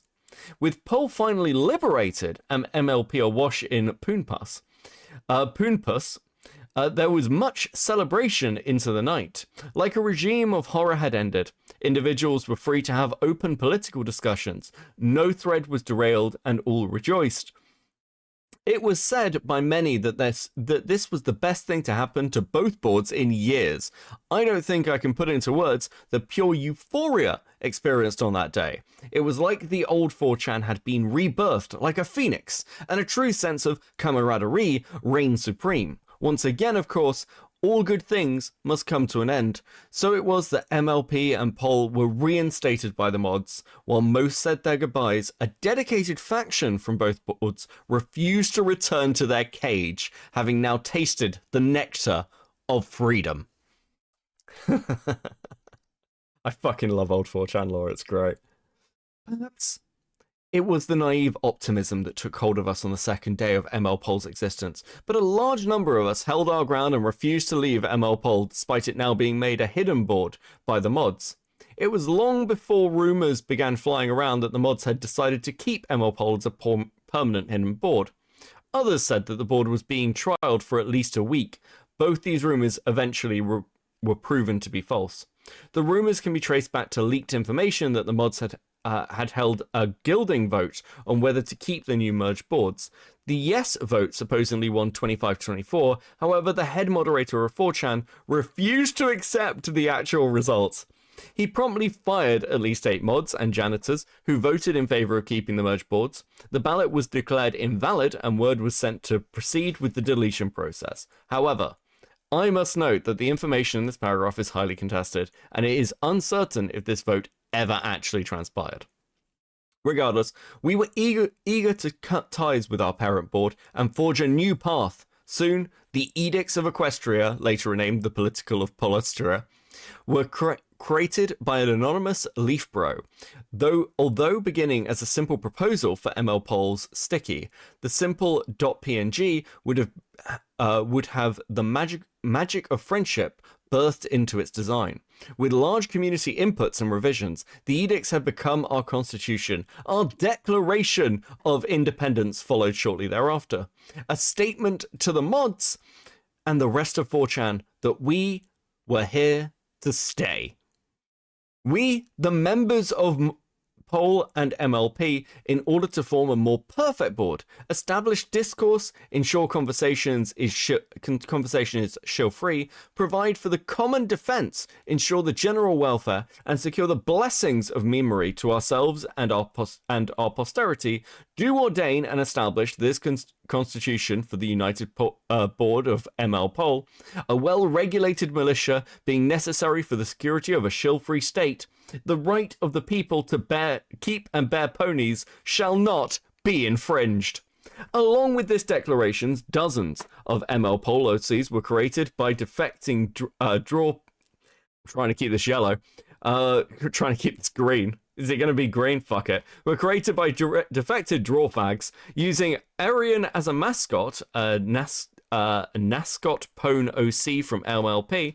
Banners and symbols were distributed across the board. Friendship and magic were in full force at this point, as many strived to make ML-Pol the best board it could possibly be. A stark contrast to the purgatory Pol and ML-Pol had now become. April 3rd. Suddenly, without warning, at midnight server time, ML-Pol was permanently frozen. We were in disarray. After believing the rumors that the board would stay up, we attempted to rally back on both Pol and MLP, but these crisis threads were quickly taken down. However, there was just enough time for ML-Pol discords to be posted. The discords were a hotbed of desperation and resolve as battle plans were quickly drawn up. These discords coordinated the initial protests and gatherings on QA. Many of us had paid little attention to this hidden board in the past, but it was commonly believed to be where one could get the attention of the mods. Our objective was to demonstrate the groundwell of support for the continued existence of ML-Pol. Within 2 hours of ML-Pol being shut, QA had been flooded with over 50 ML-Pol related threads. This event came to be known as the Midnight Revolution. As the revolt continued into the night, some Anons who were aware that QA was not the true domain of the mods travelled to the 4chan IRC, the mods chat room, to petition for the restoration of ML-Pol. The majority of the mods were asleep at this time, hence why the invasion of QA continued unabated, but the few that were awake sternly rejected our pleas. Their reasoning being that they did not want a second pony board on 4chan, who can fucking blame them. The contempt held by most mods towards both Pol and MLP had once again reared its ugly head. There appeared to be little hope for ML-Pol ever being revived on 4chan, though most of us did not realise. Determined, our shitposting storm on QA had only just begun. Hey Chris, how you doing, bro? I demand a debate. Have you been drinking?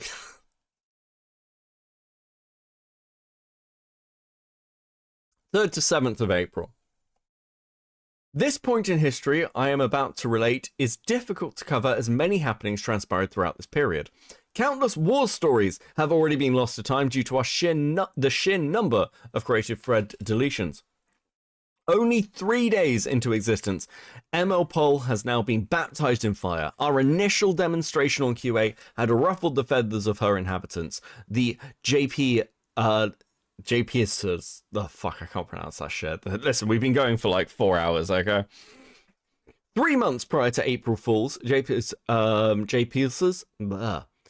had infested QA, displacing the natives and creating an elite otaku culture. This snobbery had led them to QA, not to use it as a place to petition the mods, as was intended, but to create some anime version of B. Jesus Christ. These vermin, battle-hardened by their previous victory over the QA natives, began reporting and sliding our threads and posts. The reason for this opposition was primarily a refusal to understand our plight. Many of the otakus argued that ML-Pol was nothing but a joke board that had no established culture, as they did, just as they had dismissed the validity QA's former culture. They did so wish to use the same subversive tactics on our own people. Ironically, our survival and their eventual extinction proved their claims to be inverse. Never in the history of 4chan had something like this occurred. Pol and MLP were two boards said to hate one another. By simply dispelling this myth, we had already demonstrated something else was going on. By morning, the mods would be upon us, banning peaceful protests for violating GR15. The continued refusal of QA and the mods to negotiate with us had forced our hand. We declared war. The gloves were now off, as all the years of frustration, of injustice, of abuse inflicted on us by 4chan came rushing to the forth in a rage of shitposts. Pol and MLP had always been held in low regard simply for our status as containment boards. This was something we had come to accept until now. Now we wanted respect. Welcome to Earth 199. Becca, are you a brony? Do you like the show? No, I'm not a brony. I'm not a brony. I love brony lore though. Fuck off, Chris. Listen, don't make me put your horse picture up. Where is Chris's horse picture? I think Chris is safe. I think I've taken it down at the moment. Don't fucking try me, narc. The initial mass bannings by the mods did little to quell resistance as our numbers only multiplied. Word had gotten to our parent boards. The wave after wave of ML-Pol loyalists soon joined the fray. Then Hero, the owner of 4chan himself, retweeted an MLP emblem. This retweet galvanized us to carry on fighting. Believing he was sympathetic to our cause. At this time, many ML-Ponies wanted to remain on 4chan and were completely against moving off-site. Though the mods had failed us, we thought a personal invitation by Hero could be our salvation. Alas, this never happened.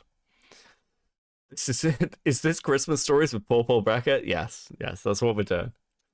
Currently telling the story of ML-Pol. Listen, it's been a fucking good lore night, okay? It may not be current drama, but I have had a blast doing fucking brony lore. Brony lore from across the ages.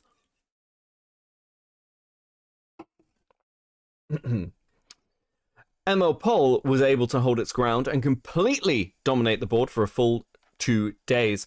Despite the heavy opposition up against us, QA was backlogged with threads demanding the reinstatement of ML-Pol, as well as threads taunting the JPers. There were even some JPers who were now admitting defeat and asking for concessions. However, by the 5th or the 7th, as our numbers began to dwindle, the JPers and mods managed to retake parts of the board. The war now entered a stalemate, as ML-Pol was still capable of maintaining a sizable foothold, but could not push the push out JP entirely. Isolated attempts at dialogue at this point were made between both sides, but a truce had now become an impossibility. One of the most notorious officers fighting us at the time was known as Lee Goldson. Lee, a Canadian NEET, who constantly lurks 4chan for the opportunity to tell a pony poster to kill themselves, would become a bitter rival of ML-Pol. In almost every ML-Pol thread during the war, he would post a screenshot of a TV catalogue that showed MLP airing right after Barney, complemented with the phrase, "Die Barney fag." he was able to maintain an air of omnipresence due to a computer program linking 4chan posts to a Dipperora archives. I actually don't know what the fuck that is. This would notify him when any kind of MLP fan art was posted. He also had 6 Gorillion proxies, also, so he was unbannable. Truly, a giant amongst men. On the 6th, ML-Pol.net was founded and the first advertisements were posted on QA. However, the site was still in its infancy and received little attention. As the war raged on, some ML-Polers had set up bunkers on a series of websites to coordinate and take it easy. Notable meeting points included N-Chan, 8chan, and Trash. Many would come to refer to these places the Dysphoria boards, harkening back to the belief that ML-Pol board and 4chan was our true home. However, ML-Pol.net would become the primary bunker and eventual home of ML-Pol in a matter of days. This was due to the tireless dedication of the owner and mods residing there, along with a breakdown of relations with 4chan by the end of the year. I would like to point out, the ML-Pol site, as far as I can tell, still exists and is still active. Welcome to Earth 499. Reminds me of the Blue Puffball. He got cancelled for trying to bring fascism in the Thomas the Tank Engine fandom. Blue Puffball called the community liberal degen based. Fuck, listen, one day I'll talk about the Thomas the Tank Engine community lore, because some of that shit is actually fucking wild. On April 7th, 1 week after the creation of ML-Pol, the mods of 4chan, hold on, give me a second, let me just make sure I haven't skipped anything. I haven't. On April 7th, 1 week after the creation of ML-Pol, the mods of 4chan were forced to freeze QA. The war had ended with ML-Pol claiming victory over QA and their JPC overlords. The freeze of QA had demonstrated that the mods could not combat the huge number of people fighting in favor of ML-Pol's existence. The war had become a game of whack-a-mole for the mods, a game they could never win, no matter how many resources they dedicated. So instead of giving back ML-Pol, they chose to pull the plug on yet another board. Following the destruction of QA and high on victory, a small number of ML-Polnies continued to fight 4chan for several days. The majority of the JPers migrated to S4S, where they would Jewishly talk of their innocence during the war, spinning the narrative of their victimhood. The irony that the JPers now wanted refugee status on S4S after their treatment of us cannot be understated. This provoked several ML-Ponies to go rogue and continue hounding them. Most of ML-Pol, however, was against protracted conflict with 4chan, so there was only sporadic clashes within S4S. No invasion ever occurred. On the 8th, there was a brief raid on Pol that lasted less than an hour. Pol was specifically targeted for their non-existent population. This action also didn't have popular support, and less than 10 shitposted took part. The raid consisted of a series of horse origami threads. It can therefore be argued that the post technically did not violate the rules of Pol. This raid was motivated by a continued desire to demonstrate our frustration towards the 4chan mods. As things died down on 4chan, where are we? Yeah, as things died down on 4chan, many ML-Ponies began to consolidate on ML-Pol.net. The site was run by members of our community, which made it an attractive option for settlement. A lot of posters on ML-Pol.net have since found the place to be much comfier than for ML-Pol, and have decided to not return to 4chan. As I write this, the number of posters is quite small in comparison to where we started, but with each day, the board's condition improves, and stragglers find their way here. We may yet achieve the ideals we set out to fulfill on April 2nd. Hail Celestia. Oh, fuck it hell.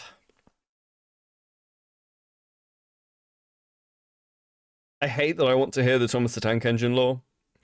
Some of it's, listen, the Thomas the Tank Engine community has some fucking crazy shit in it, bro. The fascism Thomas guy, he said, we as Republicans need to separate from Democrats that do not look the best at each other. We will not have to have cancel culture, and we will make Thomas great again. I remember Puffball said where the kid's hometown went to school, knew his parents were divorced, and the dating life. Jesus Christ. These people need lives. Also true. I feel bad for the mods. Poor 4chan Jannies. Poor 4chan Jannies. Holy fuck. Becca, open your presents already? I don't even have any presents, guys. I told you, I hate Christmas. I hate Christmas. I ordered myself some stuff. Recently. And I've got a Gundam kit that I might make tomorrow. That's been sat on my shelf for ages. I'm sort of playing with the idea of what I want to do tomorrow. But I got a combined Christmas and birthday present from my dad when I saw him earlier this month, which was nice. It was ties. I like ties. I am that much of a fucking nerd. They're really nice ties. They are like really fucking nice ties. Okay. I'll wear one in the next video I do. Okay. Stalker 2 was on sale, so I got the Ultimate Edition. I really enjoyed Stalker 2. I haven't finished it yet. I'm waiting for some of the technical stuff to get a bit better. And also, I'll probably mod the shit out of it. Right. Was there other stuff I wanted to go through tonight? I think there might have been. Let me just have a quick flip through. Let me see how much we did, how much we didn't do. I think we did most of it, actually. I think we've legitimately gone through pretty much everything. The only thing we haven't done is a Tun Critic call. Always feel bad for Janny. Hornetbot's become a mod and now it's just like, listen, I've got to show class solidarity. Do you guys listen? Have I ever done the full Tun Critic call on this channel? I don't know if I have. I listen. If I play this call, it is going to be the like 5th time in 2 years, 3 years, 2 years, 3 years that I've played this fucking call. The stream. It is really good. What do you guys think? What do you guys think? I'll tell you what. I'll give myself a minute. I'm gonna have a cigarette. I might need another drink as well. Let's listen to the Tun Critical. Listen, I'll set a quick goal. And if we meet the goal, I'll do the call. Gundam build stream. You guys want a Gundam build stream? Let's say fucking 5 super chats. 5 super chats at 5.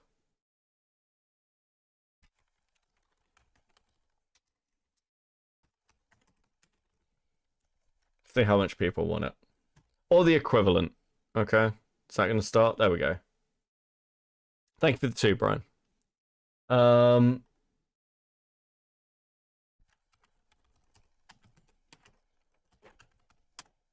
Jenny's woken up. Jenny says Merry Christmas to all of you. If you want the call, I've set a goal for it, or the equivalent. So I don't know. So yeah, we'll see. We'll see how wanted it is.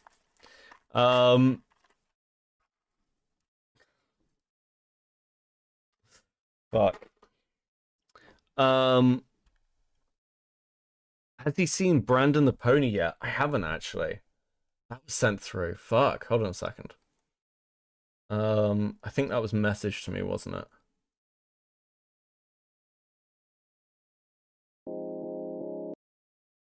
Oh. What the fuck is this?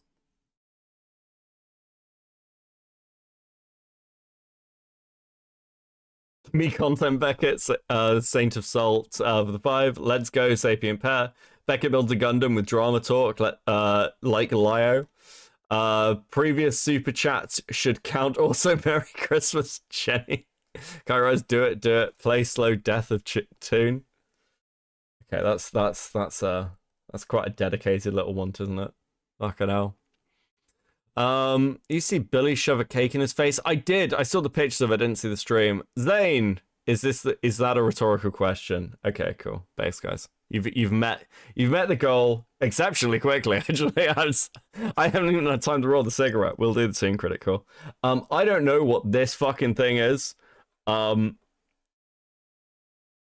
It's like an hour long though. I can't do this entire thing tonight. I will have a look at this. Hold on.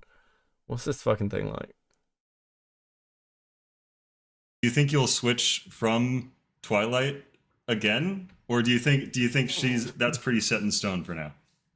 I think that's pretty set in stone. I don't think. Oh my god. Okay. That might have to go on the longer list. But we'll do it. We'll do it eventually. Fuck. That looks fucking great. But we'll do the Tun Critic call. We'll stick with tradition. Chat did a good job. Chat did do a good job. Chat always does do a good job. Okay. I'll have to get another drink. And then we'll do it. Quick break, because this call is like half an hour and we will be pausing through it, so it means probably another hour of content. There we go. Out of steel, I'll say.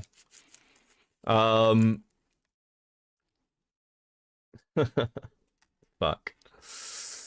Oh, okay. What shall we do for some music? We do need some music. Okay. What I'll do is grab a fucking break for 5 seconds. Is that like a Brony song I could play?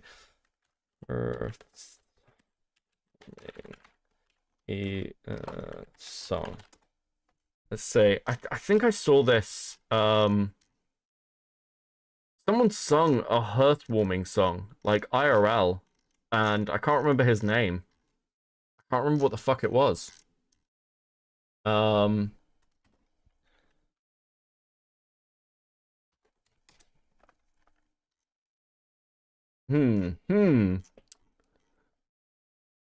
some MLP Christmas music. Yeah, that's what I'm looking for. Where the fuck is it? Song. Maybe acoustic?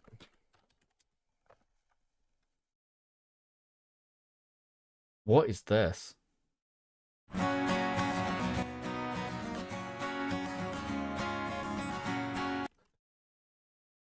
Okay, fuck it, I guess. I don't know what to tell you. Carlos Benjamin, he needs to see the one vid where he falls in the pony world and talks about COVID-19. What? I'll say put Discord song, the Living Tombstone one, or Rainbow Factory. Ooh. Okay, I've got this up now. And I do want to only take a very quick break. That means probably less hunting for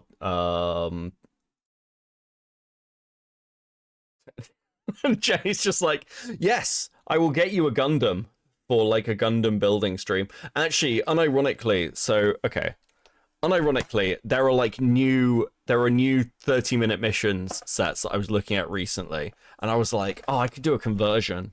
I could do like a converted, like I could get like 3 sets and like mash them together, and there's like a really fucking they've got like a really cool thing. I've got some stuff I could cannibalize as well. I could do like a diorama. I'm such a fucking nerd. Okay, right, okay, I'm gonna go get a drink. And put this on for you, and I'll be back in like a couple of minutes, okay? I need to walk around before my legs fucking atrophy. Right, be right back.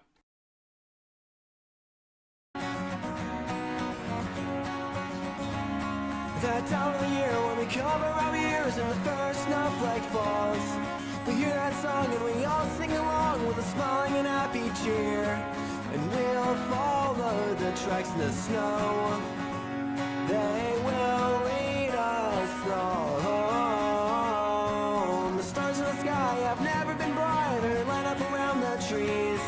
The fireplace glows with socks on our roofs and another on that chimney. and we'll fight off the season's chill. When we lay down at night, we'll know it's our swarming in Ponyville. And I could no longer care about the daily fares, 'cause I am here once again. The feeling never ends, the hard times will pass us by, but we just can't run and hide. Oh, I'll sleep gently tonight.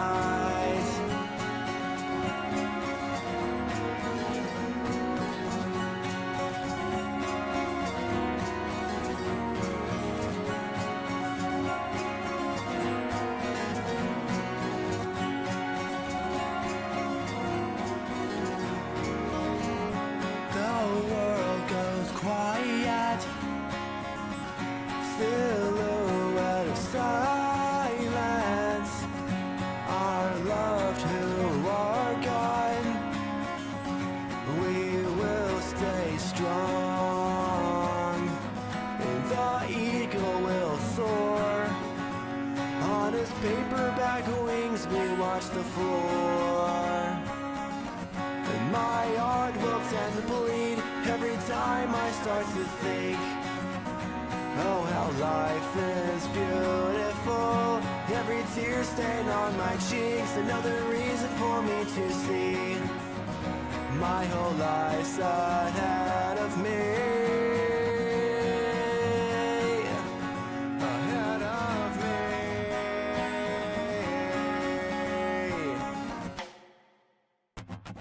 And I could no longer care about the daily fares, 'cause I am here once again. The feeling never ends, the hard times will pass us by, but we just can't run and hide. Oh, I'll sleep gently tonight. I could no longer care about the daily fares, 'cause I am here once again.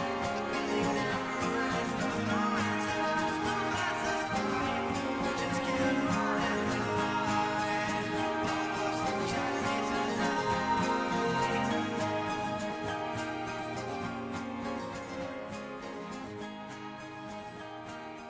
What the fuck is this? I'm like literally coming in at the end of it. What did I leave you guys with? Oh fuck. Okay. Okay. Whoa. Oh. Back. I'm gonna get comfy and cozy. I found a blanket. I'm cold now. Oh, okay. Cozy back here. Cozy back here. Let's fucking go. All right. Wait, is Morale live? What the fuck is he doing? Listen, I can stand myself having no, like, fucking life at Christmas. That makes sense. But... oh. I was just like, what the fuck is this? I woke up to this.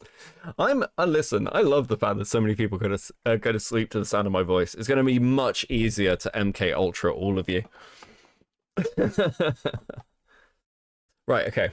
Now, for those who have not heard this call before, because I know that some of you are new, which is based. Welcome to the community. For those of you who've not heard this call before, this is the call of Tun Critic. And this person here is Tun Critic. I think this is British Ninja, maybe. One of these people is Josh. Maybe that's Josh, actually. Because none of their things light up. Basically, Tun Critic was exposed for erotic roleplay with, I think, a 14-year-old. Okay? This is a call of his friends who are also creators within the My Little Pony community, exposing him, or at least telling him that he is going to be exposed, okay? And this is the last thing we'll do tonight. It's about 30 minutes long. It's a fucking classic call. I love this fucking call. Oh, such good times, guys. Such good fucking times. Right. Let's just get into it, okay? Oh, for those of you who are from the art commentary community or ask how this whole Predator thing in the art commentary community started, this is ground zero. This is the reason why, for the last year, I have ended up as the expert on the ACC space within commentary, because I remember when this call came out, I was fucking so invested in this story. It's crazy. And many of, this is why Lio ended up in the community. Okay, this is deep lore, deep fucking lore. A minute. Hello? Hey, Zach. Hey, Zach. Okay, what's going on here? Can anyone tell me what's going on? Okay. Yes. So, British. do you want me to begin? Yep, you get to begin. Okay, so Tun, we're going to preface all of this with you're in trouble. And this is going to... Tun, listen, buddy. We know about the 14-year-old.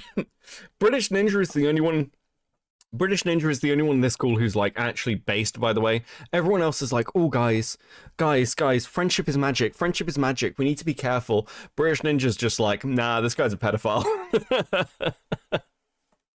Going to be, a group talk so that we can discuss what we think you need to do and give you a chance to defend yourself. Essentially, we know everything that you've been doing with Pastel over the last year, since November of 2016. Okay. We know that we have a lot of solid evidence and concrete proof that you are, at least what you have done, is pedophilia. You have asked for photos of her in nothing but a leather jacket and panties. You have sent her pictures of your crotch only covered in boxes. You've sent her porn. You've done a lot of bad things. This is dark. This is obviously dark. I want to be clear. I want you to listen to Tun's reaction to this. His friends have come to him. He's known these people for years. He's met them in real life. And they've just come to him being like, we know you're a pedo, dude. Now, how would you respond? Zach. And a lot of people are hurt by it. Most definitely. Whether or not you feel that she gave consent, you should have never have asked in the first place. Do you understand that? Yeah. Okay. Do you understand? Yeah. Of course I do. What are you talking about? Of course I understand that being a pedophile is wrong, guys. And frankly, I'm surprised it's taking you this long to bring it to my attention. Tun, I'll take it from here. And sure. Tun, at this point, this is not information we can just sit on. This is very, very serious stuff. And this is police getting involved kind of things. And just to further magnify how serious this is, a lot of people are very, very upset. Why is this guy in a church? If you had to have this call with somebody, wouldn't you want to be?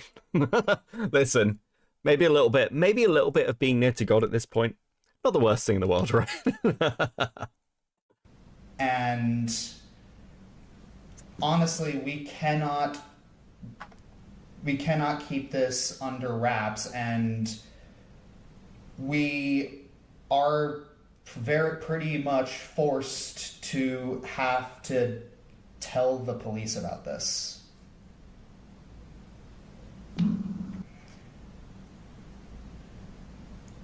Now, there is... Is that it, or is there more? We need to go to the police and tell them you're a pedophile. Okay, I thought it'd be something serious. What the fuck? Wait, Jake Weddle broke up with his girlfriend? Wait, what? Okay, you need to... Deborah, you need to send that to me. You need to send that to me now. There's... Okay, guys, those who don't know, I have a thing going where I have said that within 6 months, Lex is going to come out with accusations against Jake Weddle. Okay? Morale has the info. Morale's live, isn't he? Hold on. You love to see it. What blizzard is this? Computer, enhance. What do we got here? Looks like chocolate base. Holy shit. Okay, no. Peanut butter? Chocolate peanut butter? No. I'm not gonna cuck Morale's content. I'm not gonna cuck Morale's content, okay? So this has just come out now. Listen, the plan is in motion. Lex is gonna come out with accusations against him, I can almost fucking guarantee it. On Christmas Eve, brutal, yeah. Who broke up the relationship? It's seemingly Jake, I guess? What the fuck? Okay, no. People paid for this content. We're gonna... What the fuck, guys? What is actually going on? I don't know if anyone has ever cried while wearing a sleep mask, but it kind of like waterboarding yourself and no one else on the plane likes it. What the fuck is going on? This is wild. You know, man, I appreciate the sub. What's the point of making fun of people who like a film or character from a film? I don't want to come back on because when... Okay, I'll message Morale and say if he wants to call me and give me the 411, that's fine.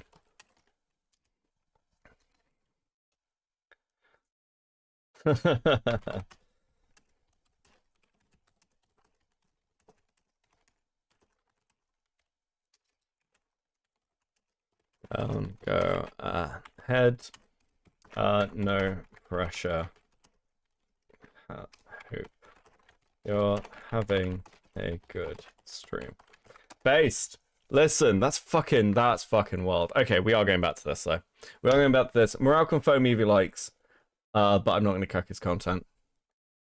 Well, personally, I feel it's only fair that I would like to hear your side of the story in this, Zach, because I've known about it for quite a while, and I've had a lot of time to think about what you thought you were doing, and I want to hear you say what you thought you were doing.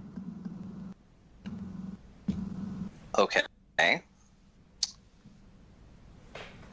Let's see, where do I start? I respect your autism, thank you, I try.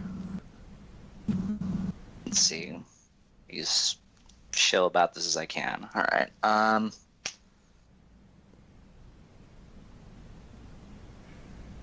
there are no excuses. I'm not going to do... He will proceed to give many, many excuses. Do much, really, other than say I was in a bad place and I made bad decisions. And I'm really fucking sorry about all this. I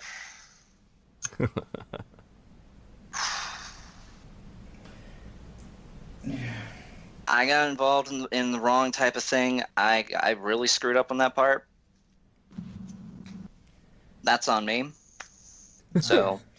He's talking about it like he's like dropped a plate or like told an embarrassing story, not, you know, groomed a 14-year-old. Okay. Is that all you have to say? I've learned that really trying to explain things doesn't really change much because people will just think it's an excuse, and I'm not really going to try to make any excuses because there is no excuse. What else am I really supposed to say here? Like, Welcome to Earth with the 199. To quote the Sonic Saga gamer, all of us are autistic. Yeah, it's sort of inevitable. I honestly don't know. And that comes into the second part of this. I mean, I could try to actually explain if people care. Of course we can, Zach. Don't be stupid. Don't do this. Alright. Well, here's the thing, Zach, is that we don't want to do this, but we kind of have a moral obligation to do this. We really need to inform the police about this. And this is serious information that we cannot keep silent about this. This is that serious. I understand that it is that serious. And we do want to give you... To be clear, in the chat messages, so the chat messages were like revealed. I believe they were actually censored originally by Jace, who was Sarah mentioned earlier. He was like one of the like top like head Senate mods. But this wasn't the first time Tun Critic had done this and tried to like groom a minor through ERP. And the other time this had happened, those messages also came out with Tun saying things like, Tun like calls himself a pedophile. He's like, you know, people would think this was weird. People would think I'm a pedophile. He does this in both messages. It's almost like he's reading from a script. Fucking wild. Just absolutely amazingly unhinged shit. A chance to take a high ground. Yeah, video leaked, I believe. Well, I want you to go to the police with this information yourself. This stream is so cursed, it keeps crashing. I do want you to... I want you to leave the groups yourself. You don't have to explain why. You don't have to just say that... you just need to do this yourself. You know, it's funny you were mentioning all this because legit I was actually thinking about all this for the past few days. Because I had learned that, like, she had, like, cut contact with me, and I was curious as to why. So, it's, choose to believe this or not, I was actually going to talk with her. I wanted to try and make amends. I wanted to apologize for how I'd been acting. I wanted to apologize for how stupid things had gotten, and that I did really stupid freaking things, and that no matter what the situation, it shouldn't have happened, period. And I was going to... By the way, Tun's excuse to anyone from his chat that he was trying to find, this, didn't know about this yet, was he was helping the girl figure out her sexuality. That's incredibly fucking gross. That's incredibly gross.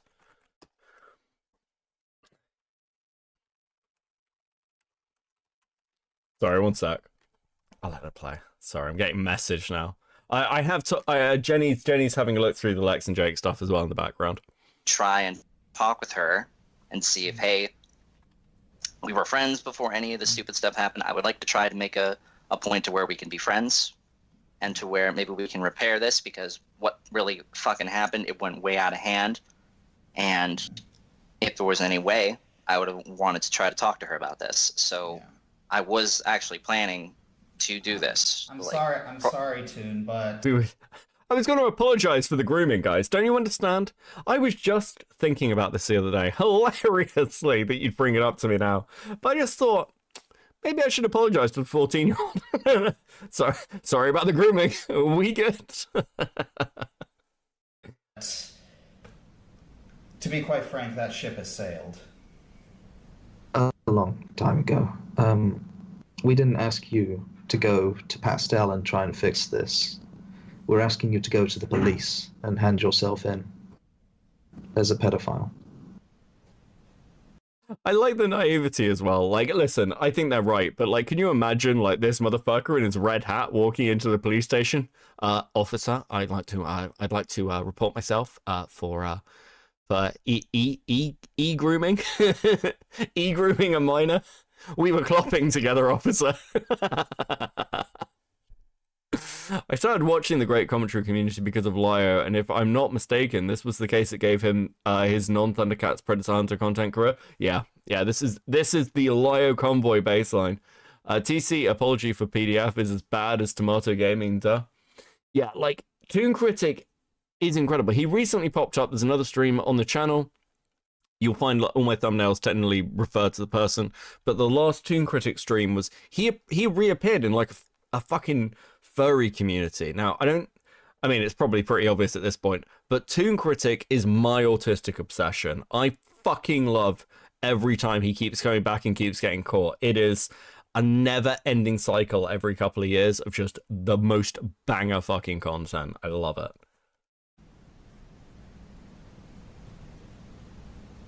We were clubbing together, officer is cursed. True. Okay. And unfortunately, this kind of hurts me to say too, but we can't associate with this. We cannot. Seriously? Seriously? So wait, guys. You're saying we can't be friends anymore? It was just a bit of pedophilia. We're in the Brony community. What do you mean? Everyone here's a pedophile. Why are you singling me out? Tun Critic, an innocent. I'm just an little guy.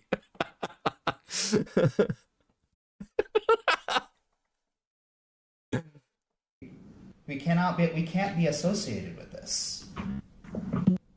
Dude, look, I made a stupid mistake, alright? I'm trying to fucking change from that. I get it, alright? I did some stupid stuff. If I may explain as... Tun Critic, my friend, do you remember when I was a Brony? Thank you for the 2. Oh, we got a morale call. Morale! Merry Bronymas. How you doing, bro? How you doing? You're live right now, right? I am live. I'm live. We're doing Brony Christmas. Brony Christmas. What does that entail? Lots of Brony lore. We've gone over My Nationalist Pony, which is a white nationalist book explaining why My Little Pony is going to save the white race. ML-Pol. Yeah, we've done old Mr. Medica lore where we went over. I had Queen Saraphina on, who was around for actually a lot of this stuff. Explaining what happened behind the scenes. So yeah, it's been good. We've just been going over the Tun Critic call by audience request. Otherwise I would have ended. But I mean, if ponies are gonna save the world, you really like flipped a coin. You know, being African, you like almost you almost didn't make it. All right. True. It was, so the Lex. Yeah. Okay, that's my one evil joke. All right. It's all right. It's all right. It's you say that. I was going to a rugby match with a friend of mine, and there's a place called Nelson Mandela Park, and he turns to me and goes, "How do you feel about this, Beckett?" And I went, "Exactly as it should be, surrounded by bars." Anyway. All right, I Lex sing and the wrong Jake. song, but here are some of the. You can go ahead and pull these up because we're gonna have to. I'll send you the correct song. But so she posts a song seemingly about Jake, and he posts Instagram stories seemingly about her. Okay. Now, I'm not gonna make you listen to the song, but go click on the link for me really quick. Give me just 1 second. Let me get. Oh no, yeah. All these screenshots up. Okay. Because my initial question is, and call me a Scrooge, call me a Grinch, but it's Christmas. Jake just put out his schizo rant. I swear to God, Beckett. Yeah. If you're one of these no whimsy having fucks that have been in my chat trying to say it's fake, it's a gay op, I'm gonna do something. I'm gonna do something. Okay. I have some whimsy. Okay. Have some whimsy. I'm just asking the question, bro. What is this? Why is she eating flowers? My guess would be that Jake got her flowers and she like took a selfie, like kind of showing that she was happy, and that's kind of like subversion of expectation or something, right? That's what I think. Yeah, I mean, like, okay, I can have whimsy. My only thought is this: like, Jake literally put out a message the other day,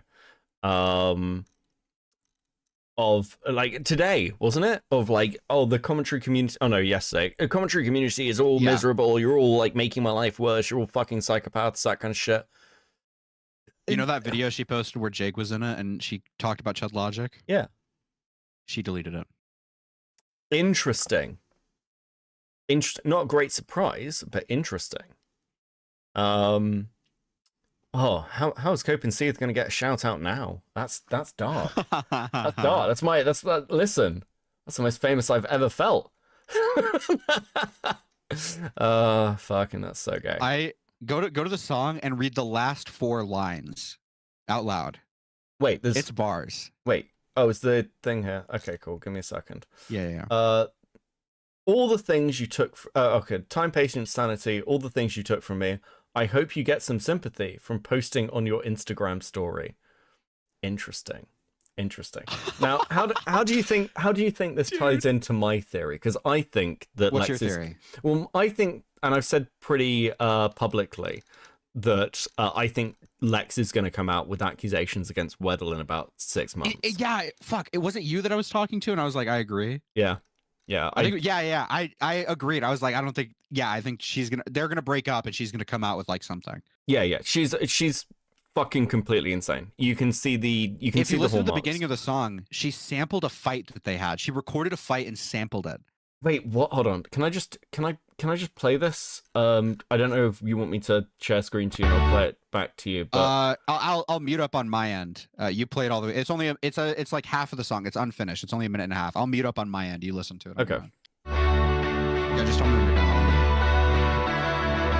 You don't care about my feelings, do you? Can you say that again?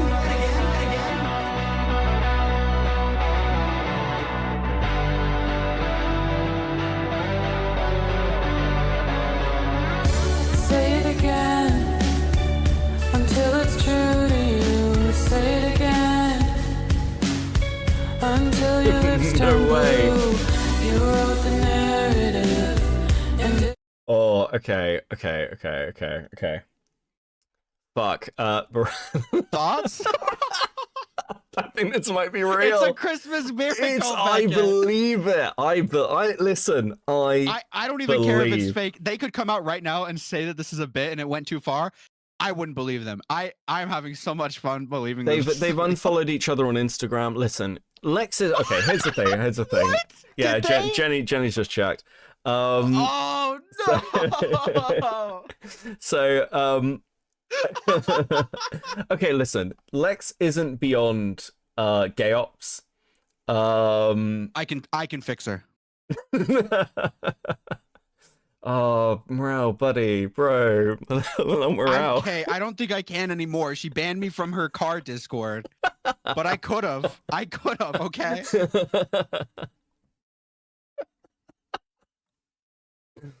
Look, listen. It's so good. I want it to be true, but I know that that's a danger. Okay, here's where I'll position myself then. I think that this, because Lex is fucking crazy and also Jake is unpredictable, what I'll say is that, free Nathan Weddle.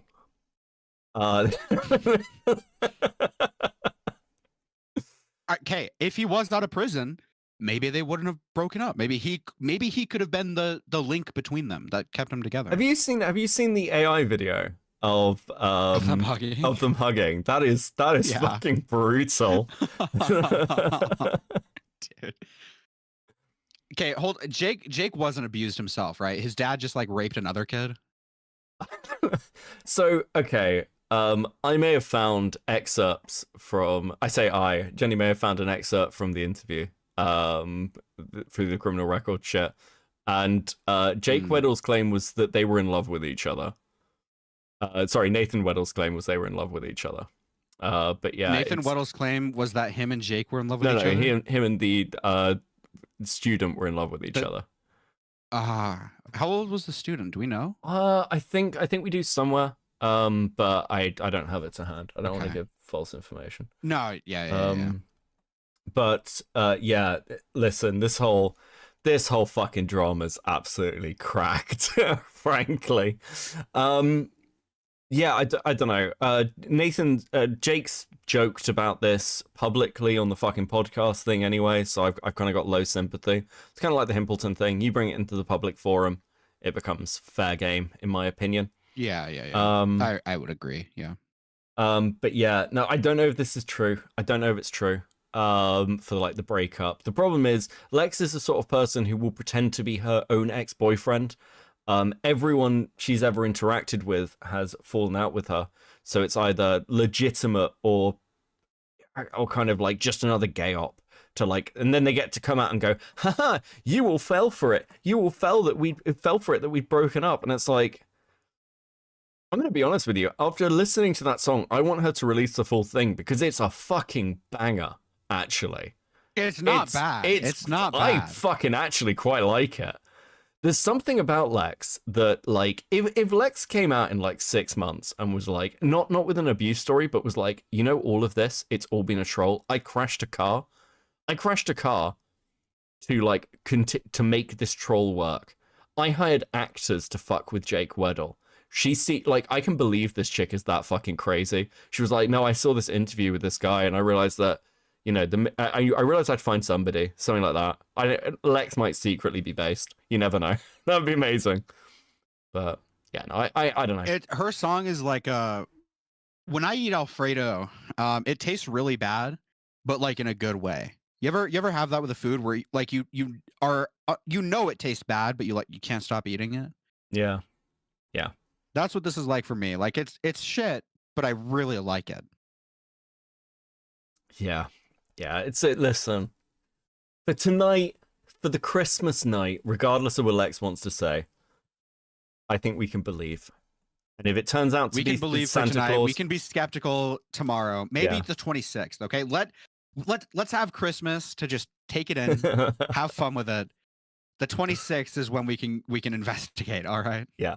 I think that sounds pretty good. I think Jenny's autism's already activated. It's just fucking archiving everything based. If she finds anything that's like really funny, forward it to me. I'll pull it up. Yeah. I don't know if we'll find anything else tonight, is awesome. but yeah, this is pretty funny. I mean, I'm gonna keep refreshing Jake's Instagram throughout the stream. I'll see if he posts anything else on Instagram. Yeah. If he does, just message me. Okay, cool. I'm gonna go back to Brony Christmas and the Tun Critic call. You have a great stream. Merry Christmas, buddy. I hope you have a good one. Yeah. God bless. God bless. Right. Lovely.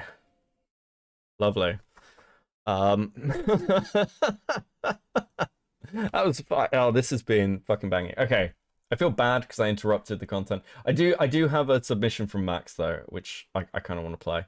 So let's actually bring that up. And Morale's apparently just hit 1K as well. Base. Mama Max, Tun Critic, Leviathans are coming for you. So fucking true. What the fuck is this? Let me just... Fuck. Hold on a sec. Let me see if I can get this up. Where is it?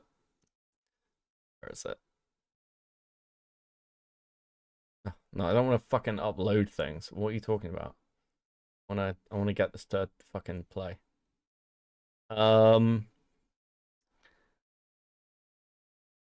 We work? Will you play? Nathan Weddle, welcome to Coping. Okay, we got a Nathan Weddle video, I think, of some kind.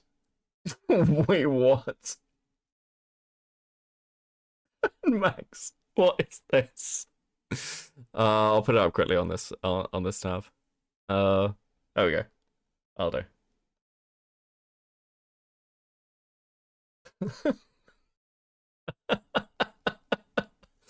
Just Nathan Weddle, welcome to Coping. Thank you for the membership. 07, very based. 07, very, very based. What a time to be alive. Okay, we're gonna go back to the Tun Critic call. What the fuck am I doing? Here we go. That was a nice autistic distraction. We'll see what Jenny digs up.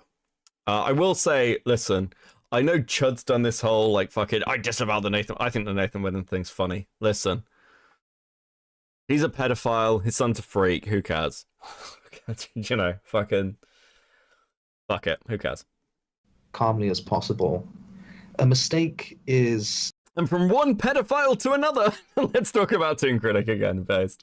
Saying something. Oh fuck, what am I doing? Let's have a look at the screenshots, actually. Sorry. No, we'll look at these screenshots. You tell me whether you believe this. I don't know if anyone has ever cried while wearing a sleep mask, but it's kind of like waterboarding yourself, and no one else on the plane likes it. Listen, Nathan, like Jake Weddle talking about war crimes, big fucking surprise. How out of character. Glad I posted what I did yesterday. Everyone who needed to show me their true colors did.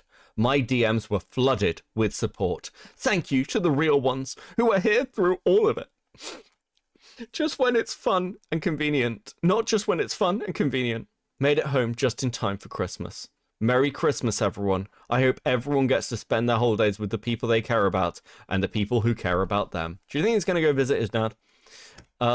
Looks like I might be in New York and LA in a few weeks. If you're in New York or LA and it's the month of January and we are friends, hit me up, please. We open presents on Christmas Eve. Very fortunate to be with family this Christmas. Notably, not his dad. Oh wait, is this Lex? Huh, that's interesting. It's Lex with his family. Ooh.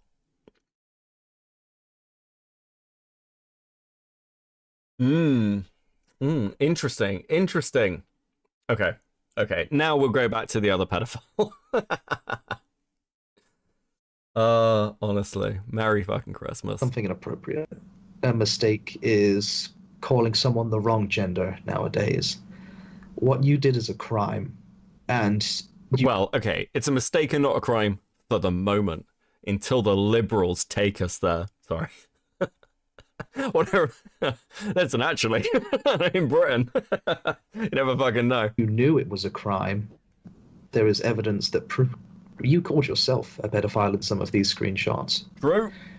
You knew what you were doing, and you've continued to do it for Other people dance around it the entire call, but British Ninja, the person who's speaking now, is just like, you are a pedophile. Entire year. You haven't made a mistake. You are a criminal. You had every we had every chance, Tun, and we're throwing you the best bone we can, because I'm gonna be honest with you, dude. There are people out for your blood. Based. Problem. I'm the only one willing to give you this chance. They wanted to. It's like they wanted. No, to be honest. Be honest. They wanted to go public with this. They wanted to go public with everything. And you stopped them. You fucking cuck. I believe that's Josh, actually. Big surprise there. Josh stopped them. Hey, Syslink.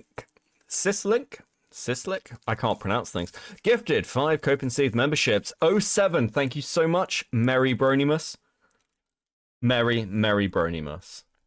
And I was like the only one trying to set. I was the only one willing to give you a chance to bow out.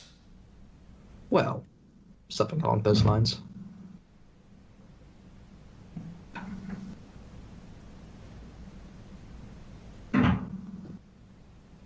Okay.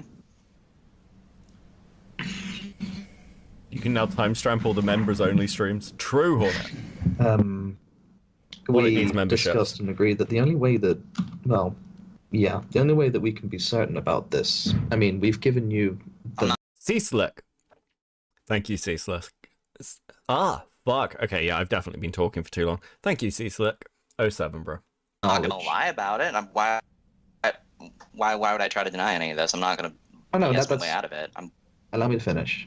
What we're going to do is we're going to wait 24 hours, and if you haven't done it by then, well, we'll do it for you. Is that... To be clear, Josh thinks he can talk his way out of this because previously when he's fucked up, his friends have covered for him, but he's never fucked up like this before. Everyone knew that, like, Josh is like... Zach is a fuck up. Josh is a fuck up as well, but, like, Zach is a fuck up. And he was like, it's a little bit... What's a little pedophilia between friends? Correct in thinking that, Josh? Yes. You guys are my friends, like... I'm sorry, dude, but... Not anymore. This is a crime. This is a crime, man. I'm sorry. I don't want to do this. I don't want to do this. I didn't want to have to deal with this. They wanted to avoid drama. They tried to get the victim to shut up, by the way. Like, Dr. Wolf, the whole We Are Learning, who was the other one? Fucking Silvertail? The fucking Griffin motherfucker? They wanted the victim to shut up because they considered this drama. And they didn't want drama in the community. You know, the drama of a pedophile. Who was like one of the main creators. He was on so many different fucking shows, collabs, all this shit. How could you do this, Zach? I was in a bad place, okay? And I wasn't thinking straight. That's on me, okay? I accept that responsibility. That's me. You were in a bad place for in a bad place for a whole year. I know, and I didn't do anything about it because I thought I could try and fix things on my own. I tried going to like a therapist, my therapist, and it wasn't working. But yet that was pride, okay? That was pride on my fault to where I thought that I could try and make it through this, and I did a lot of really stupid decisions. Yes, and unfortunately, Dr. Wolf's position was we should learn from Christian morals and be friends, and you shouldn't you shouldn't hold anger in your heart. You should forgive people, and the community should move on. I should point out that obviously the Brony community had like a fucking predator problem, frankly. I mean, we all know this to be the case. And part of the reason that it had a predator problem was it was a twofold thing. Firstly, there were a lot of minors in the community, but secondly, like a lot of this is like the first time this came to the public forefront. But my understanding is that a lot of things that happened just got kind of swept under the rug. But they couldn't do that with Zach. He was too big a content creator. dude, this is something we can't just sweep under the rug. I'm not telling you to do that.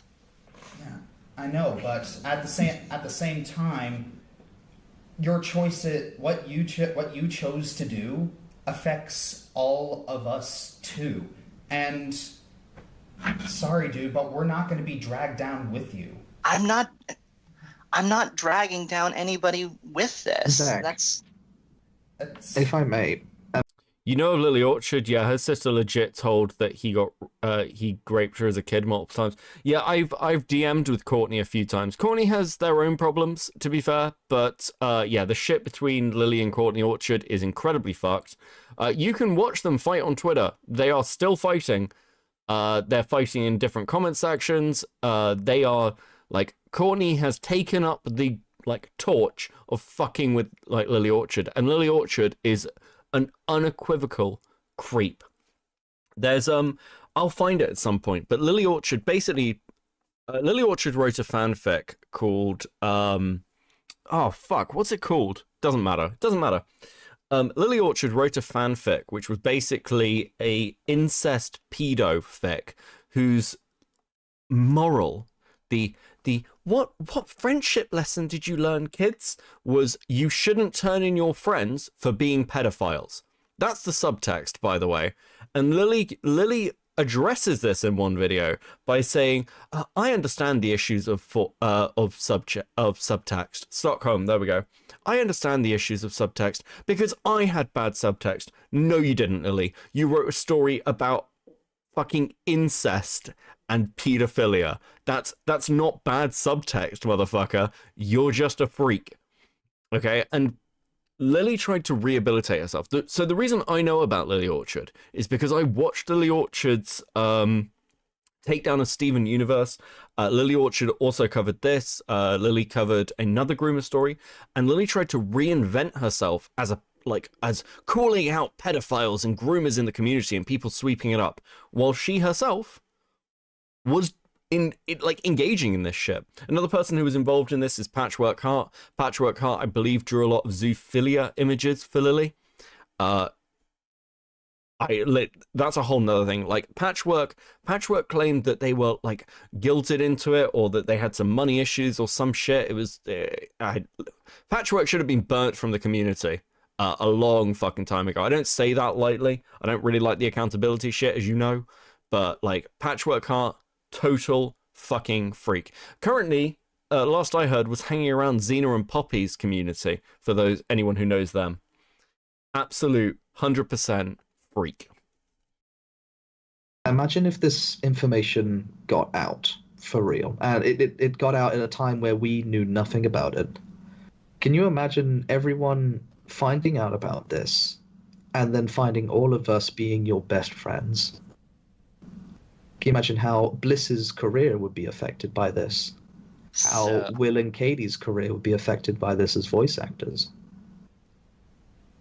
How Umbra, who's trying to become a games designer, what you've done sends shockwaves through everyone. And whether you meant to or not, or thought you could get away with it? I wasn't what? No. Why that? First off, You guys know me. Like, first, that's not the type of person that I am. That's not the type of person that I am. You've known me for years. That's not the case. I admit, yes, I've done some pretty stupid things, and yes, this is probably the stupidest thing I've ever done. But people should know me well enough to know that I don't do this kind of stuff like with intention to hurt. That's not the point. The road to hell is paved with good intentions, Zach. These people are your family. They've helped you through so much. And you took a giant shit on them. I wasn't trying to do that. I know. But that's the thing. But the fact remains, Zach, that you did it, and you have, and what this all is just. Yeah. Okay, just very quickly, because I can see Tano saying this. Lily legit made patchwork, made art of shit that she was uncomfortable with. Listen, I understand that that's the prevailing perspective. I get that that's kind of what came out, because in my opinion, people were focused on Orchard. I did have a look over this stuff. People were focused on Lily Orchard at the time, but had it been any other situation, there's no way Patchwork would have walked away from that at all, ever. Patchwork, like, and again, if you go over the logs, Patchwork's story was Lily pressured them into it. I'm gonna be honest, I think that's kind of bollocks. I don't really believe it. I understand why people do. I personally think that's bollocks, and I think the way Patchwork has acted, like earlier this year, kind of shows that Patchwork will side with whatever they can to get out of harm's way. They did, like, we can say what we want about Lyo, but Patchwork went after Lyo super fucking hard. Super fucking hard when all this kicked off, knowing that Lyo is the one that pulled Patch out of it. Like, Lyo paid off the people who Patchwork owed money and commissions to. Patchwork, like, yeah, I call absolute fucking bullshit on that. Stockholm is legit like 4 times what the length most people think it is. Yeah, it's a fucking... It's an encyclopedia of a horror show. It's... yeah. Anywho, they're treating it like he made a racist joke on Twitter. Yeah, everyone else in this call, other than British Ninja, has no idea how to deal with this shit. Just call him a pedophile, burn it from the community. They should have gone public instantly with it. The reason they didn't was fucking Josh, because again, we don't want drama, guys. Why do we want drama? We're at this point we're just repeating ourselves, but you need to face the music, all right? It was not attached to Stockholm. Everything we're going to tell you, essentially. It's up to you now, really. You have 24 hours. You can go to the police, or you can do whatever the hell you want. Quite frankly, I don't care. Guys,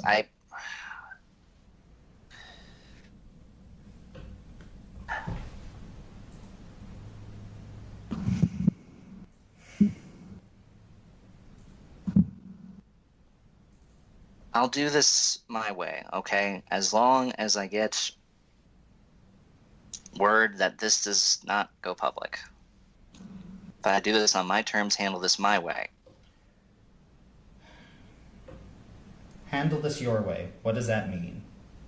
As in, do exactly what you told me to do. Right. Guys, listen, I'm in control here. And by control, I mean, please, I'll do whatever you say. You're gonna... I don't want people demanding proof. I don't want people doing all this other stupid stuff. Yeah. Okay? Look, this is already as bad enough as it is, and I am sorry, okay? I truly am for all of this, okay? Okay, but... I wanted to try and fix things by putting myself in the right direction, and I've been trying to do that for the past few months. Even though I had done all this, I realized what I did was wrong, and I wanted to try and distance myself, start over, thinking, okay, I can change. I will put forth an effort to change. I won't run into any more drama. I won't try to cause any more drama. I will do my best. And since then, I've been trying to do my best. I have actually tried to put better foot forward. Can you at least give me... welcome to Earth with the 199. TC's response equals Tim Waltz. I'm a knucklehead at times. Yeah, wasn't exactly the smartest thing to fucking do. That for trying after. Can you not deny that I've been trying to actually change? That I've kept my word where I've been trying to change. Zach, I've read through over 500 screenshots documenting your entire toxic relationship with her. And from what I've said, and from what I've read, near the end of the relationship, you said that you wanted to stop the roleplay until she was 18. You even considered yourself a pedophile. You said it yourself, that you were a pedophile. Doing the right thing at that point is not sweeping it under the rug. And he's not sorry he did something wrong. He's sorry that he got caught. If they have never brought this up, he would have kept it secret. Yeah, we'll get to exactly where his mental stage is. What he's saying here is that he's trying to talk them around. Guys, don't worry. There's gonna be no more drama. I'm gonna stop fucking up. This doesn't need to go public. Guys, what are you talking about? It's just a bit of pedophilia. It's not like we haven't seen this before, right? Why didn't you tell any of us? If you thought that you wanted to do the right thing so badly, why didn't you ask for any help? We had to come to you. Not even because that. I was ashamed and I thought I could handle this on my own, and I was wrong. Okay, my biggest problem is that I have problems asking people for help. That is... No, your biggest problem is you're a pedophile. Are you fucking kidding me? Come on, bro. My fault, okay? That is my You had no fault. problems asking me to help you buy your grandmother a Christmas present. You had no problem doing that. That's completely different. Let's not... Okay. That Let's is not go off completely topic. different as opposed to this entire thing. Listen, I just need you guys to please understand that is not me. You guys have known me for years. You know who I am. Well, here's the problem with that, Tun. It's that I haven't seen all of the screenshots. I've only seen some of them, but I know what British is feeling right now. He's seeing another side of you that you tried to keep hidden. To be fair, the other side that I have keeping hidden is my furry side, and that's a completely different person. You know, earlier when Dennis Semenis came on and was like, hey, Yen's into Starscream porn, but, you know, we shouldn't focus on the horsecock thing. That's this. Hey, guys, you found out about the pedophilia, but there's darker stuff there. There's darker things, like my furry side. A fucking idiot. Trevor Iceberg with the two, which they're treating him like a kid that broke a toy. You gotta remember, so, like, British Ninja is pretty fucking based here with you're a pedophile. He's just done. Everyone else in this call is either quiet or Josh, and they don't know how to deal with this because they don't know how to deal with the fact that their friend is a fucking pedophile. They don't know. And I can almost forgive them for being this retarded because they are bronies and they're obviously like emotionally and mentally stunted. And at the same time, yeah, fuck everyone else involved in this call to an extent. To be fair, the only reason this didn't come out is Josh. Everyone else seems to have wanted this to come out instantly. And certainly behind the scenes, the community was like just preparing. This was basically Josh's Hail Mary of we should tell him. But this was happening. They knew it was happening. As in, it coming out. They didn't know about the pedophilia beforehand. As well. Yeah. If you want me to come straight out, that's another side of me that I don't talk about with anybody. Zach, okay. Allow me to further explain. Imagine, to say this bluntly, you say all of this about, you guys know me, right? You know who I am, you know I'm trying to help. Well, I thought I did. I thought I knew you. I thought that you were, pardon my language, a fuck up. That you messed up a lot and you tried to get back on the horse. This is not even close to anything you have ever done before. This is pedophilia, Zach. This is predatory manipulation of a child. A vulnerable child. There is You can't sugarcoat that with, oh, guys, I'm trying to get help. This is, how am I meant to believe you that that I should know better, Zach? Because I didn't know better. I thought I did, but I didn't. I am not going to try to convince you guys of anything. I'm not going to force anything. All right. Well, then, in that case, I think that probably this call is done. Zach, you know what you gotta do. You gotta disassociate from all of the groups. You gotta leave all the groups, and you gotta. Okay, and then what? And then turn yourself into the police. Okay. Do not leave this group, because we'll call you again in 24 hours. Okay, and then what? And then what? And then we'll report it. And then we'll see. And then listen to the freak out, because he's thinking, hey, I can just tell them I went to the police. Oh, the police didn't get much. And then they're like, no, bro. We're going as well. I ever heard of Ben the Looney? He and Tun Critic would get along well. That rings a bell. Thank you for the 2. I might try and remind myself. There are so many old fucking lolcows. I miss this shit. I'm thinking about what Chris would say to him right now. Listen, Chris has I am glad that Chris and Ark and I have ended up as friends, because I have made his life worse with the knowledge that I have shared with him. I've put the work in. I've put the fucking work in. No. I'm not doing this unless I do this my way. And then, Tough. And then what happens then is, well, we'll see what the police do. And honestly, Zach, I would recommend starting talking to a lawyer, because guys, Zach, I'll give you a fair warning as well. 90% of the domain knows. Ooh. It's not just the 6 of us. I'll give you that much of a warning that there is no one you can turn to in this situation other than here. And Zach, I'm trying to throw you the biggest bone I can right now. I know. I appreciate that, Josh. I do. I truly do. But when you keep saying that you will have to do this your way, it doesn't leave a good impression. It doesn't fill us with confidence, because if you will let me explain. Okay. All right. Go ahead. What do you got? First off, what did you want me to explain? Firstly, because I was a bit such a retard. Okay. No wonder he was fucking trying to groom 14-year-olds and got caught. He's got the same fucking mental age. Jesus. We're going to give you 24 hours to do your way.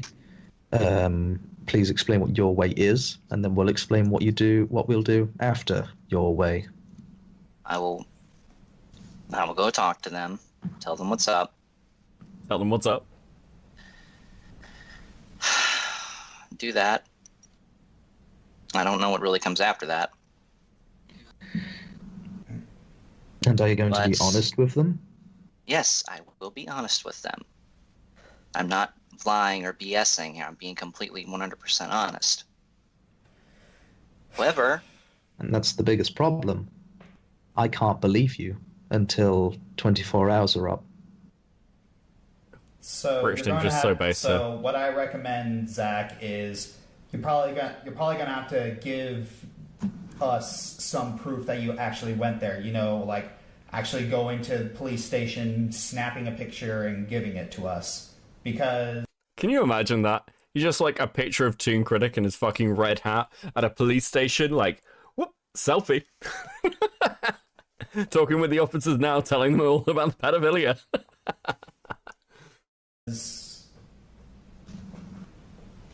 Guys.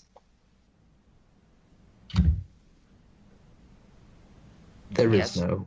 Guys, what? Finish your sentence. I would appreciate it if I do this. If I know you guys are giving me the bone, I'd appreciate it if I can just... I don't want this to go public, okay? We're not going to make this public. If I do this. Yes, if you do this, we're not going to make this public, all right? We're not going. Okay, here's the most that's going to happen. I'm not going to go public. This is what we just discussed earlier, Josh. This will get out eventually. I'm not going to lie. Through some, we won't go. We don't know that. We don't know that for sure. Yes, but you do. We are prepared for the possibility. Josh, such a cuck. For the possibility that this gets out somehow, Zach, we will release at least some kind. Or if people ask us about This this, could we're just destroy gonna my, tell. my career here, guys. This could destroy my career. Do you not understand? Do you not understand my YouTube career? It was a minor. One time, technically twice, but one. She was 14. She knew what she was getting. What's a little pedophilia? Come on. Come on. Jesus. Sorry, Tun, but you should have thought of that before you started sexting what about- a 14-year-old girl. Yeah, really. This What about isn't everyone going else's to careers, Zach? destroy your career.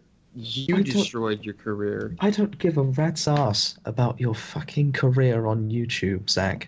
I care about everyone else's. I care about you guys. Well, Do you? Well, Tun, you've done a very poor job of showing that. I understand that. I will try to explain why. Okay. Okay, explain it. This isn't going to fix anything, but at least I can explain.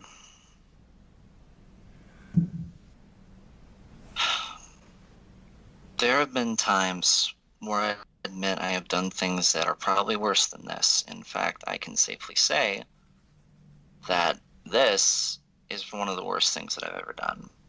But there have been worser. And Hey guys, listen up, gather round. I know you guys think this pedophilia thing is the worst thing you've ever fucking heard. I know the fact that the grooming of a 14-year-old, pretty bad. But let me tell you, let me explain to you why this shouldn't end my YouTube career. There's worse.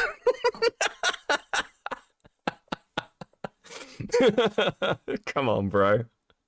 Are you fucking kidding me? Here is the suicide bait. Look, it's real fucking difficult when you've got shit like this, because these people genuinely think they can talk their way out of any of the things that fucking happen. They're like, nah, guys, it's gonna be fine. It's gonna be fine. Idiots, retards. For those of you, we might go over the Nick Bates stuff at some point, though it's actually in some respects, in many respects, a lot fucking darker than this. But yeah. Oof, every time. If his career was this important, he wouldn't have groomed a minor. Josh basically treated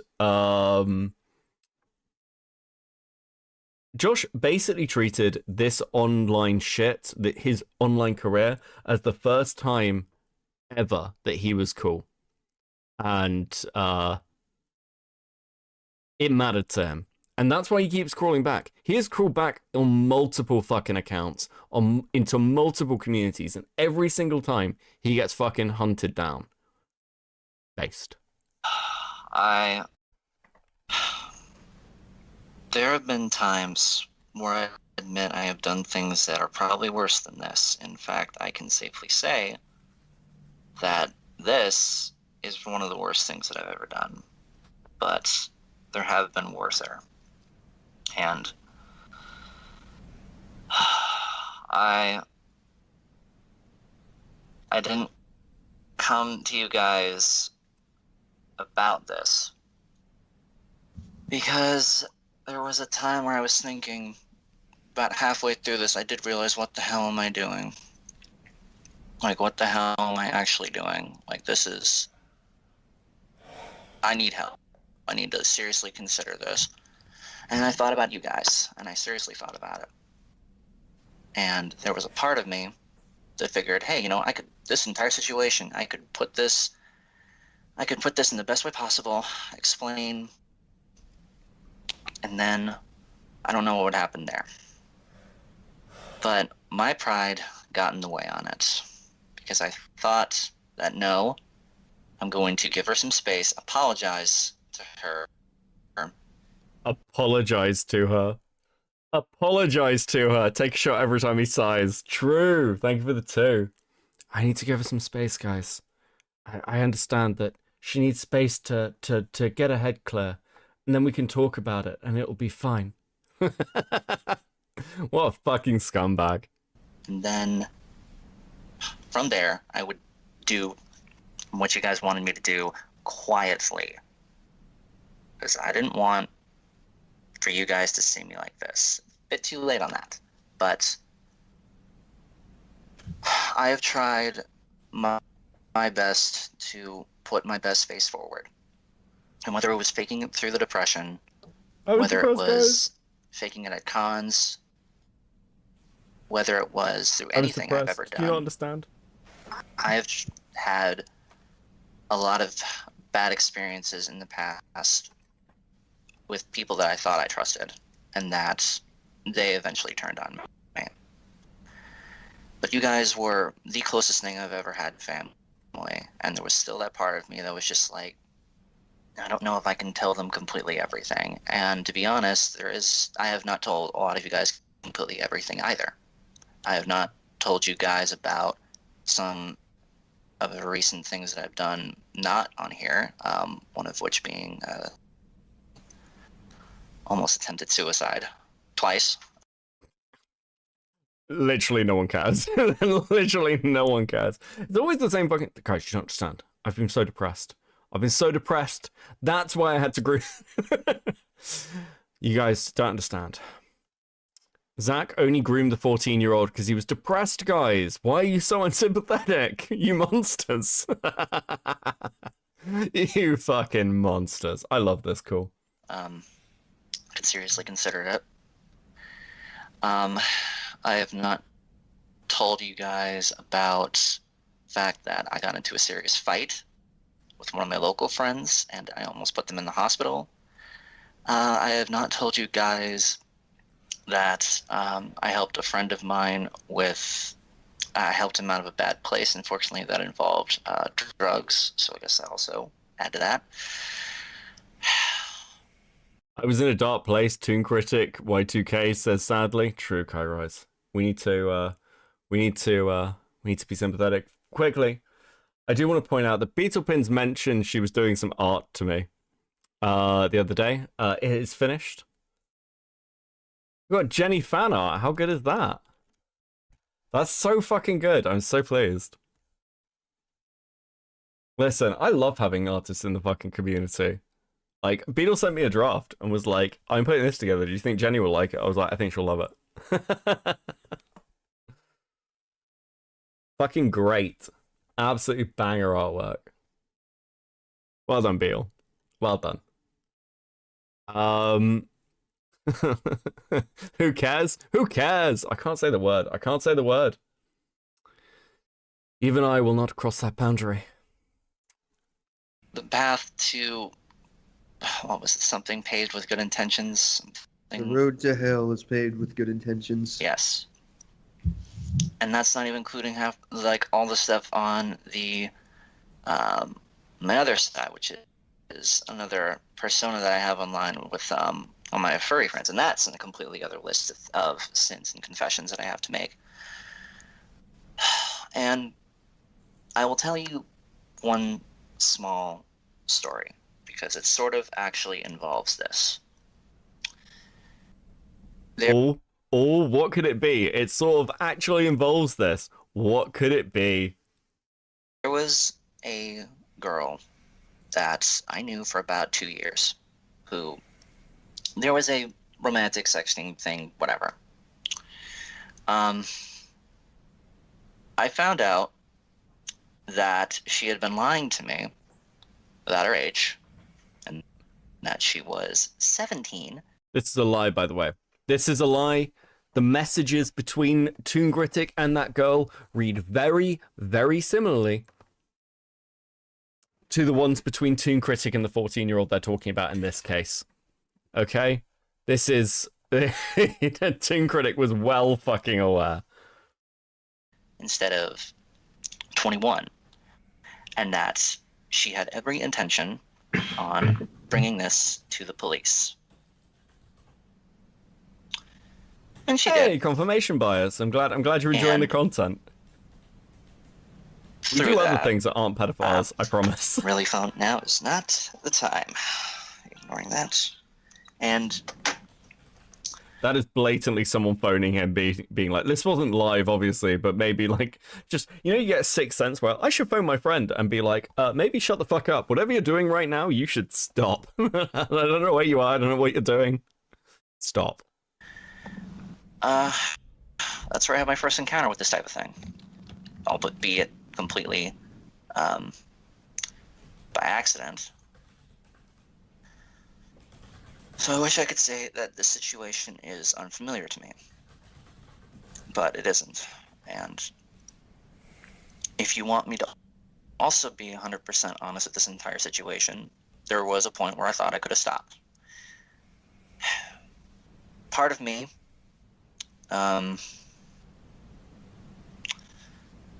this is not something that I would have normally done. Part of me thought, what the hell are you doing? The other part, though, thought, why is she like this? But then I thought, why am I like this? And why was this okay? And I tried to rationalize, okay, why is this okay to some people? And I wanted to see why it was quote-unquote okay for some people to understand. And, you know, that I really should not have done that. I should not have bothered to look into it. This is not my first time in this type of situation. And I've... what's the word I'm looking for? I've not told you guys a lot of things. I don't know if I'll be able to now. Probably stop. If I may, when did you know this girl? The Chris, one that lied to you. Yeah, I don't care about the pedo. Okay, 3 well, years yeah, ago. Sure. 3 years ago. So, after you've got in trouble with the police already 3 years ago, why would you then go to a 14-year-old and ask her to sexually roleplay with you? That doesn't make any fucking sense at all. So, I'm not gonna lie, Zach. Everything you've said in this call, I'm taking with a pinch of salt. Maybe I'm biased, but I really don't want you to try and think that we're that stupid. So you better. Well, first off, no, that's not what I'm trying to do here. Why are you all assuming the worst in me right now? That's not what I'm trying to do here right now. Oh, I wonder why. Well, simple, Tune, is that you broke his trust. You broke Ninja. all of our trust.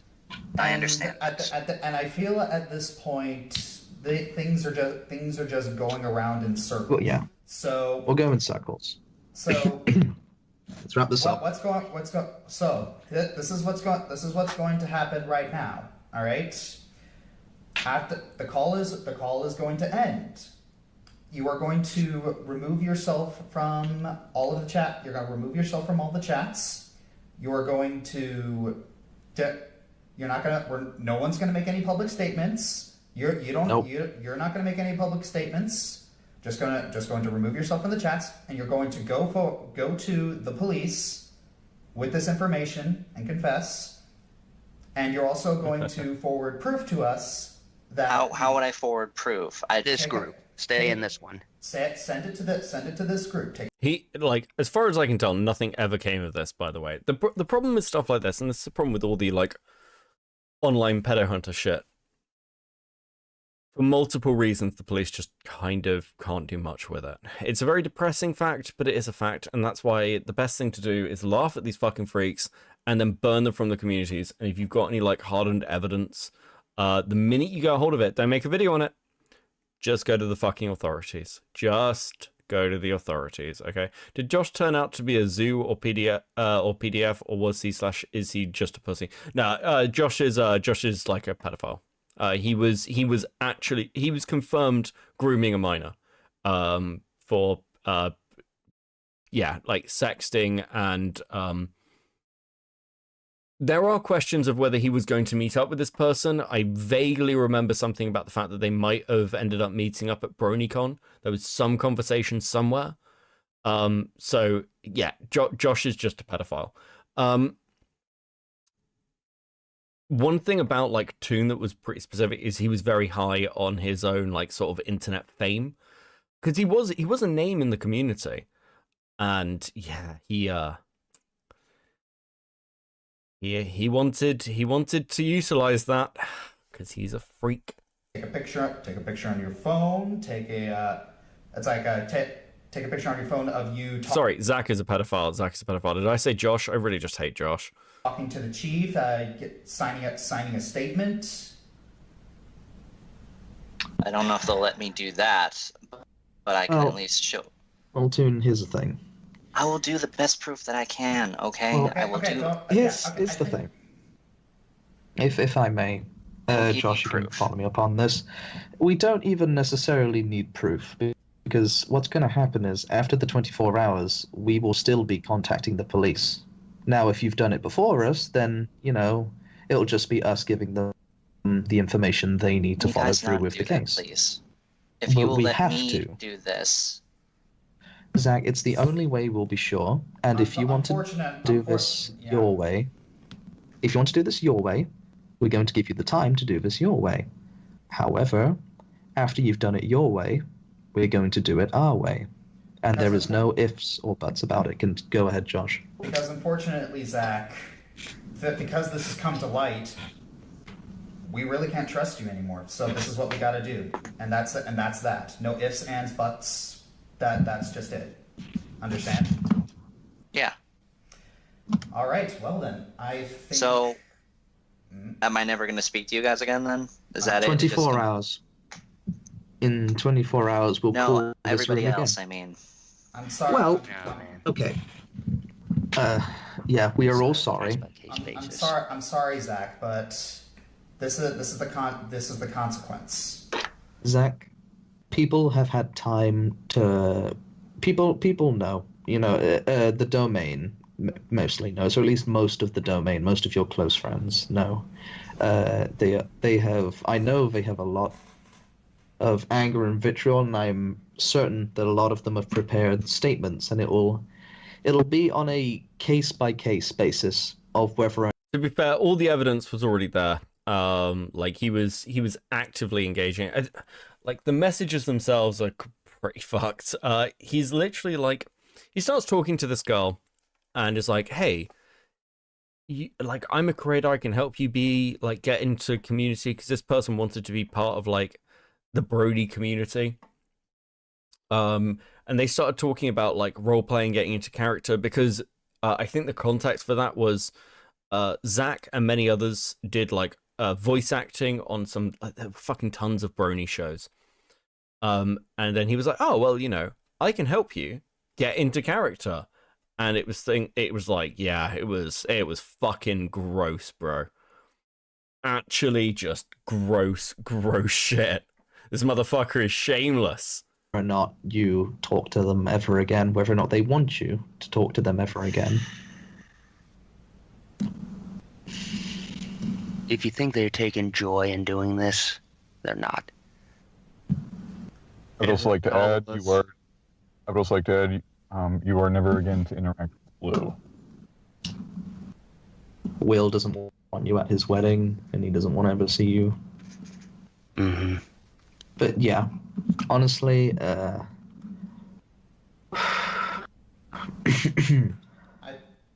think we've spoken long enough. Yeah, I'm just thinking something on the lines of, should we let him know who knows about this so he knows who to contact? Bliss? Yes. Yes. She took it the hardest, easily. Oh, yeah. Mm-hmm. You don't understand. We've been in countless calls just consoling her because she's been bawling her eyes out. I need to speak to her. She really doesn't want to talk.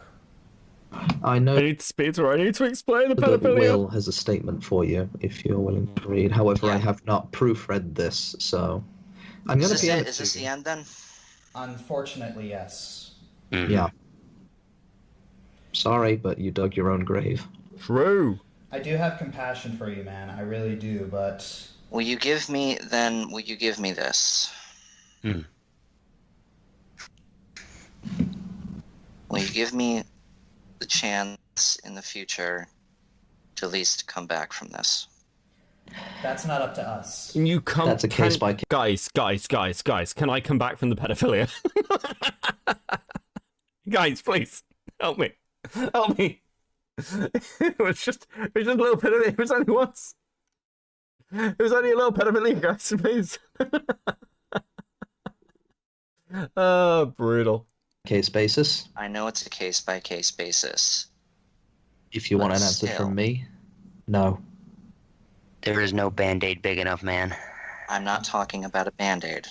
Well, that's the thing. It's gonna Yeah. It's gonna be with it. It's gonna be with individuals, and I'm sorry, dude. This is we're gonna have to see it. We're gonna have to see right now because honestly, I don't know. So I believe we're done here. Yep. So. God, what a time to be alive. Holy fuck. If you want more information as well, Lanza did a video on Tun Critic, which was pretty good. The disgusting return of Tun Critic Y2K. Lanza's a good fucking lad. I like Lanza. Oh, well, if it isn't the consequences of my own actions. Like 5 in the morning. 5 in the morning on Christmas Day. Oh, how are we feeling, guys? Just give me a way out so I don't have to face the consequences. True. How long are we going? Like 6 hours? This has been a healthy chunk of Christmas content, hasn't it? I really hope you have all enjoyed it. I don't know if I don't know if there's anything else. I'll tell you what, I'm gonna have a cigarette. If anybody would like to say anything in chat, any fucking thoughts, feelings, let me know. Good stream. I feel like Beckett loses his sanity every time he does a stream like this. Yeah. Dansman got doxxed on Kiwi Farms. Yeah, I saw. I don't think he's coming back. Mr. My OPSEC's too good. The soy Kiwis can't do anything to me. Might have been a fucking stupid thing to say, mightn't it? I would have done Dan updates, but frankly, I can't really scroll through the thread without face doxing him or maybe running into his docs. And listen, he's a fucking pedo, as far as I'm concerned. He tried to meet up with a 14-year-old, so I've not got high sympathy, but I'll maintain the basic standards if for no other reason than consistency. But not exactly particularly fucking sympathetic. Fuck Dan Burst. Also, Dan's Burst is a unique case. I know people are going to be like, well, Dan Burst got doxed. Isn't that bad? I'm like, listen, if you're constantly poking at people being like, this guy's undoxable, fucking, you kind of made your own bed. No one's undoxable. Enjoyed the small bit I was here for. Based. And thank you, Dancer. I hope you're well. Merry Christmas. So Becca, who gets this kill, you or Op Block? I don't really think any of us get the kill. I don't think. So it's weird. The Michael stuff, obviously had an impact, but I'll be clear. I don't think I had that much impact on this story. Realistically speaking, I think if anybody, I think it's the Kiwi Farms, the Kiwi farmers themselves really get the credit more than anyone else. Because look, everyone, this is a collaborative team effort, but the thread itself really put the work in, to really high extents. Their archival work, their running around finding things work was really, really good for the Dan's Birth story. I know some people are still of the opinion that they're a troll. I'm not. I think there's trolling elements. I'm working on and off on a Dan's Burst video. It's just not really hanging together. That's why I've been a bit it's why I've been streaming so much, because I've just been a bit annoyed with it. But Falgi did great work. Don't get me wrong. I don't want to dismiss Valju's great work with the Dance Burst interview because it was excellent. But I think if anyone gets the credit for the kill, it's the forums. To be honest, if you're gonna credit me with anything, if I get anything out of this, it's the fact that Michael was dumb enough to come on the stream and talk to me. But I don't think that's. I think the fact that I called him a troll and chat was calling him a troll may have had an impact, but it was so good they poked the farms. Yeah. Listen, I'm not of the same opinion of a lot of people. I've always held a stance that I like the farms. Not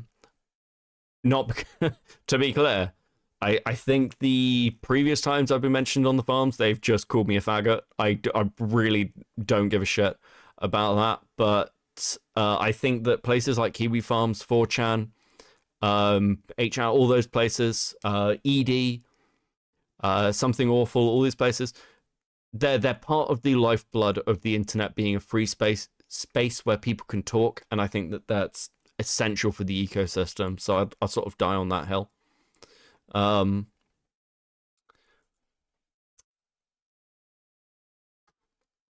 Beckett, this was my first Brony Christmas. I enjoyed it, as cursed as it was. Yeah, we do this every year. It's nice. I think this is the most well formatted I've ever done. That's the baseline. I consider that as almost a good thing. Yeah. I don't go on the farm, so I don't give a fuck. Yeah, I'm not a farmer. I don't have a farms account. The mistake a lot of people make is they end up searching themselves and they become obsessed. The worst thing you can do is what Rakita did, which is becoming friends with the farms, because everyone fucks up. And Rakita couldn't take when this group of people who formerly really liked him started laughing at him. He couldn't deal with it.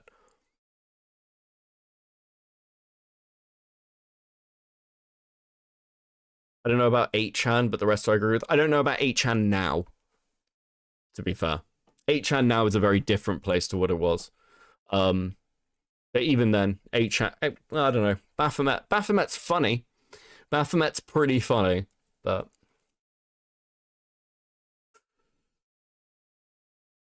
I don't like or dislike the farms. I'm neutral. I think that the truth is as well that, and most creators don't like to admit this, but all of us have farmers in our community, because Kiwi Farms has gone pretty mainstream now.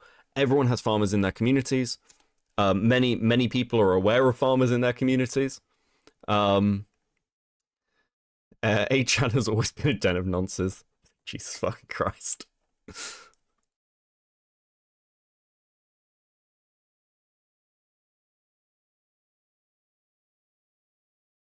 How many chans are there? There were a couple. 8chan came about because of Gamergate.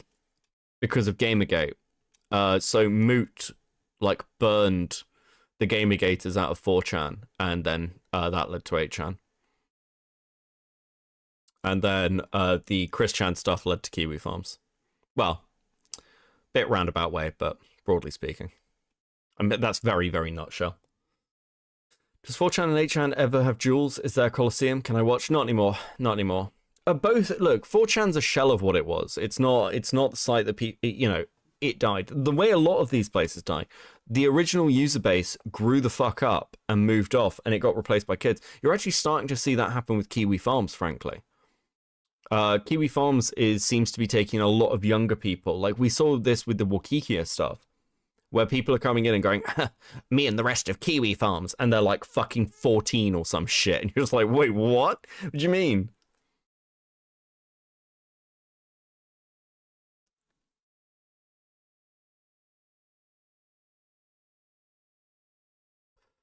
Dan's name is fucking Herbert? Wait, was it not Timmy? Is it Herbert? Holy shit. Okay, that's funny. 8chan came about because a cripple took mushrooms. It blew up because of Gamergate. Yeah, the founder of 8chan is a guy named Hot Wheels. Who's now like a fat furry fetish artist on Twitter. Who hates talking about 8chan and anything to do with it. That's like, Hot Wheels has proper trolls remorse. Befriending the farms is almost like befriending the bully in the kids' TV shows. It goes well at the start until you become the joke, yeah. And most people just can't take being laughed at. They care too much. You gotta appreciate a good troll. That's what I said about Purple Pepsi Can. The fact that Purple Pepsi Can managed to get a rise out of me is like really impressive. So actually most people can't do it.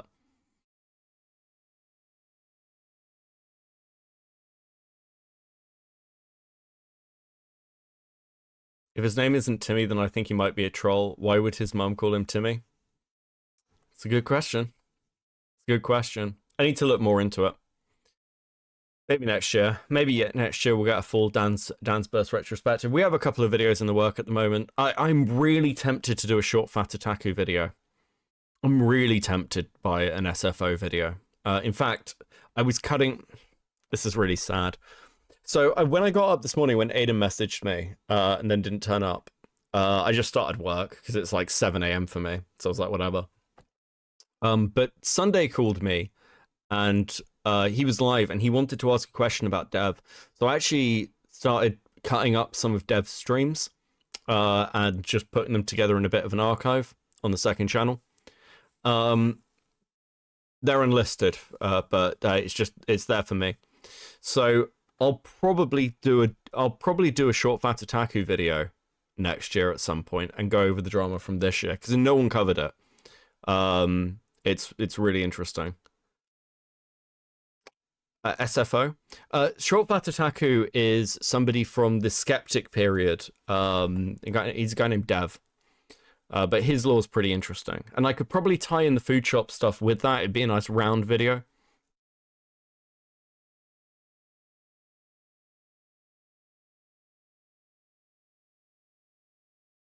I mean, enjoy Christmas, get some much needed sleep, but then succumb.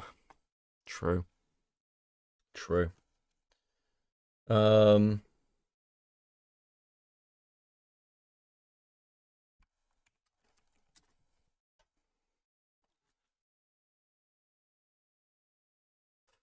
Am I sending you guys to someone else? I think I will. I don't know if there's anything else I want to talk about. I think I've done literally the entire docket, guys. I've done the entire docket. Actually, that's a lie. I haven't. I'm lying to you. I'm lying to you, which is unforgivable. There is one other thing I haven't shown you, which is... Here, we'll get to... This will be a good thing to end on. I had one thing left. One thing. And it's this.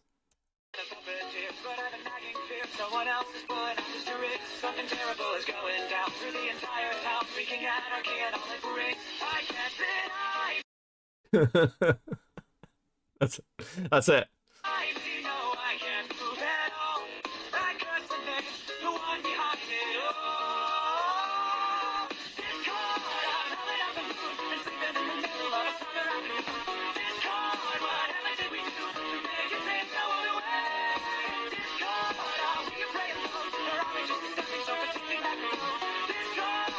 This is Tombstone. This is the Tombstone song. It's a perfect end. Where is it? Hold on. Where the fuck is it?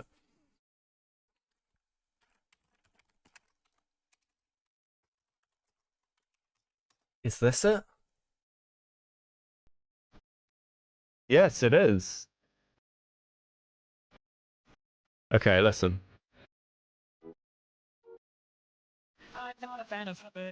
Merry Christmas to all of you. Merry Bronymas. I'm going to send you to somebody else. This has been fucking awesome. Thank you guys so much for your support over the last year. Like and subscribe and all that jazz, or just go to fucking bed. I will be back in the next week running up to New Year's Eve doing random shit. Maybe a Gundam stream. Never know. But I will be back. I love all of you. Thank you for a great last year. And yeah. Fuck. I'll leave you with this as I send you to someone else. Go to bed, degenerates. Peace.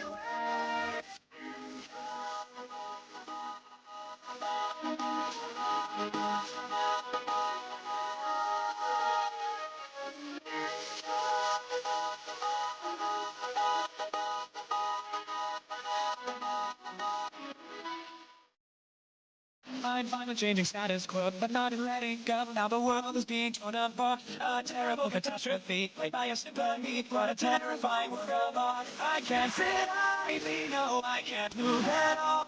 I curse the name, the one behind it all. Discord, I'm howling at the moon and sleeping in the middle of a summer afternoon. Discord, what did we do to make it take the world away? Discord, are we afraid alone? Or are we just a stepping stone for taking back the throne? Discord, we won't take it anymore, so take your tyranny away.